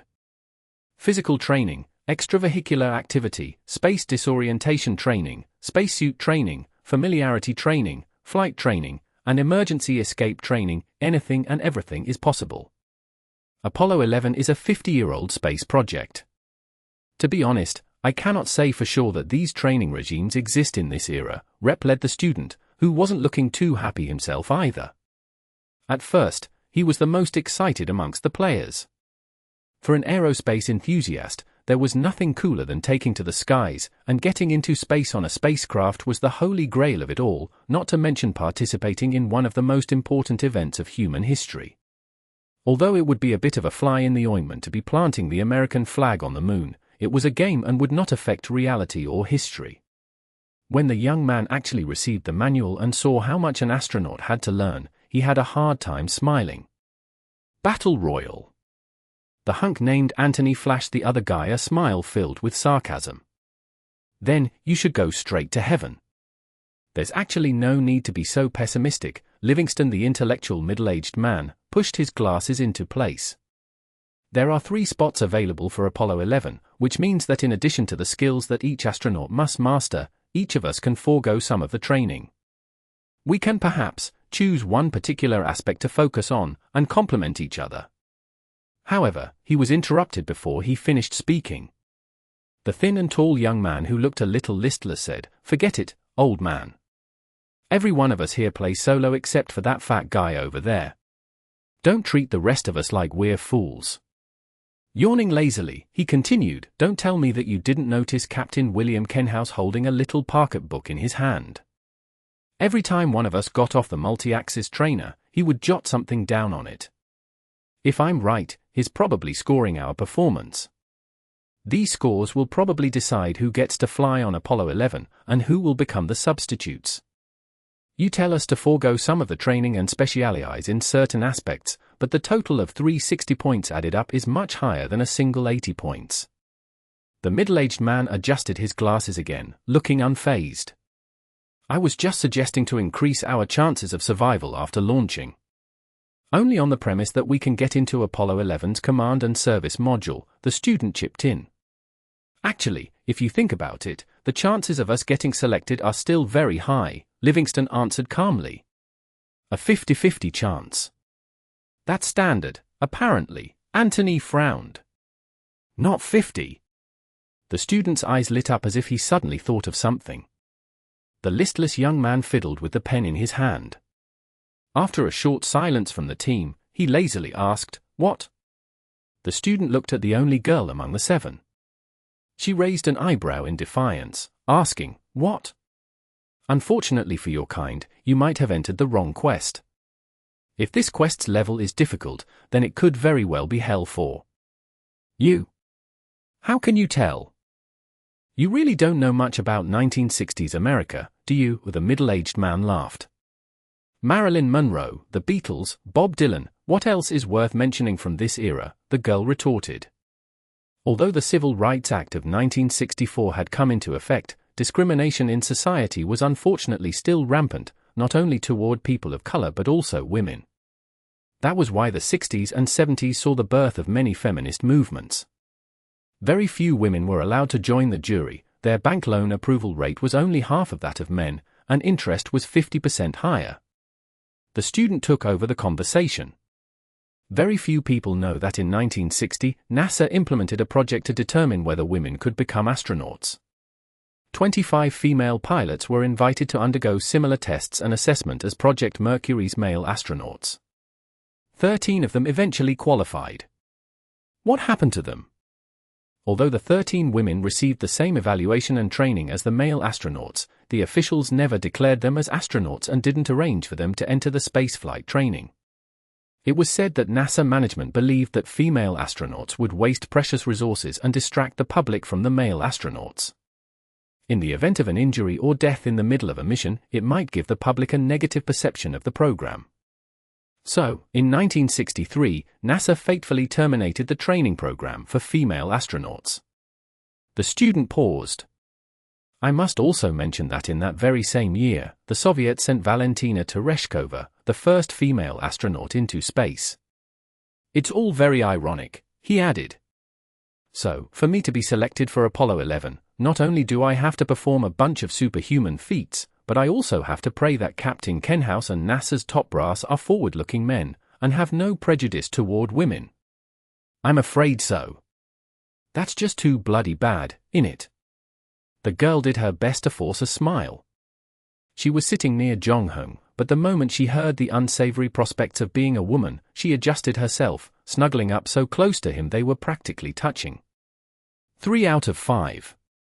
Looks like our chances are pretty good, Anthony beamed. This time, since we don't have much time, I propose we get along with each other. We each have our own specialty, our particular skillets. May whoever with the highest score earn the right to fly on the mission, the middle-aged man declared as he looked at the only person in the room who hadn't spoken from the start.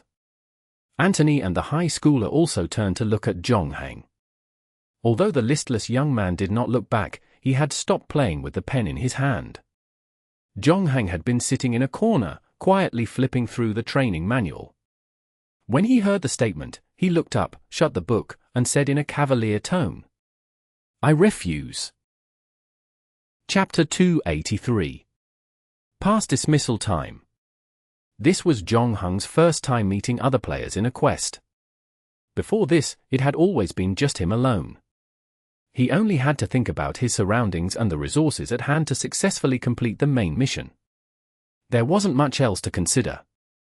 This time, however, there were 6 other players in the Apollo program's training camp with him. No one knew each other beforehand, which meant everyone's identity, skill, or game items they carried were a mystery. 7 people competing against each other for 3 spots. Even if they were able to achieve a short-term truce, it wouldn't make much difference in the end. Those who were falling behind wouldn't just sit there and do nothing if their career was at stake. Of course, that wasn't the reason why Jong-hung refused to go along with Livingston's proposal. Anyone who had played games that involved killing people knew the importance of character design. The threats present in this round of the game weren't just external but also internal, between the players themselves. As the game progressed, players not only needed to study the mission in detail but also excel in their physical training. They would then need to size up their opponents and figure which ones were the potential friend or foe. Although no one mentioned it, it was undeniable that those who ranked at the very bottom would have no choice but to get rid of the player above them if they wanted to board Apollo 11. Therefore, under normal circumstances, the the sooner someone outshone the other, revealing their cards too quickly, the easier it would be for them to be targeted by their opponents. That said, the actual situation at hand differed slightly. Because only 3 persons would be selected to fly Apollo 11, it wasn't necessary for the players to get rid of everyone who performed better than them. In fact, players would need to consider many factors before making those choices. The scores, the opponent's strength, relationship, and the opponent's subsequent role in the moon landing operations all had to be taken into consideration. It was also the reason why the high school student shared information he possessed with the other players and the middle-aged man who had attempted to be the team's leader. Jong-hong, on the other hand, opted for a different method. Thanks to the Black Sail quest, his temperament and general resolve had turned a tad fiercer and wilder than that of the ordinary person.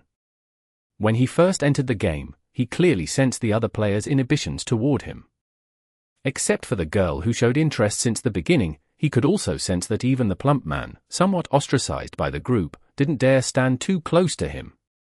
It would have been a waste of effort to devote so much energy and time to change everyone's opinions, and it might not make much of a difference anyway. Jong-hong would rather stick to the image they had of him and would use it to send a message to potential enemies to consider the risks of going against him carefully. Sure enough, as soon as he said that, Anthony and the high schooler looked at him differently, and Livingston's brows furrowed. Through the course of their interaction, they realized that Jong-hong could be a lot more difficult to deal with than they initially thought. Livingston, the intellectual of the group, actually posed the question to feel Jong-hong out, sizing up the man's determination. He didn't expect him to be this unyielding. Currently, it appeared that among the 7 players, Jong-hong was the one not to be trifled with. And since he had made clear his intentions to disregard the other players, it was going to be difficult for them to gain any useful information from him. He did this as a kind of barrier, preventing them from properly evaluating the threat he posed and reformulating their strategies on the fly. Only the girl didn't seem surprised. Instead, she appeared thrilled, and her eyes shone with the eagerness of a child. At that moment, the captain entered the room. "All right. I believe you've all taken a look at your training manual, and know that you'll have to master everything in it. The Bureau for Knowledge has specially arranged for experts to teach you. Classes start at 4 in the afternoon and break at 6. You will continue with the second session from 6:30 to 8:30. The third class will start at 12 and end at 2. Excuse me, the student raised his hand. The third lesson you mentioned, is that 12 noon to 2 in the afternoon? Shouldn't that be the first class, then? No, you will have other types of training during that period. The third lesson I mentioned is from midnight till 2 in the morning. The captain wore an unemotional, hard expression. Looking at the recruits below him with steely eyes, he grumbled, "I believe you all know that we don't have much time left. We need to make the best use of every minute and every second. I hope that you won't waste what little time we have by asking such stupid questions again." Plump Anderson, who had the nick of saying the wrong things at the wrong time, opened his big mouth. "We have classes in the wee hours of the morning? Even our college entrance examinations weren't even this excessive." The captain smirked, only to move aside to make way for an elderly man that looked like he could use a shower. With wild, unkempt hair and a greasy collar, he entered the room in a slow but steady stride. Professor Steve from the Manned Spaceflight Engineering Program will be explaining Saturn VS structure, and basically, basic rocket science. Right now. Livingston looked bewildered. Shouldn't we visit the Space Center first, learn about the current space program, get to know the logistics people we'll be working with? And what food and lodging and such? Don't worry. We have arranged all your meals and accommodation for you. As for the visit, it's scheduled at 0600 hours tomorrow morning, the captain said as he flipped through the pages of what seemed to be a timetable. Wait. Didn't you say that the third class of the day will end at 2 in the morning? Then, we have to wake up by 6. It's assemble vedut. I'm sorry. Anthony thought he had trouble hearing the captain. It's assemble at 6, not wake at 6, the captain corrected himself. Anyway, I wouldn't want to waste more of your time. What you learn here will determine if you can survive in space. So, do yourself a favor, and work hard. Don't get distracted. When he was done, the captain took no more questions, and simply nodded at Professor Steve. "Go ahead and start the lesson, Professor." Then, he left the conference room as he closed the door behind him. Right before he exited, the high school student who had been closest to the door overheard the captain muttering under his breath, "Ugh. These greenhorns." The old professor handed out 600 pages worth of materials to the recruits, then picked up a piece of chalk. "Good afternoon to the lady and all of you fine gentlemen. Glad to meet you. Today, we'll be looking at our first chapter, Physics of Rocket Thrust." 45 minutes later, the bell that everyone had so badly anticipated did not ring. Steve might have appeared like a regular old man, a little shaky when he moved and all, but he sure didn't look like he'd been standing for 2 hours. He didn't even seem the least bit tired, not taking any breaks in between, not even until 6 o'clock. He just kept going on, and on, and on. Who was the one who said that capitalism keeps its students past dismissal time? A weary Anderson muttered. Chapter 284. Are you sure? After the class, everyone felt that no different from after completing the multi-axis trainer, their brains spinning non-stop after attending Steve's rocket thrust physics class. Throughout the lesson, Steve mumbled like a machine gun out of control, seeming as if he wanted to spill everything he knew about the Saturn V rocket within an hour. 10 minutes into the class, Tubby was on the verge of crying, not even bothered to pick up his pen cap when it dropped on the floor. This time, someone reacted worse than him. And that person was Anthony. Ever since he received the learning material, he kept wiping the sweat off his brow. The knowledgeable middle-aged adult passed a piece of paper to Anthony. However, he did not take it from him. Instead, both his eyes were starting the Level 3 rocket structure in his book. He looked absolutely lost. He wasn't the only one, though, as the high school kid was no longer Mr. Know-It-All, scratching his head and grabbing his hair in silence during the lesson. As for the girl beside Jong-Hung, she had closed her book and was leaning lazily on her seat. Then, she started complaining about the whole thing. Psst. All these English jargon, and no translations in the book. Who the hell can understand them? Those who were bold enough to venture on single-player mode were usually multilingual and had a good foundation in various languages. With English being the most widely used language around the world, it was naturally everyone's first choice to master. However, each individual had varying language proficiency. Although using English to communicate wasn't a problem for most of them, a situation like this would undoubtedly put their vocabulary to the test.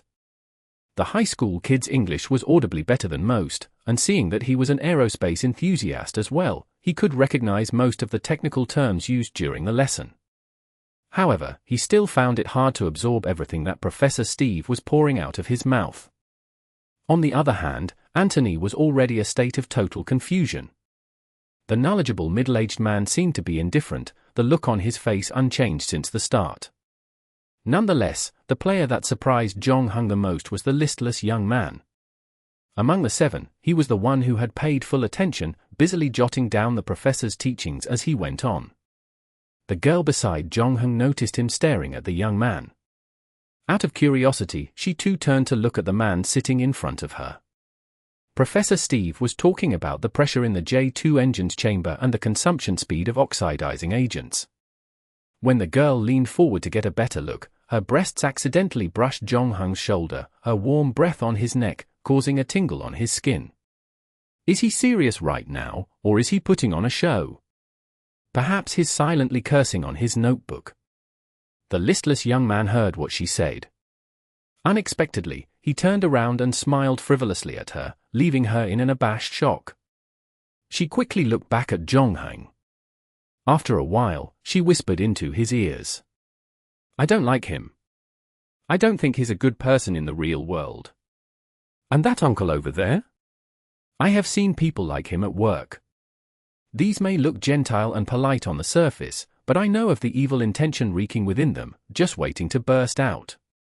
Jong-Hung kept staring at the blackboard, not responding to the girl. I can see that you are different from them. Though you might look fierce on the outside, I know you're actually a good person. You sure about that? Unfortunately, I have killed many people. There were young kids, elderly, young soldiers with wives waiting for them to come home, and even hard-working fishermen that toil away on the shores. To be honest, I've forgotten how many died in my hands. They are both soaked in blood. I'm now numb, and I don't really care anymore. All these things happened in the game, right? You only did it to survive, I suppose. In the real world, however, you have no idea what I look like and who I am in the real world. Vice versa, I don't know what kind of person you are in the real world as well. But I know what you want from me. The only thing I can tell you right now is that you chose the wrong target. If I were you, I would stop wasting time on me. One more thing, can you please keep quiet if you don't mind? I know that you don't care about this lesson, but it doesn't mean that others are not interested. Once Jonghang finished, Professor Steve turned around and grabbed his messy hair. So, this is what you need to know for the J2 engine. You can compare it to the F1 engine behind you. Next, we will take a look at the interstage rings.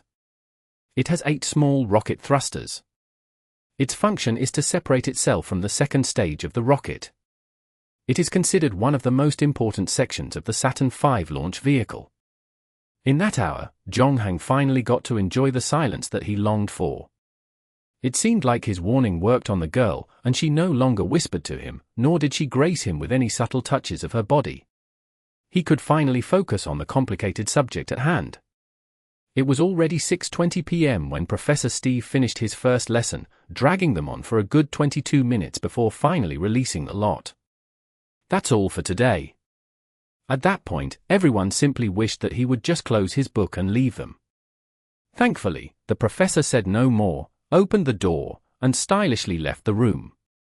Immediately, every player in the room breathed a massive sigh of relief. The grueling ordeal was over for now. Even the young man who had been paying his full attention for 2 hours found that he reached a saturation point. Sitting through 2 hours of non-stop physics was tiresome, to say the least. Anthony stood up from his seat and stretched in exasperation like an exhausted cat. Suddenly, a short, bald man walked into the room and wiped off the notes of rocket thrust physics from the blackboard. He then picked up the chalk and quickly wrote aerospace engineering theory on the blackboard. Hello, everyone. I know we are on a tight schedule, so I'll skip the introductions. Welcome to aerospace engineering class. Hold on. Did you enter the wrong class? Asked the listless young man. Oh. There are 7 minutes left. There's much to cover, and I think we can start covering the basics first. Problem is, we haven't had dinner, groaned the middle-aged man with a bitter smile. The moment he said that, a meal cart was being pushed into the classroom. Don't worry about it. You can eat while listening. Chapter 285. Forming a team. After enduring 2 back-to-back lessons, the meeting room was more of a crematorium's atmosphere. Each player felt extremely drained and fatigued. Luckily, the bald man did not drag the lesson. At 8:30 p.m. sharp, the captain came to the meeting room and clapped his hands. I know that you are tired of lessons. Next up, physical training might just help you unwind your brains. This time, all moaned and wailed at the same time. Earlier, all the players wanted to question the captain when he told them that there was a 3.5-hour gap between the second and third class. When they were told that they needed to attend class at midnight, they realized it didn't make sense to have such a long gap. As expected, the captain ignored their groans. I will see you in 7 minutes. The last to arrive will have to do 5 sets of pull-ups. Even before he was done talking, the players scurried out of the classroom to the meet-up point. Shortly after they started running, the girl tripped and fell. The plump man was running in front of her, and turned around to help her up. Suddenly, something crossed his mind, and he quickly retrieved his hand. However, he did stop to show his concern. Are you okay? I'm fine. I must have tripped over something. You go on ahead first. The girl put on a shallow smile, took off one of her shoes, and leaned on the wall to check her feet. The plump man knew that it was inappropriate for him to keep staring at her legs. So, he gulped, mustered some courage, and asked her, "Do you want me to carry you? You are so nice." "I'm fine. You should get to the gym now." "Don't fall behind," the girl replied with concern. Sigh. "I don't think I can outrun them anyway." It was rare for the plump guy to get this close to a girl, especially someone as attractive as this one. He was so nervous, he had to wipe off his sweaty palms on his pants. "Let me help you over to the gym." "Thank you." The girl then put her arms over Tubby's shoulder. "Shinxiong," said the girl softly. "Ah." The plump man was startled upon hearing the girl speak out her name. "That's my name." "Oh. Sorry. His face started flushing, his heart fluttering a little. He had no idea why he even apologized to her. "My real name is Jiolai. I'm an employee of JD Corporation in the real world." "That's one of the top 500 corporations in the world," exclaimed Jinxiong with her eyes wide open. No. I'm just an owner of a grocery. It's now part of JD's franchise stores. All I did is change the name of my store. I still have to do everything myself. I've only seen JD's CEO on TV before. Anyway, I think it's not that easy to manage the whole place. Can I visit your shop next time if I'm in the mood for some snacks?" Shenxiong did not look down on Jiolai. Every word she uttered was sincere and truthful. Suddenly, she lowered her voice. "Bro Jio, do you have a mission failure exemption card? That item costs 800 game points. Nobody would buy something so expensive except for those top-tier factions," Jiolai replied while shaking his head. After he figured out what Shenxiong had in mind, he was sad and dejected. "It seems like both of us will be eliminated," she said. "I know my limits and how far I can go. This is the end of the road for me. You, however, are different. There's still hope for you. Don't give up." Perhaps they were trying to scare you when they told you that women were looked down upon in this era. We always say that foreigners value their freedom a lot. Besides, the Soviets have just sent their first female cosmonaut to outer space. I believe America wouldn't want to fall behind them. Bro Gio. You are so kind. What did you do to your previous team? Why did they give up on someone like you? It's no use being kind nowadays. In my very first quest, I managed to learn a bit of first aid. My quest also required me to keep delivering items, and soon, I acquired level 1 in my driving skills. I'm also a good cook, and now, I'm learning Russian. It appears these skills aren't very useful in this quest. Who told you that they're useless? Bro Gio, can I put my faith in you? Jinxiong looked at him in the most serious way possible. Of course, replied Jay Lai without hesitation. He felt a surge of passion rushing through his spine. Let's team up if you don't mind me dragging your feet. We will move forward together. Either we both get on Apollo 11, or we quit this together. Of course, I don't mind, but I believe you can find someone better than me, right? You are right about me joining a single-player game with competitive mode for the first time. Usually, it's tough to trust anyone in this mode, and I'd rather team up with someone kind instead of those who seek to take advantage of me every chance they get. This advice applies to multiplayer mode as well. I stopped playing this mode since my teammates betrayed me. I don't want to go through something like that again. So, I'm going to ask you one more time. Look me in the eye and tell me, can I trust you? Jiolai nodded vigorously, staring into Zhenxiong's eyes to show that he was sincere. At first, he just wanted to let Zhenxiong know that he wasn't messing around, but after a few seconds, a different kind of feeling started blooming in his heart. He started to move from staring into Zhenxiong's eyes to her nose and lips. They were curved charmingly, and there was a touch of luster to them. Both of their faces started to move closer to each other.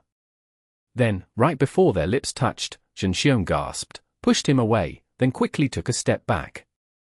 Jiolai felt lost and quickly explained himself. No. I didn't intend to. Zhenxiong bit her lips, lowered her head, and didn't speak another word. They had arrived at the gym. Gio, I didn't know how they even made it there. Bro Gio, please go in first. No. You go first. I'm pretty sure the other players are here now. Besides, your leg is hurt. How are you supposed to do pull-ups? We use our upper body strength and waist muscles to do pull-ups. Those have nothing to do with the leg. Anyway, you should go in first. After all, we are teammates now. I'm supposed to take care of you. Don't worry about me. Bro Gio. Just let me be the last to go in. I hurt my leg anyway, and I won't be able to train. I don't really care about the punishment as well. Jonghang and the rest took only 5 minutes to get to the gym located on the second floor. NASA's gym was no different than the ordinary gym of the 60s. Compared to modern-day fitness franchises, this one wasn't that big. Other than the equipment, a half-sized basketball court and a rock-climbing wall could be seen as well. Everyone breathed a sigh of relief when they reached the gym. Chapter 286. Of Elvis poster and spacesuits. No more weird equipment was being used for physical training. However, how hard it was made them feel no different from basic rocket physics, and aerospace engineering didn't seem that dry and dull anymore. This time, Anthony performed best among the players, gaining first place in both bench pressing and weightlifting. As for Jonghang and the listless young man, they both placed second and third. Judging by the familiar way Anthony stomped along with the equipment, it seemed he was a regular gym buff. The high school student didn't fare well in physical training, placed even behind the knowledgeable middle-aged man. Considering that he was about to go through the National College Entrance Examination, it was perfectly reasonable that he would spend every moment he had studying instead of doing rigorous training. He simply didn't have the time, even if he wanted to. Unfortunately, the person coming in last was still the plump guy. Through his sluggish performance, everyone now saw why he was kicked out of his previous team. Where did he find the courage to insist entering the gym when he could only do half a pull-up? Luckily, Zhenxiong asked to go last. All too soon, she started regretting her decision. Although she was injured and was excused from this session, the captain said she would have to make up for it in the next. While others were busy training, Zhenxiong simply sat aside and did practically nothing. Since her leg was injured, she focused solely on upper body strength. It was already 11:50 p.m. when the session was over. By that time, all 7 candidates were literally dragging their exhausted bodies and minds back to the meeting room upstairs. It was time to learn how to fly a supersonic jet. Since none of them were aviators, the captain was keen for them to familiarize themselves with the TR-38 Talon, a supersonic jet trainer. This time, Jonghang included, was too fatigued to do anything. Luckily, living conditions provided by NASA weren't too shabby.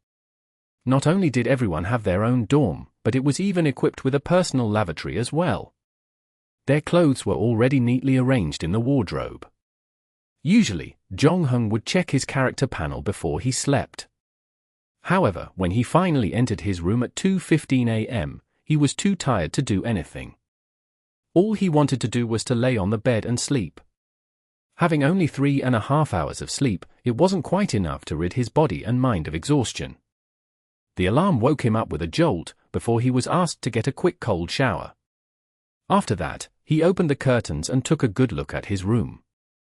He still had no idea how the other rooms looked like, though. It wasn't a large room, a studio-like space around 40 square feet, furnished with every piece of essential amenities. It included a single bed, wardrobe, table, couch, television, and a fridge. The only thing worth mentioning here was the 60s-era Technicolor television, a groundbreaking invention for its time. Of course, the picture quality could never be compared with a modern and slick UHD television. That said, its design was unique, coming in a square box-like structure with a thick frame around it. It looked more like a microwave or a fish tank. Behind the television was a large poster of the movie Viva Las Vegas, a romance flick featuring Elvis co-starring and Margaret. On the poster, both of them were leaning back while looking at the camera. As his tired mind began to clear, Jonghang took out a clean suit of NASA uniform from the wardrobe. He quickly spotted a note stuck on the bottom of an empty basket placed beside the clean garments. Put your dirty laundry here. Zhongheng followed the instructions, tossing his dirty uniform into the basket. He was famished, but before he could look for any food in the fridge, he heard the captain speaking loudly outside his room. Gather up. You'll all be visiting the Space Center today. After that, dinner is served at 1800 hours. You will begin your astronaut training at 1820 hours. After the first day of torture, all 7 players were prepared to face another day of grueling training. Their faces were stoic when they heard the announcement, not displaying much emotion whatsoever. Either they were numb, or not fully awake yet. The school kid was the only one excited when he heard that there would be astronaut training later. Now, the spacesuit used in the Apollo missions was an upgraded Project Gemini A7L suits. They would be further upgraded in the future for the Apollo-Soyuz mission and Project Skylab. Sci-fi movies made getting in and out of the suit a breeze, seeming as if the astronaut could slip into them without much effort. In reality, it was a nightmare to deal with. Take the A7L as an example, a suit that weighed around 70 pounds. The specialized piece of equipment had 5 different layers. The layer that closest to the skin housed an advanced liquid cooling system. Mated to a nylon spandex to ensure comfort, above this was a pressured airbag, allowing the astronaut to freely move its joints before another layer of nylon topped it off. Lastly, the outer skin was a protective layer against the heat. The suit's helmet and gloves were connected to it by metal rings. That was not the end, for after putting on the hefty suit, Zhongheng had to carry a portable life support system as well, allowing him to breathe in outer space. As mentioned earlier, it was connected to the suit's cooling system, a radiator of sorts. On the left side of the pack was a tall antenna that supported a 2-way voice communication. This was the very reason why ultimate fitness was needed for an astronaut. An untrained individual would find it hard to even move in the shackles of the suit. Nevertheless, the astronauts would undoubtedly feel better after they entered a zero-gravity environment, what the suits were created for in the first place. Usually, each astronaut would be equipped with 3 spacesuits.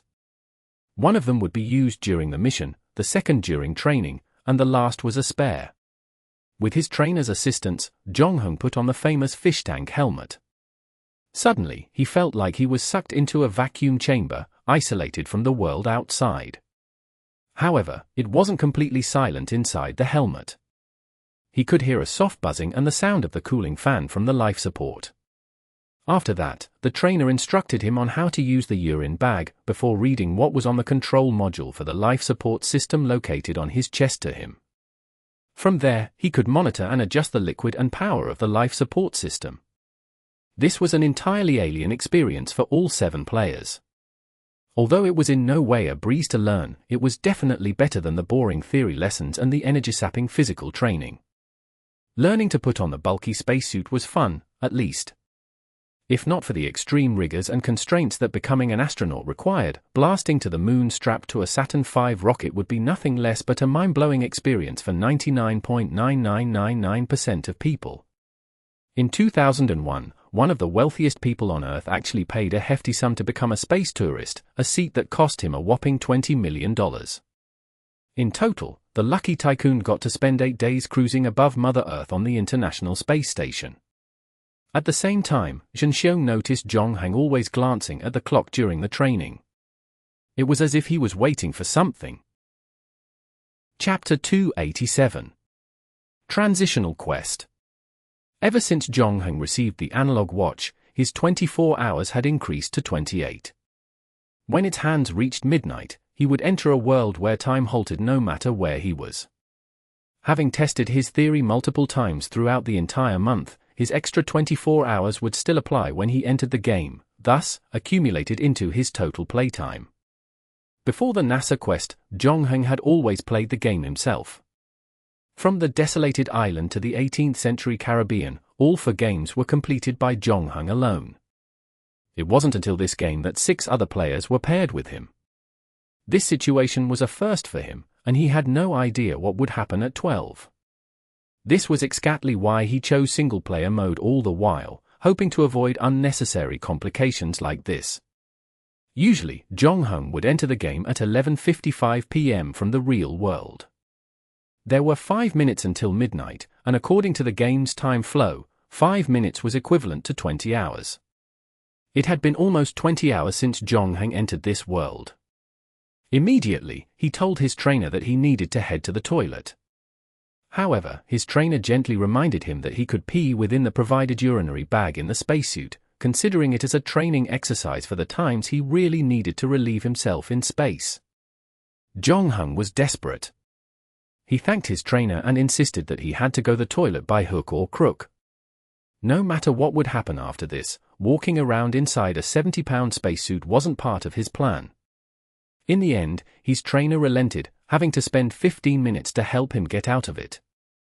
The moment Zhongheng freed his right leg, he retook a look at his watch. Only half a minute was left before the clock's hands landed on 12. It was at that time that Zhongheng spotted Yinxiong and Tubby looking at him suspiciously. Whether he liked it or not, Zhongheng having no time to interrogate them, anyway. The moment the clock's hands hit 12, everyone in the training room literally stopped in their tracks, their faces frozen in time as well. The world had completely turned into a giant wax museum. Zhongheng had expected this outcome all along.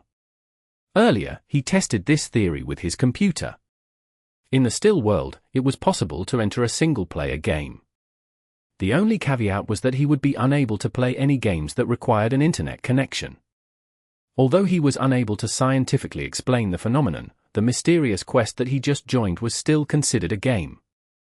Every game that he previously joined was still running when it was midnight in the real world. The only thing that changed was that his gameplay had become longer. Since there were other players present in this quest, it had proved that the world would still come to a stop come midnight. However, before Zhongheng could move a muscle, he heard a notification from the game's system. Warning! Warning! Game time critical error detected. Submitting critical error, second-level clearance has been initiated. Initial analysis, failure to continue. One player suspected of foul play. Contingency plan activated. Parallel quest activated, Apollo Training Camp's transitional quest. Number of players, 1, goals, none, so far. Time, 240 days. Player, please pay attention. Zhongheng frowned and suddenly heard the Beatles' Yesterday echoing in his ears. At the same time, his surroundings turned pitch black.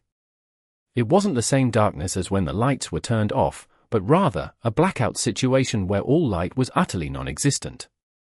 Zhongheng usually experienced this at the beginning of every new quest, where the complete lack of external stimuli helped him pay full attention to the announcement. This, however, was the very first time it occurred in the middle of the game. It felt as if the game's online server was being rebooted. Luckily, the darkness did not last too long. When Zhongheng opened his eyes again, Paul McCartney was already at, yesterday came suddenly, he found out that he was no longer in NASA's training room.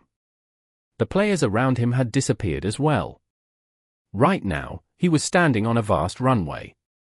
He could hear the deafening roar of jet engines, and suddenly a fighter jet flew over his head with a gust of wind almost knocking him over. From afar, Zhongheng saw a pretty blonde girl waving at him, looking extremely anxious. Jim doesn't like the newcomers wandering around the place.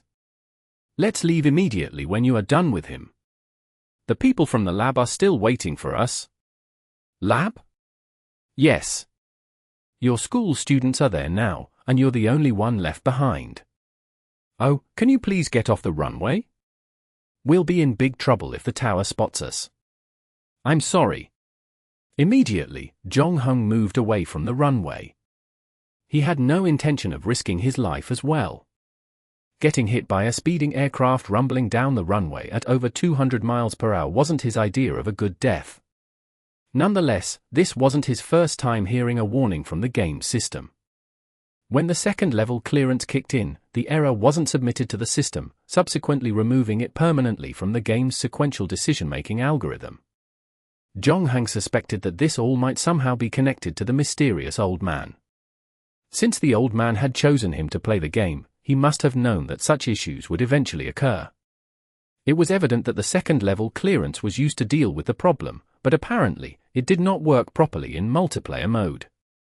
Hence, the system determined that he was technically cheating. In the still world, he was the only one who could move, and it was safe to say that he was invincible. Just like the Zavilcha case, Shan 1111 and her team failed to defeat it even after several attempts. In the still world, however, Zhongheng used only a rudimentary utility knife to defeat the monster.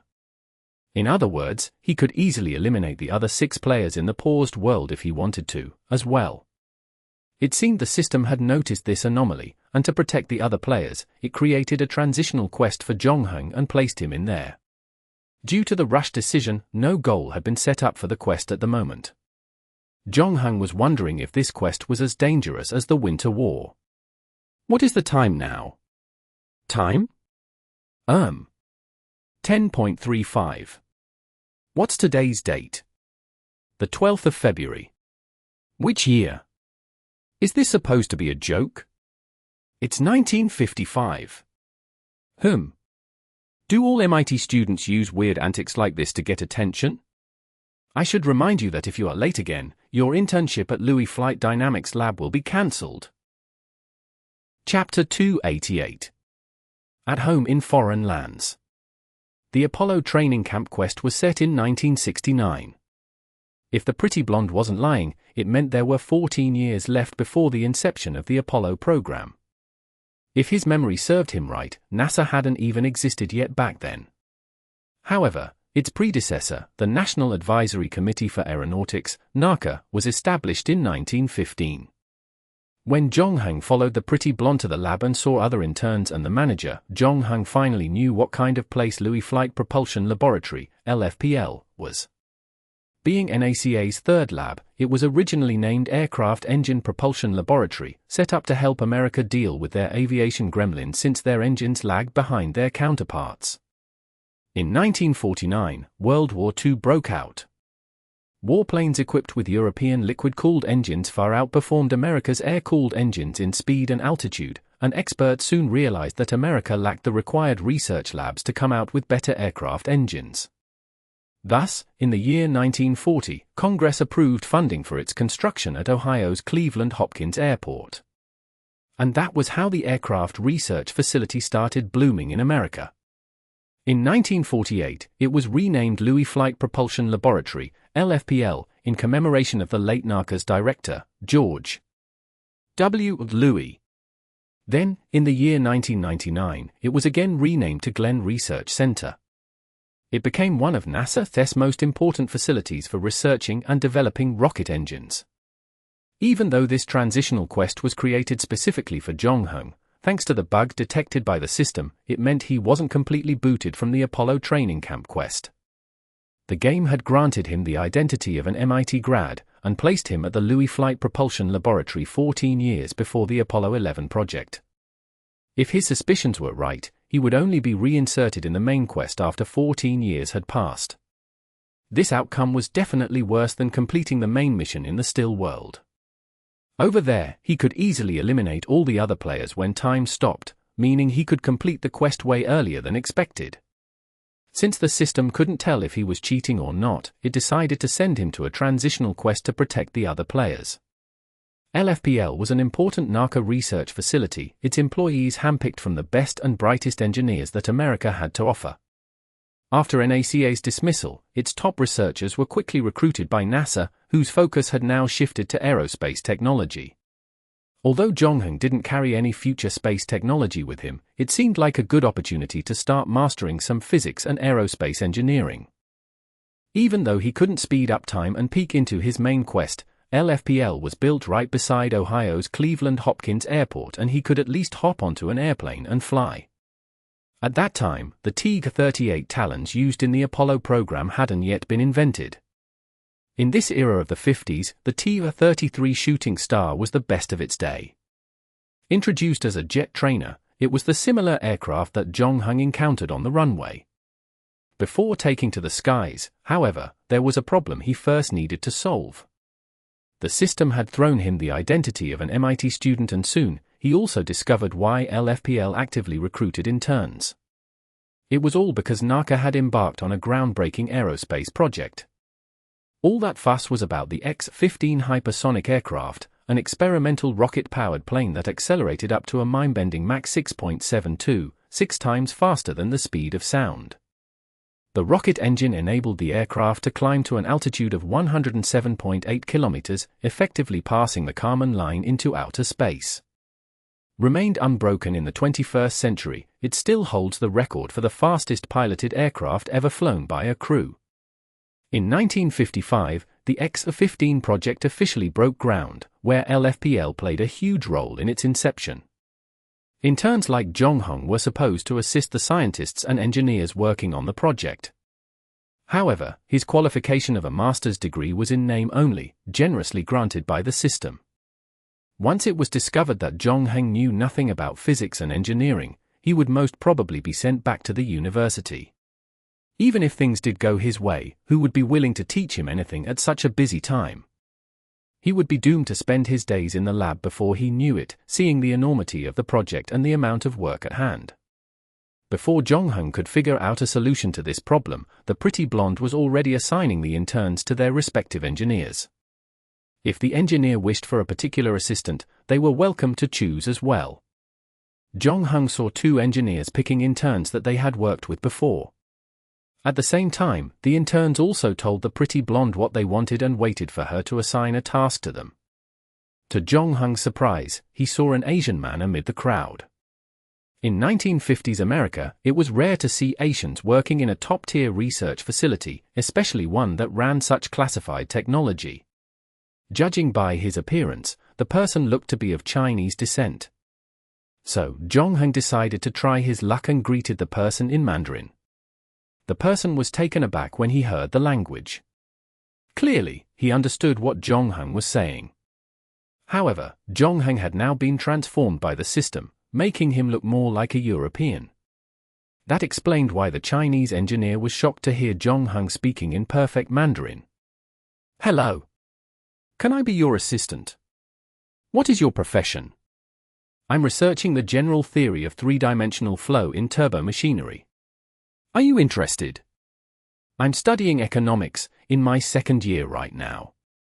Jong-hung was actually embarrassed to tell him the truth. However, he knew that he would not be able to hide it forever, and instead of waiting until tasks were given, he figured that telling the truth now was in his best interest. 2:11. The engineer was taken aback by Jong-hung's answer and was speechless for a long time. It seemed like one of those bad American jokes, or a subtle racist sentiment. After all, he had constantly experienced racism after studying there for so many years. "I'm sorry. I have my own reasons for staying in the lab. If possible, I hope to learn a bit of engineering. If you think it's too much trouble, I can always look for someone else." Since they were conversing in Mandarin, no one around them could understand what they were saying. Hence, Jong-hung wasn't worried about eavesdroppers. He also knew the engineer would keep his secret indefinitely. Chinese expatriates often chose not to get themselves into trouble, thus keeping to themselves whenever they could. If, however, the engineer refused to take him in, surviving in this research center would become a massive challenge. "Sure," said the engineer. Instantaneously, that single word uttered from his countryman washed him with the warmth of home. He felt right at home in a foreign land. So, with the newfound close-to-heart alliance forged, the engineer walked up to the pretty blonde, telling her he wanted Jong-hung as his assistant. Apart from him, another MIT girl had also been assigned to the same engineer as well. Everything was soon set in stone, and when they were back at his lab, the engineer shook Jong-hung's hand vigorously. "I forgot to introduce myself to you. My name is Wu Zhonghua. I'm Chinese. I'm Jong-hung." It was one of those rare occasions where Jong-hung revealed his true name. "I'm Chinese as well." Note, Wu Zhonghua is the Qianshuesan of Air China. Graduating from MIT, he worked at Louis Flight Propulsion Laboratory before introducing the general theory of 3-dimensional flow in turbomachinery. Later, he gained recognition as a world-class scientist. Just like many other physicists of that era, he gave up his high-paying job abroad and used the excuse of traveling around Europe with his wife to return to his homeland. Both Wu Zhonghua and his wife were the pioneers of Air China. Chapter 289. Having drinks. Life in the Lewis Flight Propulsion Laboratory was probably the simplest one Zhongheng ever led. The lab staff, save for the blonde HR executive and director Jim, who rattled Congress every morning for more funds, were the most decent and passionate researchers Zhongheng had ever come across. They neither plotted against nor wrangled against each other, and since there was no main mission in the transitional quest, there were no threats to his survival either. Zhongheng passed his days peacefully and uneventfully.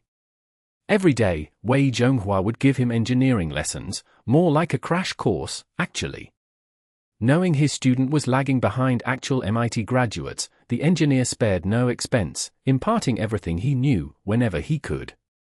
Then, at the end of each day, Zhongheng would buy drinks for the pilots who frequented the nearby pub with his internship salary. In the second month, he successfully boarded an airplane, and in the fourth, awarded the experience of flying subsonic on the Tu-33. He wasn't far from flying a plane on his own. However, Wei Zhonghua resigned from NASA not long after that, citing a longing for a school's environment.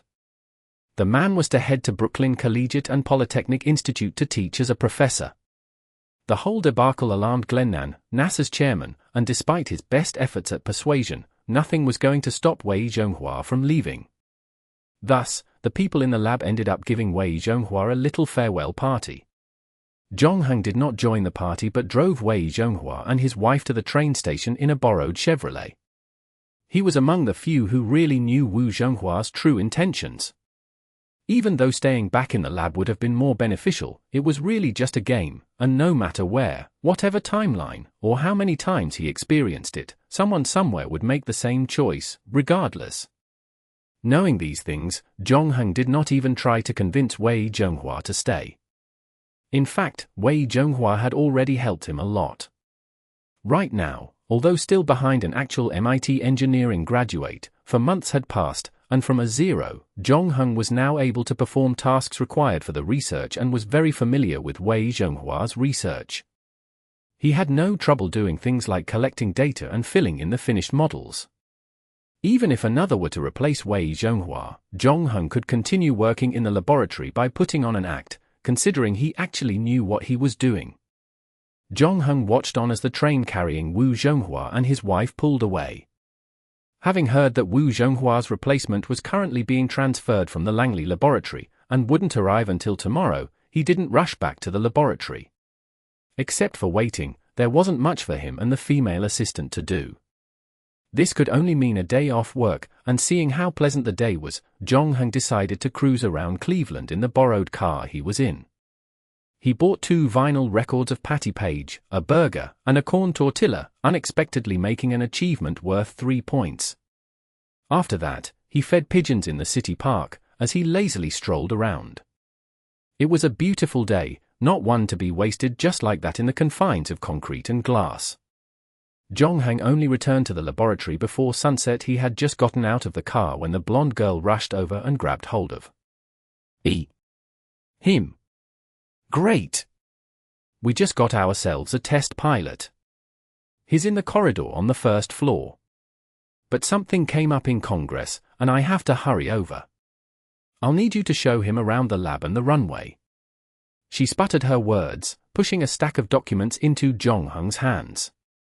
While you're at that, please pass these to Professor Maggie for me. The black Jaguar XK120 parked not too far away kept honking. The blonde stumbled, blowing a kiss at Zhongheng. When I get back tomorrow, I'll treat you a cup of coffee. It's a date. Before he could answer, she pulled up her skirt and ran to the car in her heels. And just like that, Zhongheng became the receptionist of the laboratory.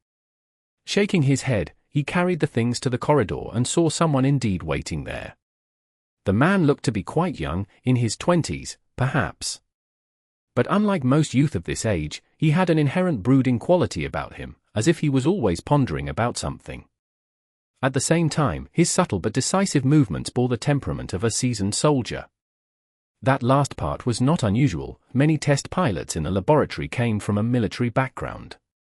When he saw Zhongheng approaching, he politely got up from his seat. How do you do, sir? I'm David, lab intern. You must be the new test pilot. Jane asked me to show you around the place you'll be working. Thank you, the man said, offering a hand. Neil Armstrong, retired Navy pilot. His voice was deep and firm. Jong-hung stopped in his tracks as he held Neil's hand, freezing for a brief second. What's the matter? Oh, nothing. Pleasure to meet you, Mr. Armstrong, Jong-hung blurted quickly. The pleasure is mine. If you don't mind, I have to get these documents to Professor Maggie before we start the tour. Armstrong nodded. Jong-hung did not expect to meet Neil Armstrong, the first man to land on the moon. Not now, in 1955, at least. In retrospect, Armstrong had indeed worked for NASA as a test pilot for a certain period. At that time, the legendary astronaut looked youthful, and according to Jong-hung's calculations, Armstrong should be only about 25. After completing his Navy service, he had returned to finish his university education.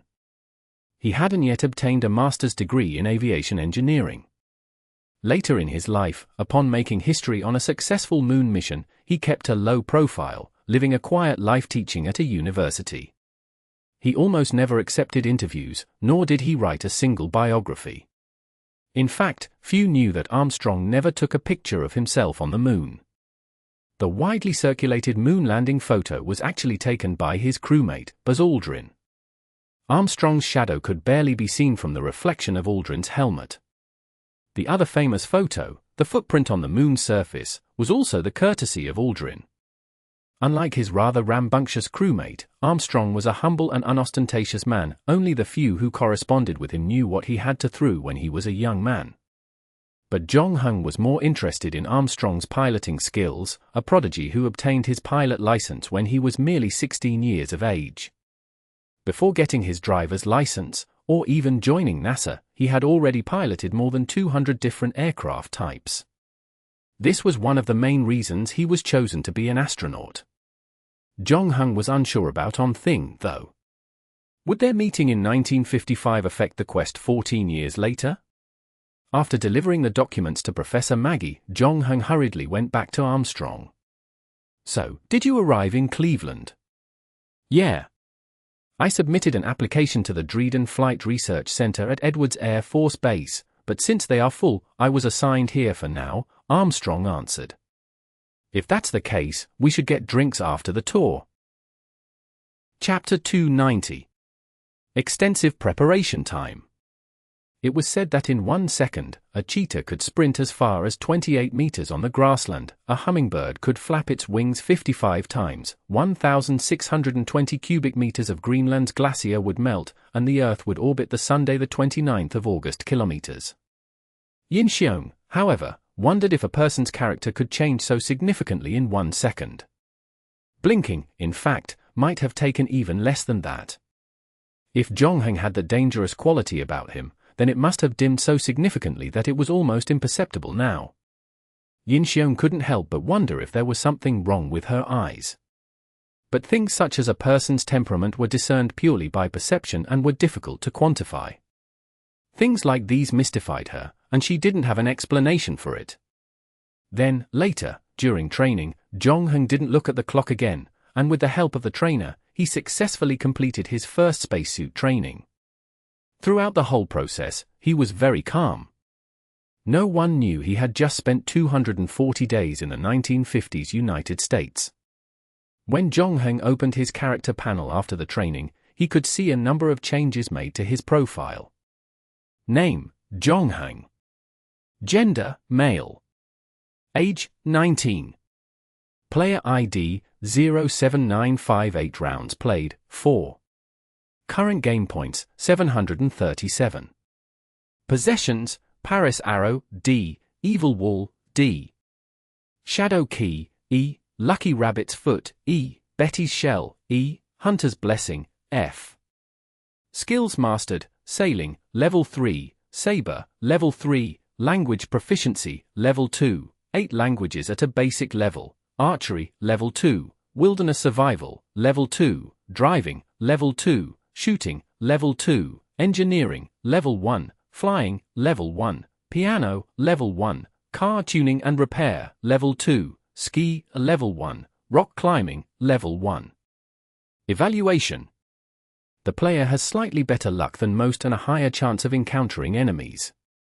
Player is protected from shadows, storms, evil intentions, and is an experienced sailor. Skilled with knives, arrows, firearms, can drive and fly a plane.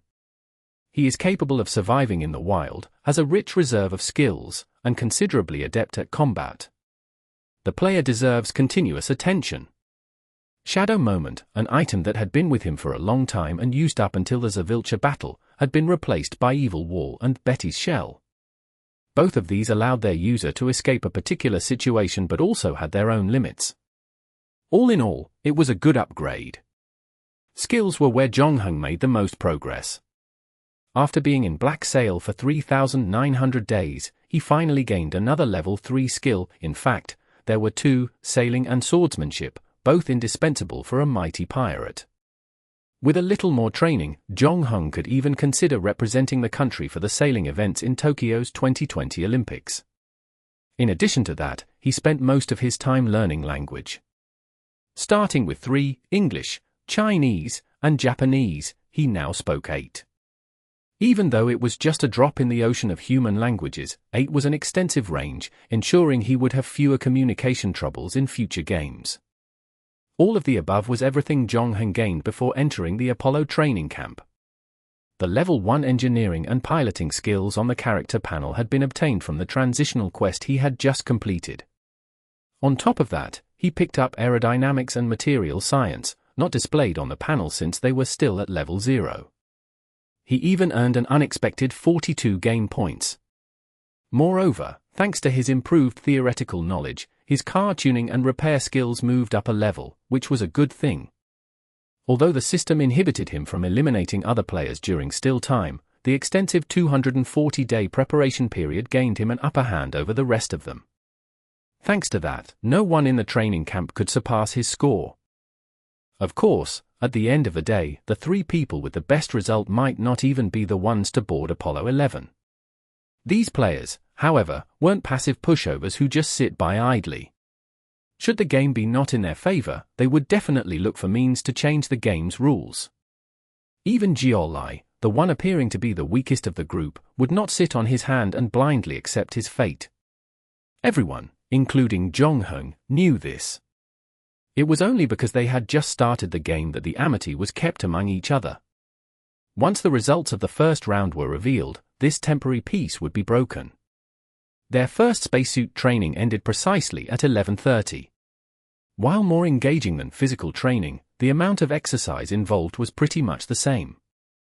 Lugging around a weight of nearly 70 pounds, each movement was a chore, requiring plenty of energy for the simplest of bends.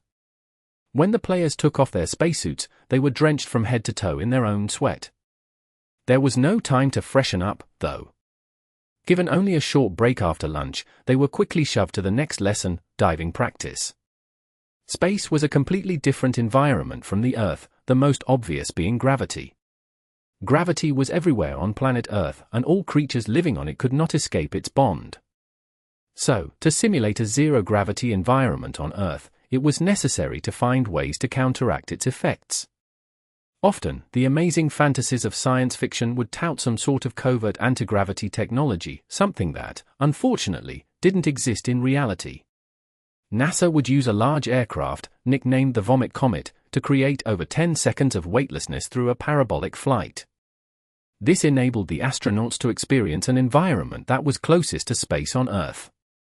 There were its quirks, however, and besides the strain the aircraft had to endure, they would have to land after every session, making the whole affair an extremely troublesome one.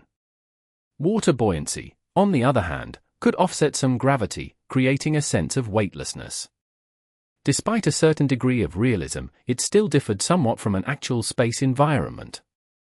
The human body perceived gravity through the otoliths of the inner eardrums. Although one was submerged in water, the otoliths would still be subjected to gravity, meaning that being in the water would not affect a person's ability to determine direction. In space, however, the otoliths would be affected by the lack of gravity. The astronaut's sense of direction would be disrupted, and they wouldn't be unable to distinguish between up and down. But that was the best NASA could do to simulate space on terra firma. Unlike the other players who did not look too excited, this training played on Jonghung's strengths. Although he had never dived before, he experienced getting stuck on a deserted island in his first game. He had foraged for food on a desolate land and spent half his Black Sail quest at sea. Being in the water felt like his second home. Chapter 291. Dangerous Mechanical Tick. Being an astronaut was one of the most complicated jobs a human endured. When Project Mercury first started, NASA recruited a total of 100 experienced pilots as astronaut candidates. Only 7 were selected in the end.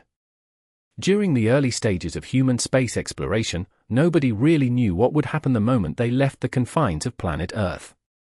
Theoretically, the list of mishaps could be endless, since space was infinite, and all they had were their guts and an overpriced tin can. Ground control was thousands of miles away, and there wasn't anyone up there they could rely on. As an astronaut, they had to be prepared for every instance of an emergency, fixing problems that weren't even in their manuals. It was a job that required not only bravery but also ingenuity. That was why the astronauts' training was essential to them. Their entire day during training was filled with a tight training schedule, enough activities each day to drive anybody crazy. Even breathing had become somewhat of a luxury. However, training did get interesting at times. The anti-gravity simulation on the parabolic flights allowed their bodies to float freely in the air. They also got to try astronaut food for the very first time. The dehydrated ready-to-eat meals weren't nearly as good as the over-the-counter burger, but still decent and palatable. The last activity was Jonghung's favorite. He was in his spacesuit when he dived into the swimming pool, seeing the light piercing through from the surface to the bottom. A stream of air bubbles continuously shot out the snorkels of the divers beside him. He could hear the whoosh of air blowing from the vent inside his helmet and the low rumble of the occasional air bubble outside. Once wholly immersed in the water, Jonghung felt as if he'd entered a world of complete silence, and although he knew that he hadn't yet encountered space, he had to admit that he enjoyed the feeling a lot. Of course, these were just the highlights. The training was exhausting and a dull affair most of the time. Pushed into a regime fit to recruit a secret agent, the trainees had their limits put on trial, and even some of them were even broken. Not too long after that, the teaching to the test classes and high-intensity physical training started taking a toll on the lot. Even Jiolai had lost some weight as well. The saddest part was that he knew the lumps of fat would return once he left this quest. However, theory class and physical training weren't the worst part of the course, for NASA had this machine that was capable of torturing one's very soul. Known as Johnsville Centrifuge, the machine could accelerate from 0 to 200 km per hour in 7 seconds. It was everyone's worst nightmare. During training, the candidates were supposed to keep conscious under the pressure of tremendous G-forces while the machine sped up. Seeing how this machine worked, the multi-axis trainer didn't look so bad anymore. Lastly, the most horrifying machine award had to go to the Lunar Landing Training Vehicle.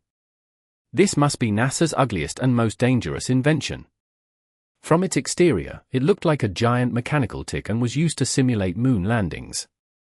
NASA themselves admitted later that the Lunar Lander training machine couldn't accurately simulate an actual moon landing.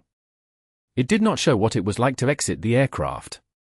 Most of the time, the clunky machine would put its pilot in grave danger too.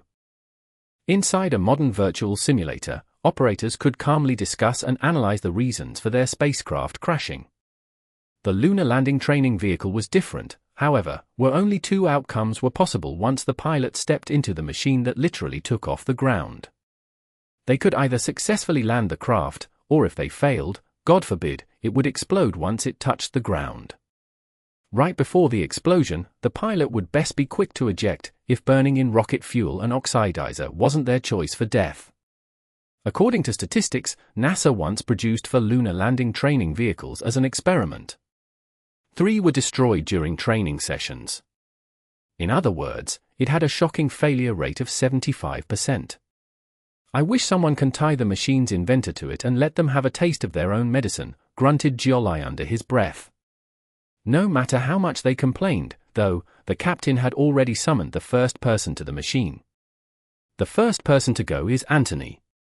Anthony raised his eyebrows, not the least willing to get on the bonkers contraption as well. However, after going through a month of intensive training, he had tried all kinds of weird machines and was able to muster up enough courage. Besides, the captain was still grading them, and Anthony wanted to leave a good and bold impression on him. After all, physical attributes weren't the only factor that contributed to the assessment, the mental side of things was just as important. Although he had a bad feeling in his heart, Anthony relented, deciding to obey the captain's command as he boarded the aircraft. While fastening his seatbelt, the staff did a quick checkup on him. "The wind is acting up today. Be careful," the staff warned. "Am I supposed to say my last words right now? The lever is under your seat. Pull it if you see your life flashing before your eyes. Once you pull it, you will be ejected out of the machine, and your parachute will bring you back to the ground safely. Understood? Let's begin if you are ready," the captain's voice echoed through the intercom. The lunar landing training vehicle started wobbling around dangerously like a drunk man the moment it lifted off the ground. Luckily, it soon stabilized and reached its expected altitude. 1,100 feet. Exceeding minimum altitude, Anthony could be heard saying, "Roger that. You can attempt to land now," replied the captain. At the same time, the rest of the players kept their eyes on the lunar landing training vehicle. From where they stood, it looked like a colossal flying tick, with an unsightly, exposed metal frame and 4 tiny legs sticking out its bottom. The front part of the aircraft was exposed and they could see Anthony nervously fumbling with the controls. Piloting the vehicle required great reflexes and skill, essentially like trying to balance a unicycle on a tightrope. Without a doubt, this was one of the toughest parts of their training, not to mention that the wind wasn't on their side today. It would greatly increase the difficulty of landing the sensitive and erratic craft. "He'll kill himself if something goes wrong," the listless young man said all of a sudden. The other players glared at him in silence. "What? Don't tell me the thought hadn't crossed your minds. We knew his day would eventually come, am I right? One less competitor ain't a bad thing. Note to all, I'm referring to all of you here, I have never seen him as a worthy opponent." Although whatever he said wasn't pleasant to the ear, it was hard to argue with him. He might seem like a useless teenager, but throughout the month he spent at NASA, he had managed to surprise everyone with his excellent airmanship and theoretical knowledge, second only to that of Jong-Hong. Although the results weren't released yet, he should have no problem getting selected as an astronaut. As for the rest, they started to think about what would happen after the results were released. Maybe the time had come to see the other players as enemies. Anthony was still struggling to land the lunar landing training vehicle slowly.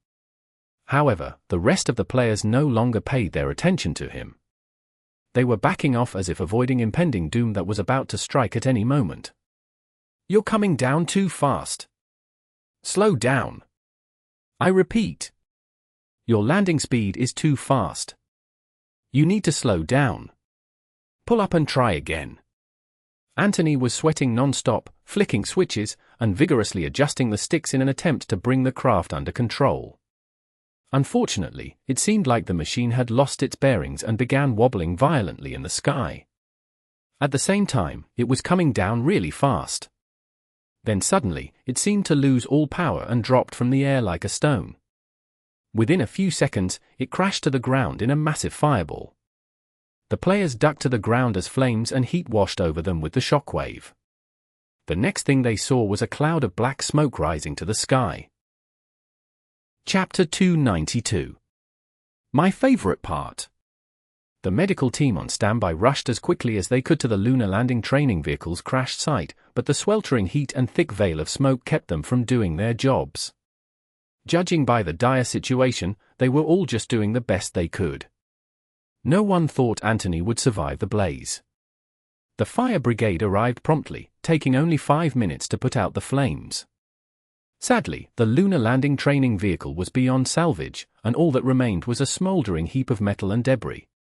And in the pilot's seat, an equally scorched corpse was present as well. The morning's training is cancelled. Everyone, stand by in your dormitories, said the captain, an unusual, somber look accompanying his face. Don't let this get out to anyone, especially the journalists. Later, at noon, an expert will give each of you a psychological assessment. Also, he paused and looked at the players. Whoever wishes to quit can tell me now. The players kept mum. It was obvious that quitting was not an option. Even in the face of such a tragedy, even if everybody died, nobody was going to quit as long as the mission wasn't completed. That was simply who they were. Although what that young man said wasn't exactly pleasant, Anthony's death was, in actual fact, a good thing for everyone else. Right now, none of them really knew what to feel. The players returned to their dorms as the captain instructed. Jong-han grabbed a carton of milk from the refrigerator and poured himself a glass. As soon as he picked it up, there was a knock on his door. He opened the door and was greeted by Yin-seong standing outside his room. Since the day he warned her, the two had no more private conversations. Yin-seong naturally teamed up with Jeol-lai, and the other players were fine with it too since both were the underdogs of the group. "What is it?" Jong-han asked. "Can we talk inside?" Yin-seong did not look too good. The smile on her face was forced, and there was an undertone of panic in her voice. "There's no need for that," Jong-han said. "We can talk here." The girl chewed on her lower lip. "I know what you think of me, but what can I do? Since the start, I didn't have a choice. It chose me, I didn't choose it. I received an invitation out of nowhere to join the game. I had to work hard to survive, just like when I graduated from college. I just wanted to do my best like everyone else, support my family, and be an ordinary person. But then, my superior stopped me in the pantry one day, telling me that he'd make my life in the company hell unless I became his secret lover. That is the cruel truth of the world, isn't it? The weak can never choose," Yin-seong laughed at herself. "Sometimes I really wish I was a man. Maybe then, I wouldn't have become what I am today." She looked up at Jong-han. "I'm not lying. I can see that you are different from the others, so I'm not here to take advantage of you. I'm here to tell you to be careful of Jeol-lai. Why? Isn't he an ally of yours? Don't be deceived by his appearance. He's the most secretive among us, a hell lot more than everyone thinks." Suddenly, the door to the room on Jong-han's right suddenly opened. Jeol-lai poked his head out. "Oh, there you are. I was just about to look for you. Didn't you say your refrigerator's run out of Coke? I've still got some here. Want any?" As he spoke, Jeol-lai snuck nervous glances at Jong-han. Jong-han was the most inscrutable player among them. Always on his own, he was an obscure character, rarely interacting with the others. Moreover, he was strong and performed above and beyond in his training. Some people even wondered if he was, in fact, an actual astronaut. Although his menacing aura was not as telling as before, Jeol-lai was still instinctively intimidated. Yin-seong did not continue what she was saying. She gave Jong-han a good look, then drew a smile on her face for Jeol-lai. "All right, I'm coming." She hadn't even left for 5 minutes when there was another knock on Jong-han's door. This time, the middle-aged man was standing outside. Livingston pushed his glasses up the bridge of his nose, saying, "I think we all need to talk about what just happened. I've already notified the others and we'll be gathering in my room in 15 minutes. Do you have any questions?" "No." "Very good, see you later." This was the first time Jong-han entered another player's residence. Livingston's place was slightly smaller than his, but the layout was the same. The only difference was, in the place of a TV, there was an antique radio. The other players were already there when Jong-han arrived. The high school student and the listless young man occupied the only 2 chairs in the room. Jeol-lai and Yin-seong were on the bed, and the couch was still unoccupied. Livingston then gestured Jong-han to the sofa. Once Jong-han was seated, Livingston closed the door and walked to the center of the room. "All right, I'll get straight to the point. I don't think Anthony's death was an accident." "Why say that?" asked the listless man as he noisily cracked a peanut open and popped it into his mouth. "Don't tell me you didn't see it." Anthony followed all the instructions to the dot. When he realized that the lunar landing training vehicle was out of control, he pulled the lever under the ejection seat. All of these happened a few seconds before the whole thing crashed and blew up. Why wasn't he ejected then?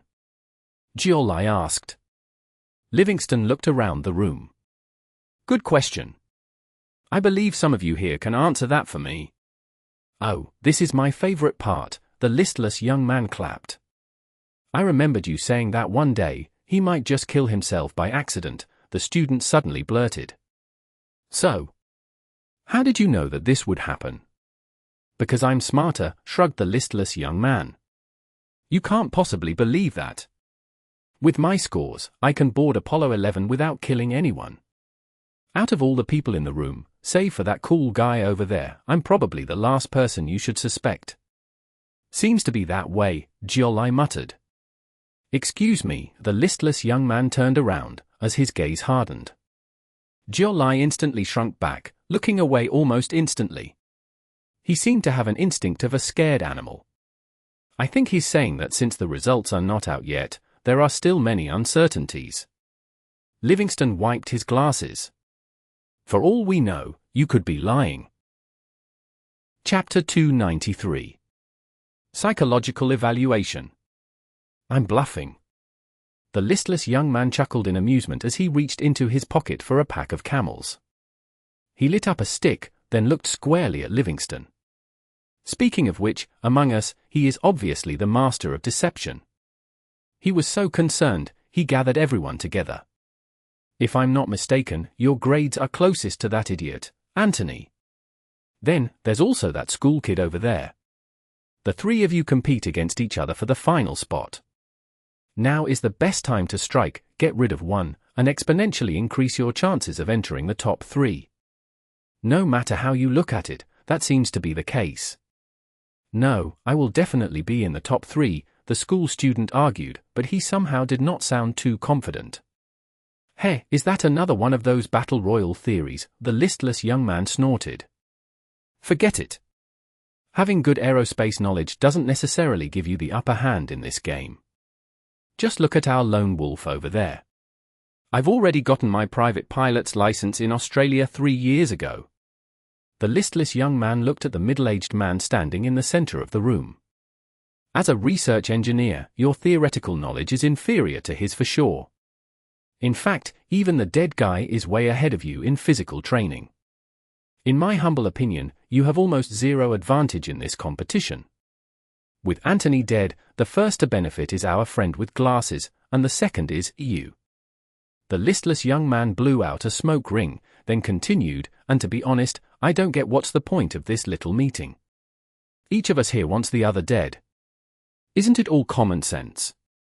Livingston answered calmly, but the problem is, today, the killer killed Anthony, and tomorrow, he may use the same method to kill the rest of us.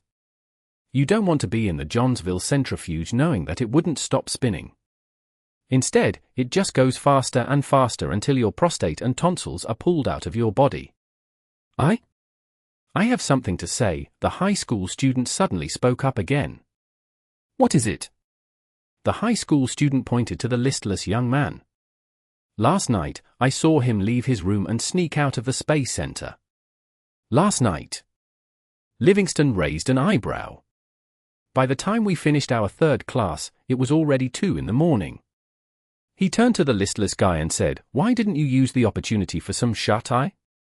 Why did you go out?" The listless young man shrugged. That was my own prerogative. It's got nothing to do with any of you.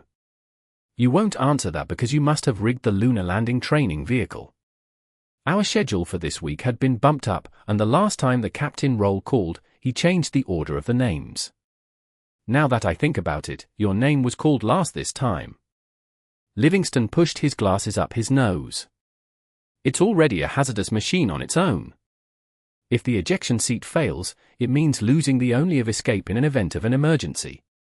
Whoever who flew on the machine could have easily died. But this was no targeted murder. You didn't target Anthony. You just used the vehicle as a means to get rid of one unlucky bastard. That brings us back to the first question, why would I want to do it? I'm not worried about the scores. So why would I need to get rid of a player? I don't know. Perhaps you simply wanted to eliminate a threat before anyone else did it. Or maybe you wanted to create chaos. After all, as you said, we weren't too suspicious of you when we first met. But Livingston turned to look at Yinxiong and Jiolai.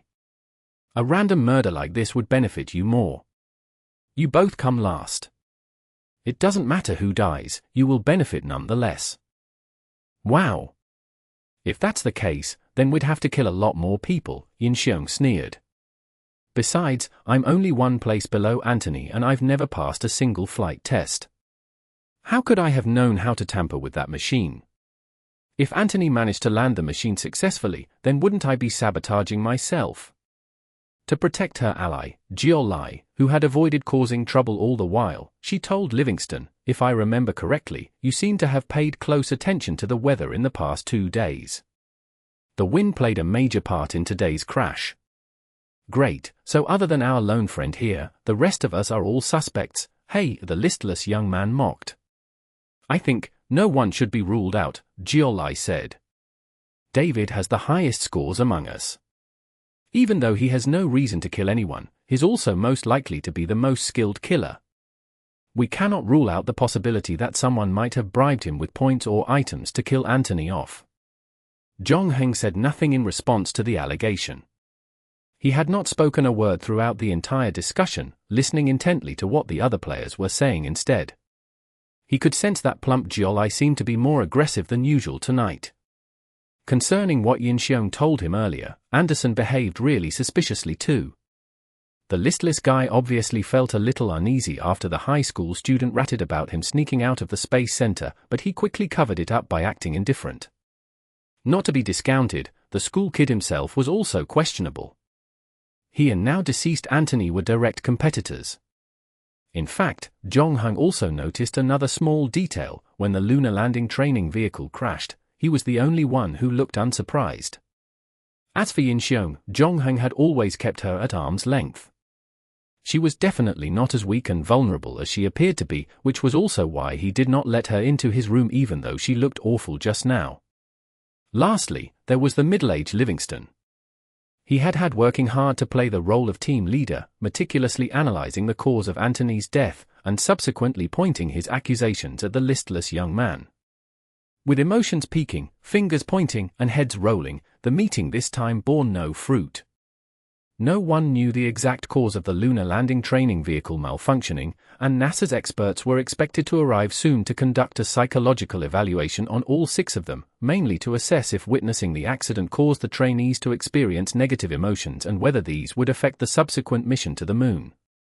Soon, the captain received the results of the evaluation, and to his surprise, the emotions of the 6 trainees did not fluctuate too much. Chapter 294. Huge shock.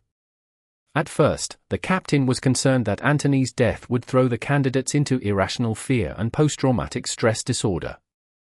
After the evaluation results were released, it seemed he might have just overthought the whole thing. Considering that time was of the essence, training resumed that afternoon itself. According to the original schedule, flight training was supposed to be slotted after the lunar landing research vehicle training. Nonetheless, this part was going to be different from all the other regimes that they were through so far. This time, the instructors would no longer be guiding them. After a month of intensive training, this would be the players' first solo flight. All the while, NASA had been paying a lot of attention to the Space Training Academy. Ordinary pilots and spacecraft commanders had many similarities, both required to continually monitor the aircraft, weather, fuel, flight path, and the all-important mission. With the enormous amount of information at hand, they would have to come up with different decisions in the shortest time possible. Once a problem arose, the players were required to diagnose and deal with it accurately. At the same time, concurrently, they would keep radio contact with ground control at all times, making their workload immense. Great focus and diligence would be required of the candidates, which was why flight training was the most crucial part of the entire course. Most players dedicated all their time and effort to make sure that they would ace their flight training. Anthony had just died from an accident not too long ago. Before the authorities hunted his killer down and NASA releasing the investigation results, one could only guess the reason behind his untimely death. The most important thing was that none of them knew how the mysterious killer killed him. Other than the young man accused of leaving his room last night, none of the players left their rooms. It was the same thing during lunch, where they all knew each other's whereabouts. Technically, the suspect couldn't have tampered with the lunar landing research vehicle without anyone noticing. When Anthony's turn arrived, the other players were gathered around the captain. Since Jong-heng knew that he would end up first place, he did not pay attention to the lunar landing training vehicle but observed the other players instead. He spotted nothing out of the ordinary at that time. A supernatural force, perhaps? Considering those who entered this quest were players themselves, there was a high chance that they carried powerful game items with them. For now, this was the most plausible explanation for Anthony's death. This meant several new possibilities in the case. Jong-heng could understand why the knowledgeable middle-aged man wanted to look for the murderer as soon as possible. As long as the case remained unsolved, everyone would be carrying a Damocles sword on their heads. To complete their main quest, they would have no choice but to weed the killer out. The severe accident that had just occurred caused a nervous and ominous atmosphere to hang over Cape Canaveral Air Force Station. Everyone tiptoed around with a cautious tone about them, checking all the equipment thrice, just to be sure. For the next stint, the technicians had just done the second round of ground checks for the aircraft, making very sure everything was airworthy. After that, Jong-heng put on his custom-made flight suit, helmet, and oxygen mask. He then hopped into the cockpit. For the other players, this might be their first time flying a jet trainer, but during the transitional quest, Jong-heng had flown this particular type many times himself. When he took the T-38 out for a spin earlier, the instructor was impressed by his performance, unable to stop complimenting him when he landed. Jong-heng's level 1 flying skills may not match up to that of professional pilots, but they were sufficient for him to pass the current quest. This was especially true after he spent a long time honing his airmanship, where all he needed right now was more flying experience. The young man and school kid in front of him had completed their sorties. As for the rest, they no longer seemed to be worried about their safety as well. Jong-heng was third to get on the plane. Once the seatbelts were fastened, he pulled the safety pin of his ejection seat, for good measure, of course. He then turned on the flight display and flipped a row of switches. Subsequently, the radar and gauges came to life, and he did a radio check. The pre-flight checks were done, and he was ready to start the engines. The moment he held the start button, the engine whirred to life, beginning from a low hum and increasing to an almost deafening high-pitched whine. The aircraft was now configured to fly, and after making sure that everything was in check, Jong-heng signaled ground with his hand indicating that he was ready. Immediately, they ran to the plane, dismantling the ladder and removing the chocks. Once the ground power was disconnected, Jong-heng released the brakes and gave it a little throttle. The T-38 rolled out of the hangar slowly, taxiing to the runway. It was still a windy afternoon, albeit a lot better than the morning's gusty weather. More importantly, the skies had cleared, and it was the perfect time to fly. At 13:45 sharp, Jong-heng requested to take off from the tower. The moment he was cleared, he pushed the throttle on his left to full, and the airplane screamed and shuddered as the engine spun up. Then, the aircraft started barreling down the runway, pushing Jong-heng back into his seat with massive force. The moment he reached 220 knots, he pulled the stick back, and the T-38 lifted its nose off the ground. Jong-heng took a quick look at his instruments, making sure that he was on a steady climb and that the aircraft headed in the designated direction. He was required to fly out to sea and find a corvette named Miller. Once he spotted it, he would turn around and return home. The mission wasn't all that complicated, really. All he needed to do was to ensure that he didn't miss the target. All too soon, everything worked as intended, and Jong-heng could relax a little. He looked outside the glass canopy, enjoying the stunning view Earth had to offer from above. He had to admit that this game changed him a lot.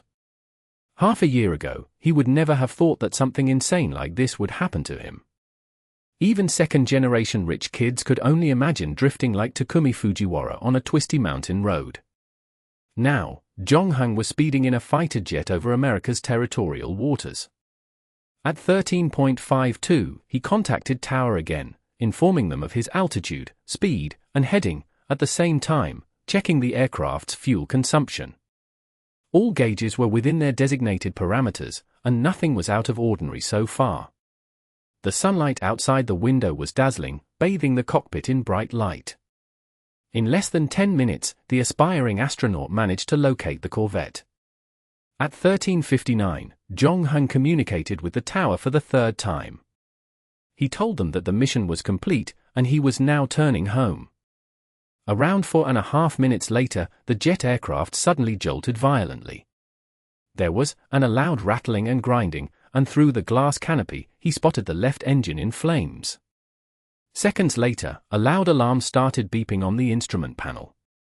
At the same time, air traffic control could be heard over the radio.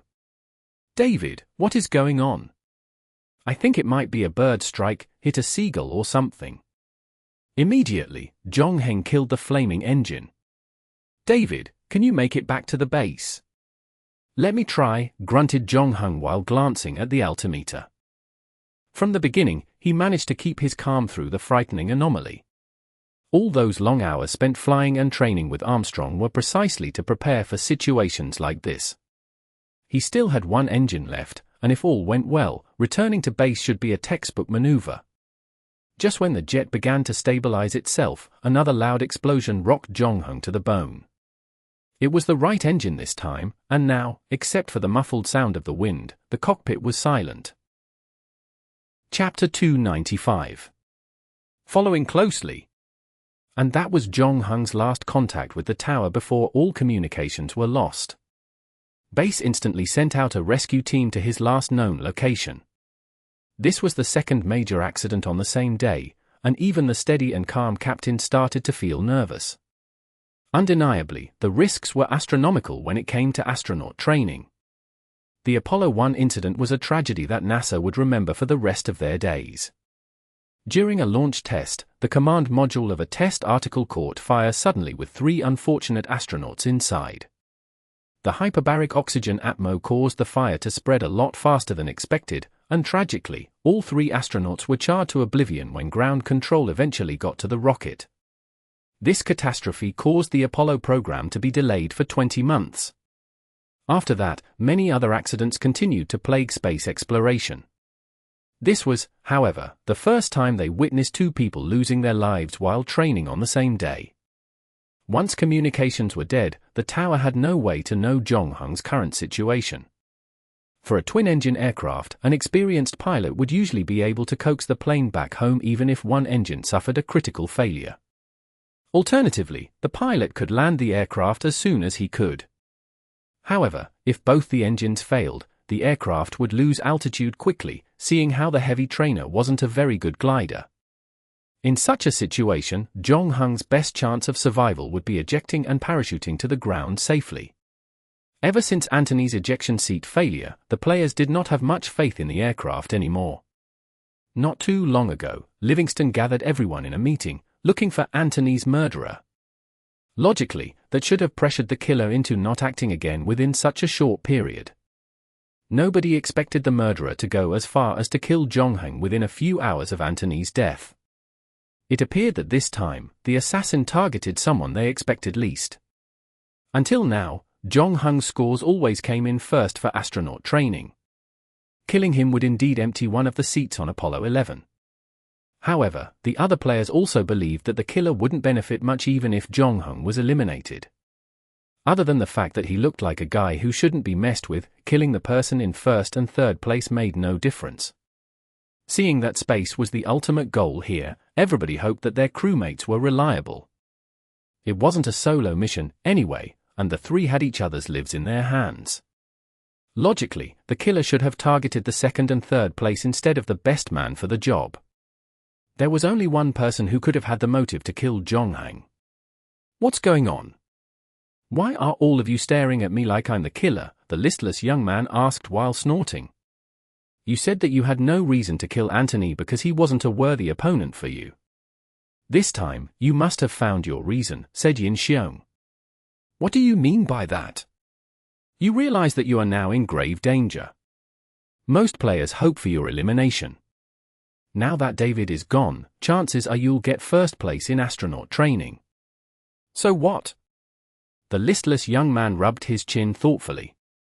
You and David are the only two pilots with a solid foundation on flying. With us losing David, we'll have no choice but to choose you as our pilot. I like how you think. If I had a choice, I'd like you to be my moon landing partner. Dream on. If I were you, I wouldn't be so rude to my future commander. If you are unhappy with me, I would like to invite you to my room for an in-depth discussion. The listless young man sneered with an emphasis on the words, in-depth. Now that you've got what you wanted, can you tell us how you did it? You knew the sequence of the people who would get on the lunar landing training vehicle, which prompted you to mess with the machine a night before it happened. We just need to know how you messed with the plane. How did you cause a twin-engine failure? David is a better flyer than you. How had he not found something wrong with the engines before takeoff? Besides, wasn't Mark between you and David earlier? What kind of game items do you possess? What if I don't tell you? Are you going to bite me? It's true that we need someone to fly the ship. However, we shall cross that bridge only when we get on Apollo 11. Before that, we shouldn't place our lives at the mercy of someone's whim.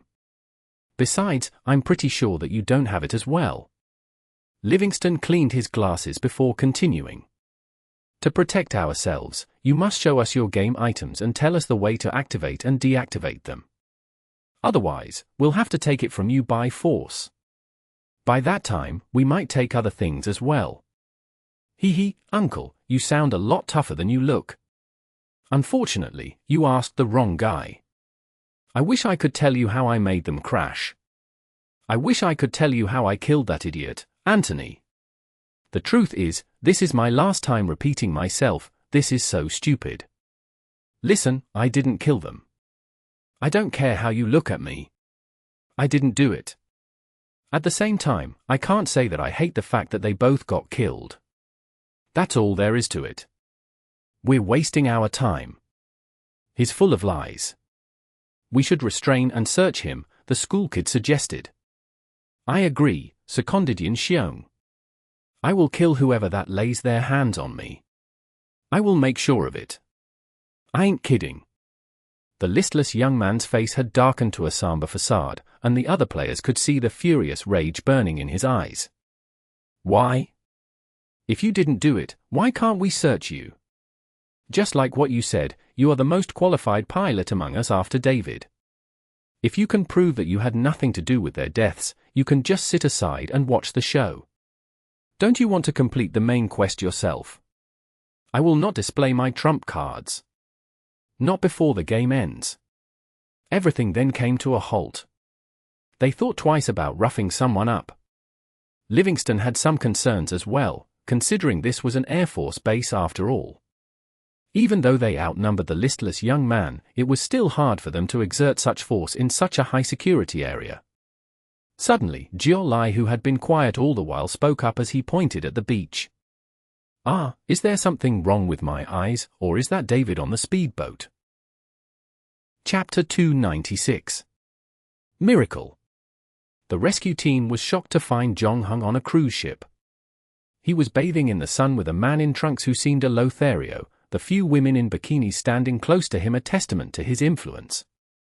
It appeared the man was the captain of the ship. At that moment, he stared at Zhong Heng as if he was looking at a god. 20 minutes ago, Zhong Heng found both of his engines failing on him. An airplane without its engines was like a bird without wings, and the aircraft started falling out of the sky the moment they flamed out. The numbers on the altimeter were dropping quickly, and he knew there wasn't much time left. Running out of options in a crippled airplane, Zhong Heng pulled the eject handle. And just as expected, nothing happened. During a critical time like this, the life-saving ejection seat suddenly stopped working just like that. This was precisely what happened to Anthony in the lunar landing training vehicle earlier. Zhong Heng didn't expect to be the mysterious murderer's second target. He would have to save the gripes for later. This wasn't the time to think about these, a time where life was quickly slipping away from his hands. Many people assumed that crashing at sea was better than land, thinking that a water landing was safer than the hard ground. The truth was, the impact from the speeding plane on the water surface was no different from ramming head-on into a concrete wall. When that happened, even the most experienced pilots would not survive the crash. If the engines couldn't be restarted, there wasn't much the stricken pilots could do to save themselves. Thankfully, Jong-Hung possessed a game item that might just save his life, Betty's shell. Until today, Jong-Hung had never thought that he could use this game item so unconventionally. In this life-threatening situation, there was nothing else he could rely on except for Betty's shell, used to escape his enemies and speed up his ship. Throughout that period, he also realized he could control the storm better. That said, whatever he was about to do to save himself was insane. Not only would he need to invoke a gigantic storm, but he would also need to control it in the most precise way possible. When the left engine stopped working, Jong-Hung realized that things weren't as simple as he thought. While attempting to fly with only one engine, he began to prepare a backup plan. Then, when the right engine failed, a massive storm cloud had already appeared in the sky. It expanded so quickly that he could literally see it changing by the second. The temperature variance increased amid the newly formed clouds, and water vapor molecules rose rapidly. The convection became more and more intense, and in the end, the evaporated vapor hypercooled and started to shrink. At the same time, gas molecules under the cloud kept on filling up the empty space. All these things combined were the perfect recipe for a tornado. In that split second, the aircraft was violently sucked into the vortex. Jong-Hung felt like he was back into the Johnsville human centrifuge, where everything around him began spinning into a blur. Never had he thought the training simulations would be put to use even before he launched to space. Pressure within the tornado was extremely low, and the air was thin, and despite the conditions, the oxygen mask allowed him to breathe normally. With the tornado spinning faster and faster, the suction near the center got more energetic as well. This greatly helped in reducing the descent rate of the malfunctioning plane.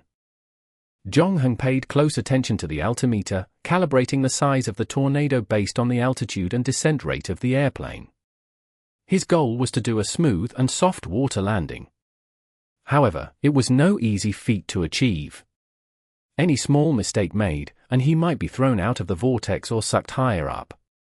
Thankfully, none of that happened, and eventually, he managed to guide the plane out of the tornado.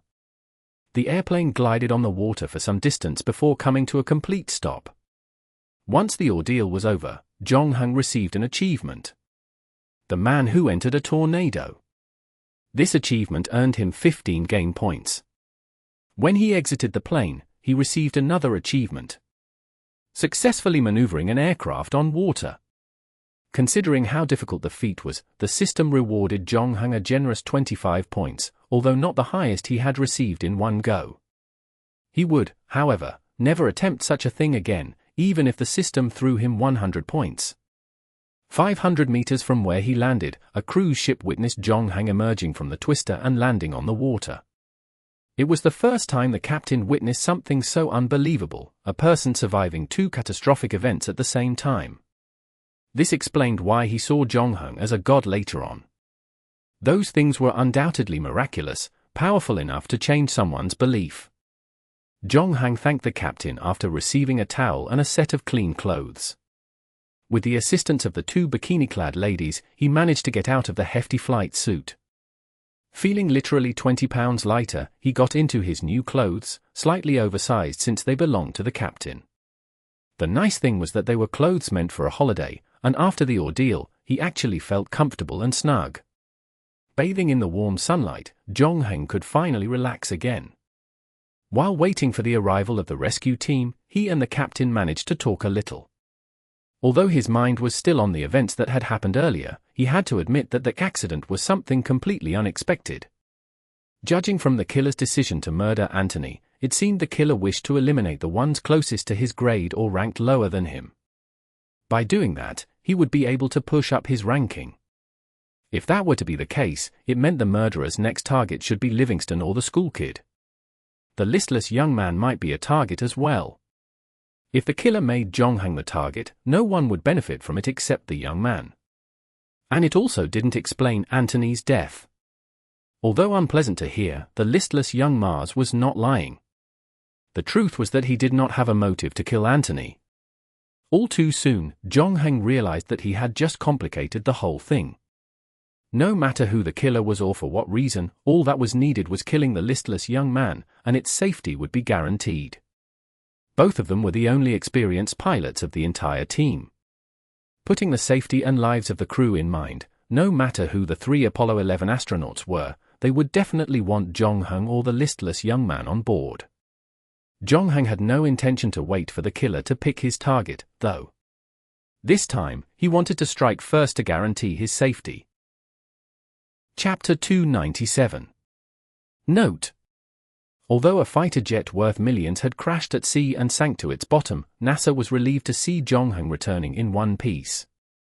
2 deadly incidents had occurred on the same day, and if another accident were to take place, it would certainly catch the unwanted attention of the public even if it had nothing to do with the lunar landing research vehicle. In fact, ever since Congress approved the Apollo program, public opposition had been gaining traction by the day. Taxpayers started to question the sensibility of the astronomical expense required to fund the program, or whether the so-called space race and moon landing were simply political dick-measuring among the superpowers. Political significance seemed to far outweigh the project's practical relevance, where all that money could have been used to improve the livelihood of the common man. Such funds could have been easily used to increase unemployment benefits, decrease interest rates, and even help colored communities in a time where they faced great oppression. Then, there was the press. Media would have had a field day, unceasingly pursuing NASA and the players if they caught wind of the accidents. Fortunately, unlike Anthony, Jong-hang miraculously survived. The moment he reached the shore, he did not meet with the other players but was instead sent directly to the infirmary. Although Jong-hang appeared to be unscathed on the surface, the medical team still ran full physical tests on him just to be on the safe side. When they confirmed he was in good health, they brought him to a conference room where an inquiry had been set up to investigate the cause of the accident. It was more like a discussion session, where a team of investigators listened as he related his experience. This included reigniting the engine, measures the pilot had taken, and the condition of the fighter at the point of failure. They even questioned him about how he escaped. Because he was found on a cruise ship, Jong-hang made no attempts to hide the truth and told the investigators everything, including the part where his jet was sucked into the tornado. He did, however, leave out the part about using Betty's shell to control it. Trying to be as transparent as possible, he told of how the tornado spat him out, subsequently granting him a safe landing on the water. The whole story sounded more like a ridiculous myth to the investigators' ears, and although Jong-hang's narrative couldn't be completely ruled out theoretically, their professional experience told them that the chances of such a remarkable thing happening were just too small. Equally small was the probability of both engines failing in midair at the same time, and the part about the jet being caught inside a tornado was even more far-fetched. Before the investigators called upon him, they had done their homework. At that time, the waterspout was just off the coast and many around the area had seen it. Moreover, the stories of eyewitnesses on the cruise ship matched Jong-hang's statements precisely. So, as incredulous and impossible as it sounded, the investigators had to accept the only explanation they had at the end of the day. Moreover, they also paid particular attention to the faulty ejection device. The fatal incident that morning that cost Anthony his life was directly related to the ejection seat failing to launch on the lunar landing research vehicle. Less than a few hours after the first incident, the ejection seat on the TVA-38 malfunctioned as well. Naturally, a suspicious connection hung between the two. NASA had already sent divers to recover the jet trainer, intending to conduct a detailed investigation when it was brought back ashore. On top of that, they even looked into the possibility that Jong-hang might have intentionally damaged the plane himself. Was 0's. By the time the interrogation was over, it was already dark. Jong-hang was informed that until the final report was out, he was grounded and wouldn't be allowed to fly. He didn't object the decision, knowing that it was somehow a blessing in disguise. Staying on the ground would ensure his safety, and before the culprit was caught, he did not wish to endure the same ordeal again. After a hearty dinner, Zhongheng returned to aerodynamics class. He only just sat down when he received a note. On it was a simple sentence: "You suspect Bruno too, right? Meet me in the corridor tonight at 3. Bruno was the alias of that listless young man. Linxiong passed Zhongheng the note, but Livingston had actually written it. As Zhongheng received it, Livingston nodded at him covertly. Zhongheng wasn't surprised. 2 consecutive accidents had taken place on the same day, one successful and the other a failure. The other players would surely worry about their lives, desperate to find out who was behind all this. For the moment, it appeared that everyone had reached a consensus that Bruno was the most likely suspect, and that they weren't about to let him decide their fate. So they decided to take action. That basically meant that Bruno would be prematurely kicked out of the game. Even if he wasn't the culprit, the players wouldn't want a potential threat staying on either, not especially after that argument. Never mind the fact that many were vying for his spot in the first place.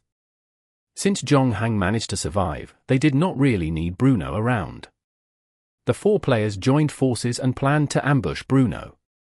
That meant he had almost no chance at winning. Livingston had also invited Zhongheng to join the cause. Of course, it wasn't because he valued Zhongheng's strengths but to keep him from ratting to NASA about the ambush. It was, undoubtedly, a very wise decision. With 2 serious accidents happening in one day, and from the manner of questions being asked, it seemed that the investigators, too, suspected the accidents could have been premeditated. They couldn't risk such things happening again, not even if it looked like a genuine accident. Lives and reputation were at stake here, and with the recent public backlash, it couldn't have come at a worse time. Only through complicity could the secret be kept under wraps. Zhongheng didn't take too long to decide, agreeing to go along with Livingston's suggestion. Regardless of whether Bruno was the murderer or not, getting rid of him would definitely benefit Zhongheng. Even if the other 4 players restrained themselves, he would still have to find a way to kick Bruno out to protect himself.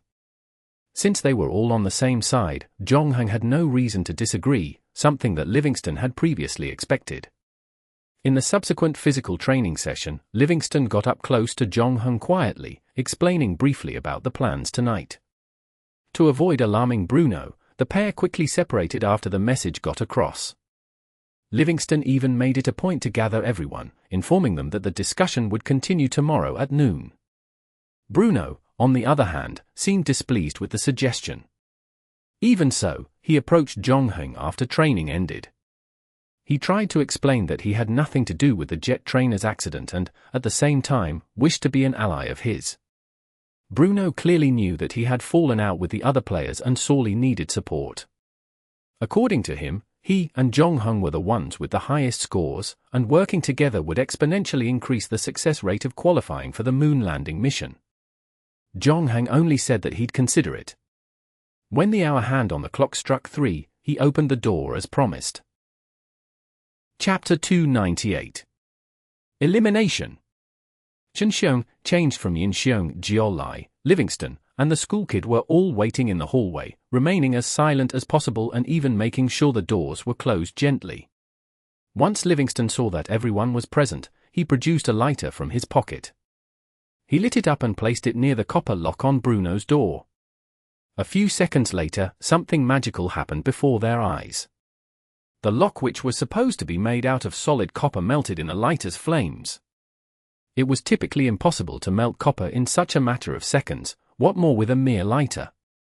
That left only one explanation for this magic trick. The lighter had to be a game item. However, Livingston seemed to have no intention of explaining how it worked. The moment the lock melted down, he quickly kept away the lighter. The school kid opened the door next and entered the room with the others. Once everyone was in the room, Shenxiong swiftly shut the door.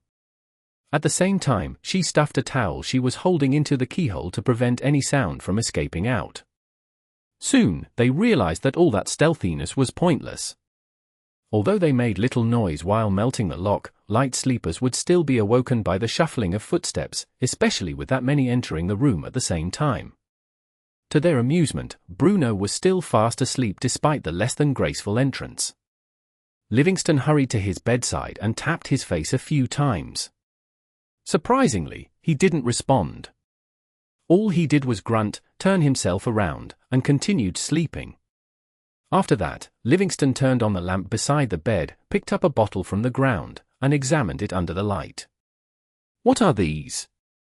"Sleeping pills," asked the school kid curiously. Livingston didn't answer.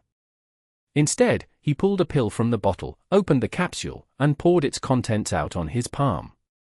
However, after attempting to smell it, he still failed to determine what the substance was. "Can I take a look?" asked Shenxiong while extending her hand. "Of course." Livingston handed the bottle to her.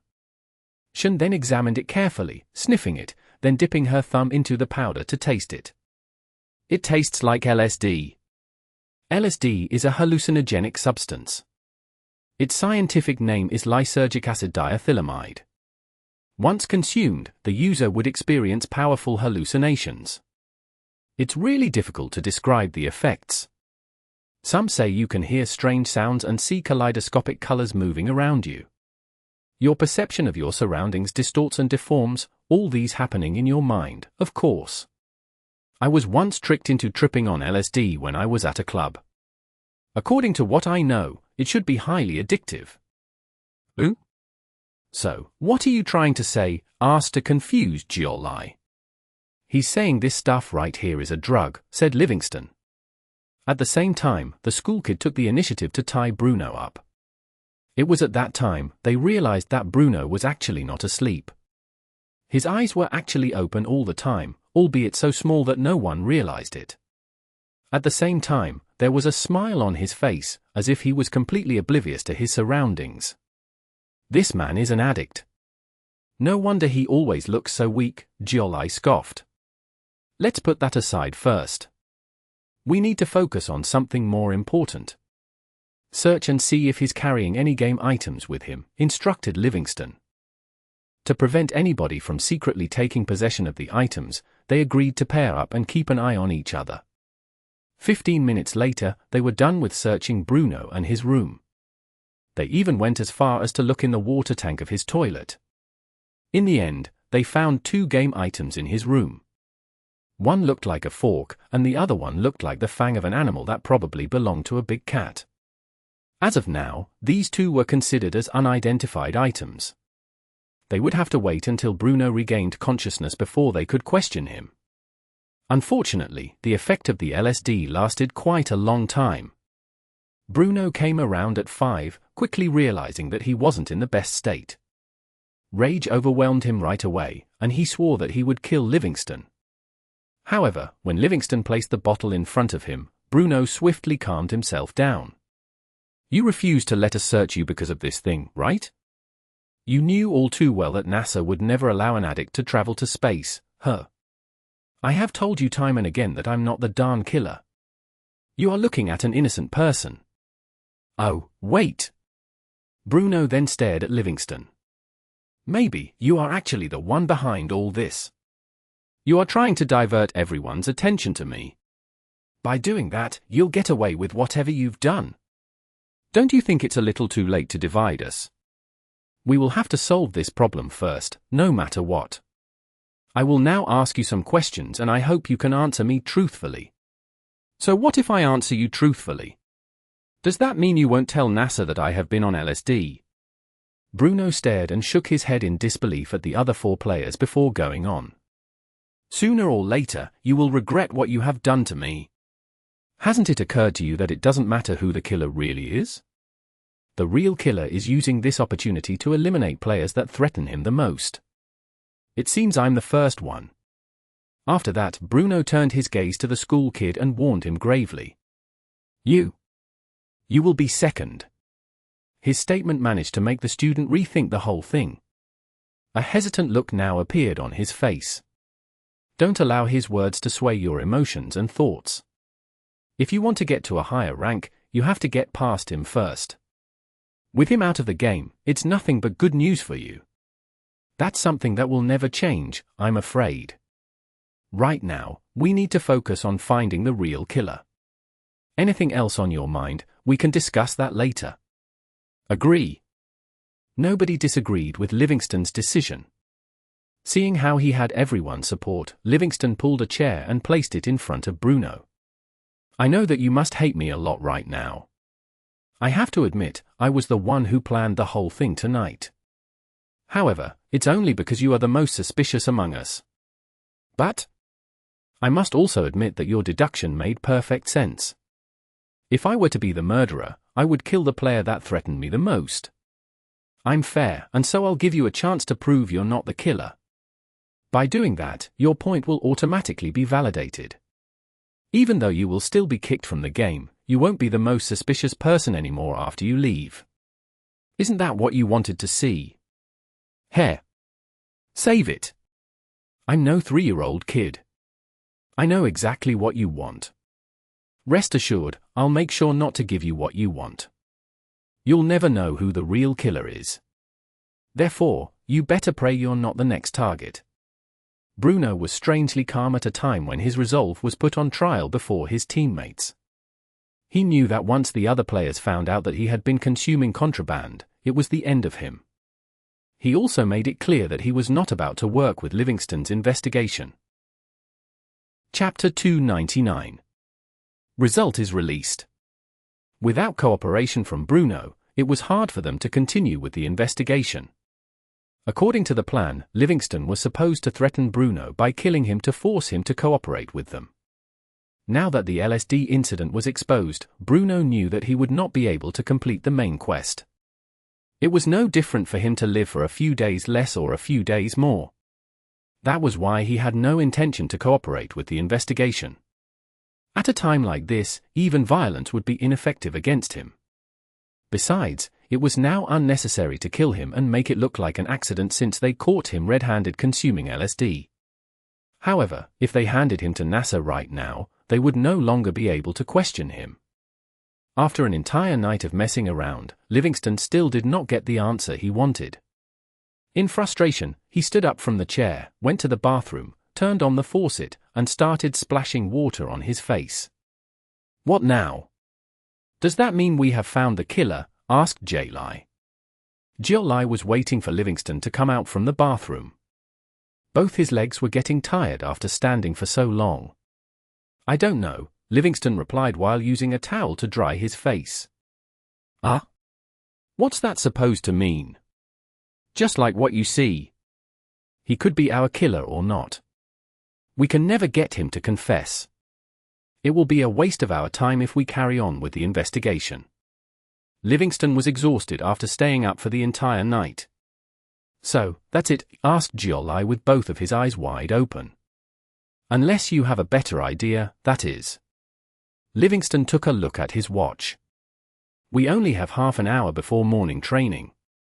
We need to figure out a way to put an end to this. What should we do now? Clean up the room and hand him over to NASA. There should be some traces of LSD traces left in his blood. It's enough to eliminate him from this round of the game. What should we do with his 2 game items? Asked the school kid. We still don't know their function, and we will not be able to identify them before this round ends. In other words, we can't use them. So, let's look for somebody to hold the items for us. We can talk about the allocation right before the game ends. Who's gonna take care of them? You? Asked Shenxiong. Do you guys have any better suggestions? The least suspicious person among us is David. I think he would be the best candidate to keep them for us. Initially, the school kid wanted to volunteer as the keeper, but when he heard Yanxiong suggesting Zhongheng, he had to admit that it was still the best option for them right now. It was also the only solution that everyone could accept. I don't have any opinions. Livingston then handed the 2 items to Zhongheng. Be careful. These 2 are still unidentified. There could be side effects. You shouldn't carry them on you all the time, reminded Livingston. Zhongheng nodded and used a towel to wrap the 2 game items carefully. All of them then waited until 6 a.m. for the captain to show up. They then handed him Bruno with his bottle of LSD. At that time, the captain was numb when he heard that a NASA astronaut was involved in drugs. For the past 24 hours, 2 fatal accidents had happened, and now, he was presented with a drug scandal. Such mishaps and misgivings were unprecedented throughout NASA's entire history, and only half a month was left before they needed to launch Apollo 11. It was too late to stop the project. The government had invested $20 billion, accounting for 0.57% of the American GDP at that time.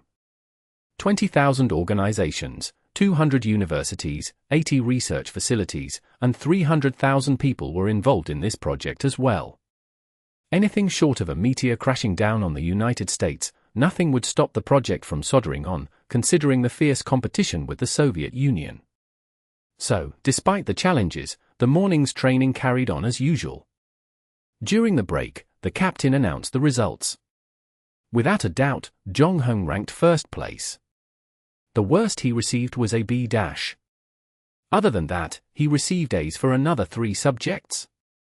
As for this multi-axis trainer and psychological evaluation, he received A+ for both as well. NASA commended Jong-hung, adding that he was born to be an astronaut. He was equipped with an extraordinary mental state and relentless spirit. In terms of physical attributes, there was still space for growth. All he needed was time. For now, he was definitely getting on Apollo 11. Jiolai's results contrasted drastically in comparison to Jong-hung's. He got the last place for all training completed so far. The comment that the evaluation team gave him was pretty straightforward. Whether it was his physical or mental state, he was not ready for space. If he did not want a horrible accident broadcasted across the screens of the entire world, it was best for him not to take on any space jobs. The others' rankings were very much expected by everyone. Bruno was placed second, and the school kid came after him. Following those two was Shenxiong. Her mental state was excellent, but unfortunately, she wasn't in a good physical state. Her gender was undesirable, as well. Now that the results were released, competition between the players became even more apparent now. The team of 7 was now reduced to 5. In other words, chances for them to fly on Apollo 11 had significantly increased. Among them, the school kid was the happiest. Supposedly, his result was ranked behind Anthony and Bruno. Since the 2 of them were now out of the game, he had managed to enter the top 3 places. If he can live until the takeoff of Apollo 11, he would be able to complete the main quest. There were only 10 days left until the official launch. The school kid realized that he had to keep an eye on Jiolai and Shenxiong since the 2 of them had partnered up. Under this 1 versus 2 situation, he wasn't confident that he would win the fight. So, he decided that he wanted to partner up with someone as well. He could forget about Jong-hung because no one would target him. Other than the fact that he scored well in all the subjects, he could help to increase the success rate of landing on the moon. Besides, he managed to survive the assassination and return to the base unharmed. No one knew how he did it. Under such circumstances, he would not attack anyone as long as no one messed with him. That would mean the school kid was left with one final option. Whatever that Bruno said earlier had affected him a lot. He suspected that Livingston was actually the real killer, but after analyzing his current situation, he realized that Jiolai and Shenxiong needed 2 slots but not 1. That would mean they would target him and Livingston. As he stood on the same spot, the school kid felt that it wouldn't be too bad a thing if Livingston was indeed the killer. Chapter 300. Only the living have the right to worry about tomorrow. After the results were released, the players started to grow more cautious of each other. It resulted in an awkward happening during lunch hour. The remaining players were so worried that their food was poisoned that none dared take the first bite. At the same time, the players were clearly divided. Jong-hung was still alone, whereas Livingston and the high school kid decided to partner up, telling themselves that they would both pull through. Although not the best partnership, these 2 were definitely more robust than the Jiolai-Shenxiong duo. Still, despite everything, nobody could figure out the identity of the real killer. Suspicions among the players were rife, and the matter had turned into a hugely destabilizing factor. Since there were now fewer people in a team, it meant everyone was a step closer to victory. At the same time, the players would also have to bear greater risks. The opportunists would surely strike first in a time like this. What's with the rush?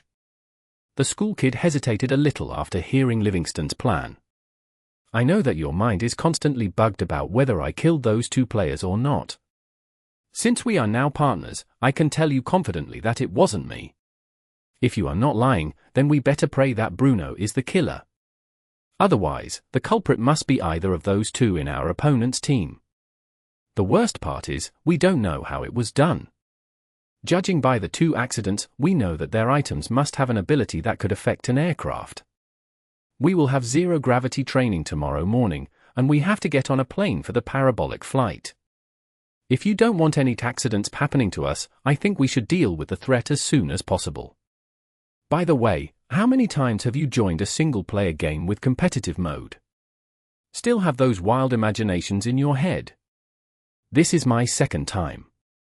The first time, I was in a far more dangerous situation than what we are in. Many players were killed in an earthquake in my previous game. In the end, the survivors were even fewer than the minimum amount of players required to complete the game. You are really lucky then. In my previous game, two of my real childhood buddies had to fight each other to grab the last spot. Since they used fake names and their looks had been modified, they didn't recognize each other until the final moment. Did they work together to eliminate other players? It was too late for that. There wasn't enough time to work out a plan. Besides, the others weren't that weak as well. Even if they worked together, they weren't confident enough that the plan could be executed successfully. When one of them hesitated, his friend struck and killed him, grabbing the last slot for himself. Who? The school kid was shocked by the dramatic ending. To conceal his surprised face, he quickly moved on with the conversation. I don't sympathize with them, you know. I'm just worried about NASA's employees. After all, one too many accidents happened on the same day. I'm pretty sure the authorities are starting to suspect that it's all a deliberate act. Oh, and the public isn't painting NASA in the best light at the moment. The media has also been focusing a lot on NASA's accidents recently, doubting they can safely get our people on the moon. If we act on your plan right now, you think it might affect the Apollo program. Only the living have the right to worry about tomorrow. Don't worry about Apollo. In such times, NASA has no option but to carry on with the project. They will try their best to prove the world wrong and all.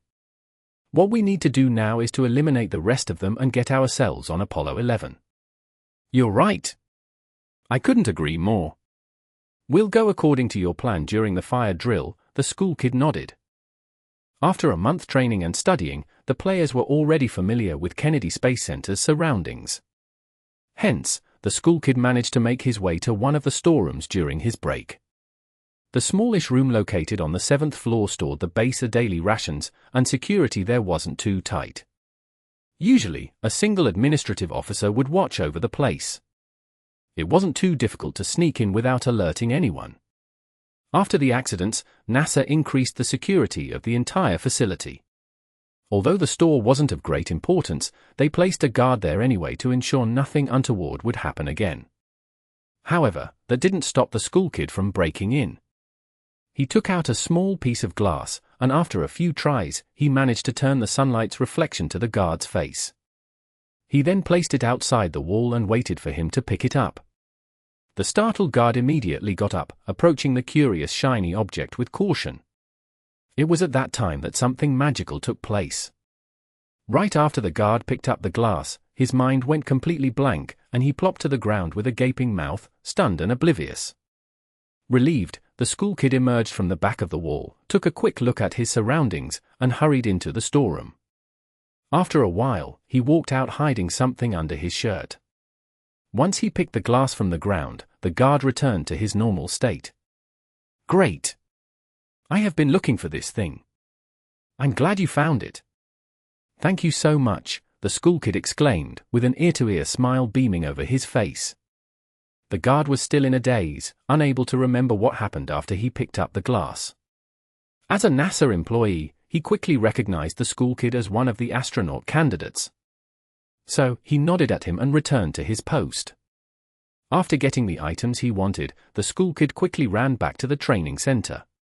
He arrived at the training center right before the fire drill started, ending up beside Livingston and gasping for air. Many people were looking at him. Are you trying to tell everyone you've just done something behind their backs? Easy for you to say. Try running from the canteen to the storeroom to the training center in such a short time. I'm nowhere on time. I think I did a good job, though. Managed to figure out how to make the captain team us up without raising our opponent's suspicion. We don't have to say anything. They are weaker than us. Logically, they should be the ones worried, not us. Before Livingston could finish, Shenxiong pointed at Jiolai and asked the captain a question.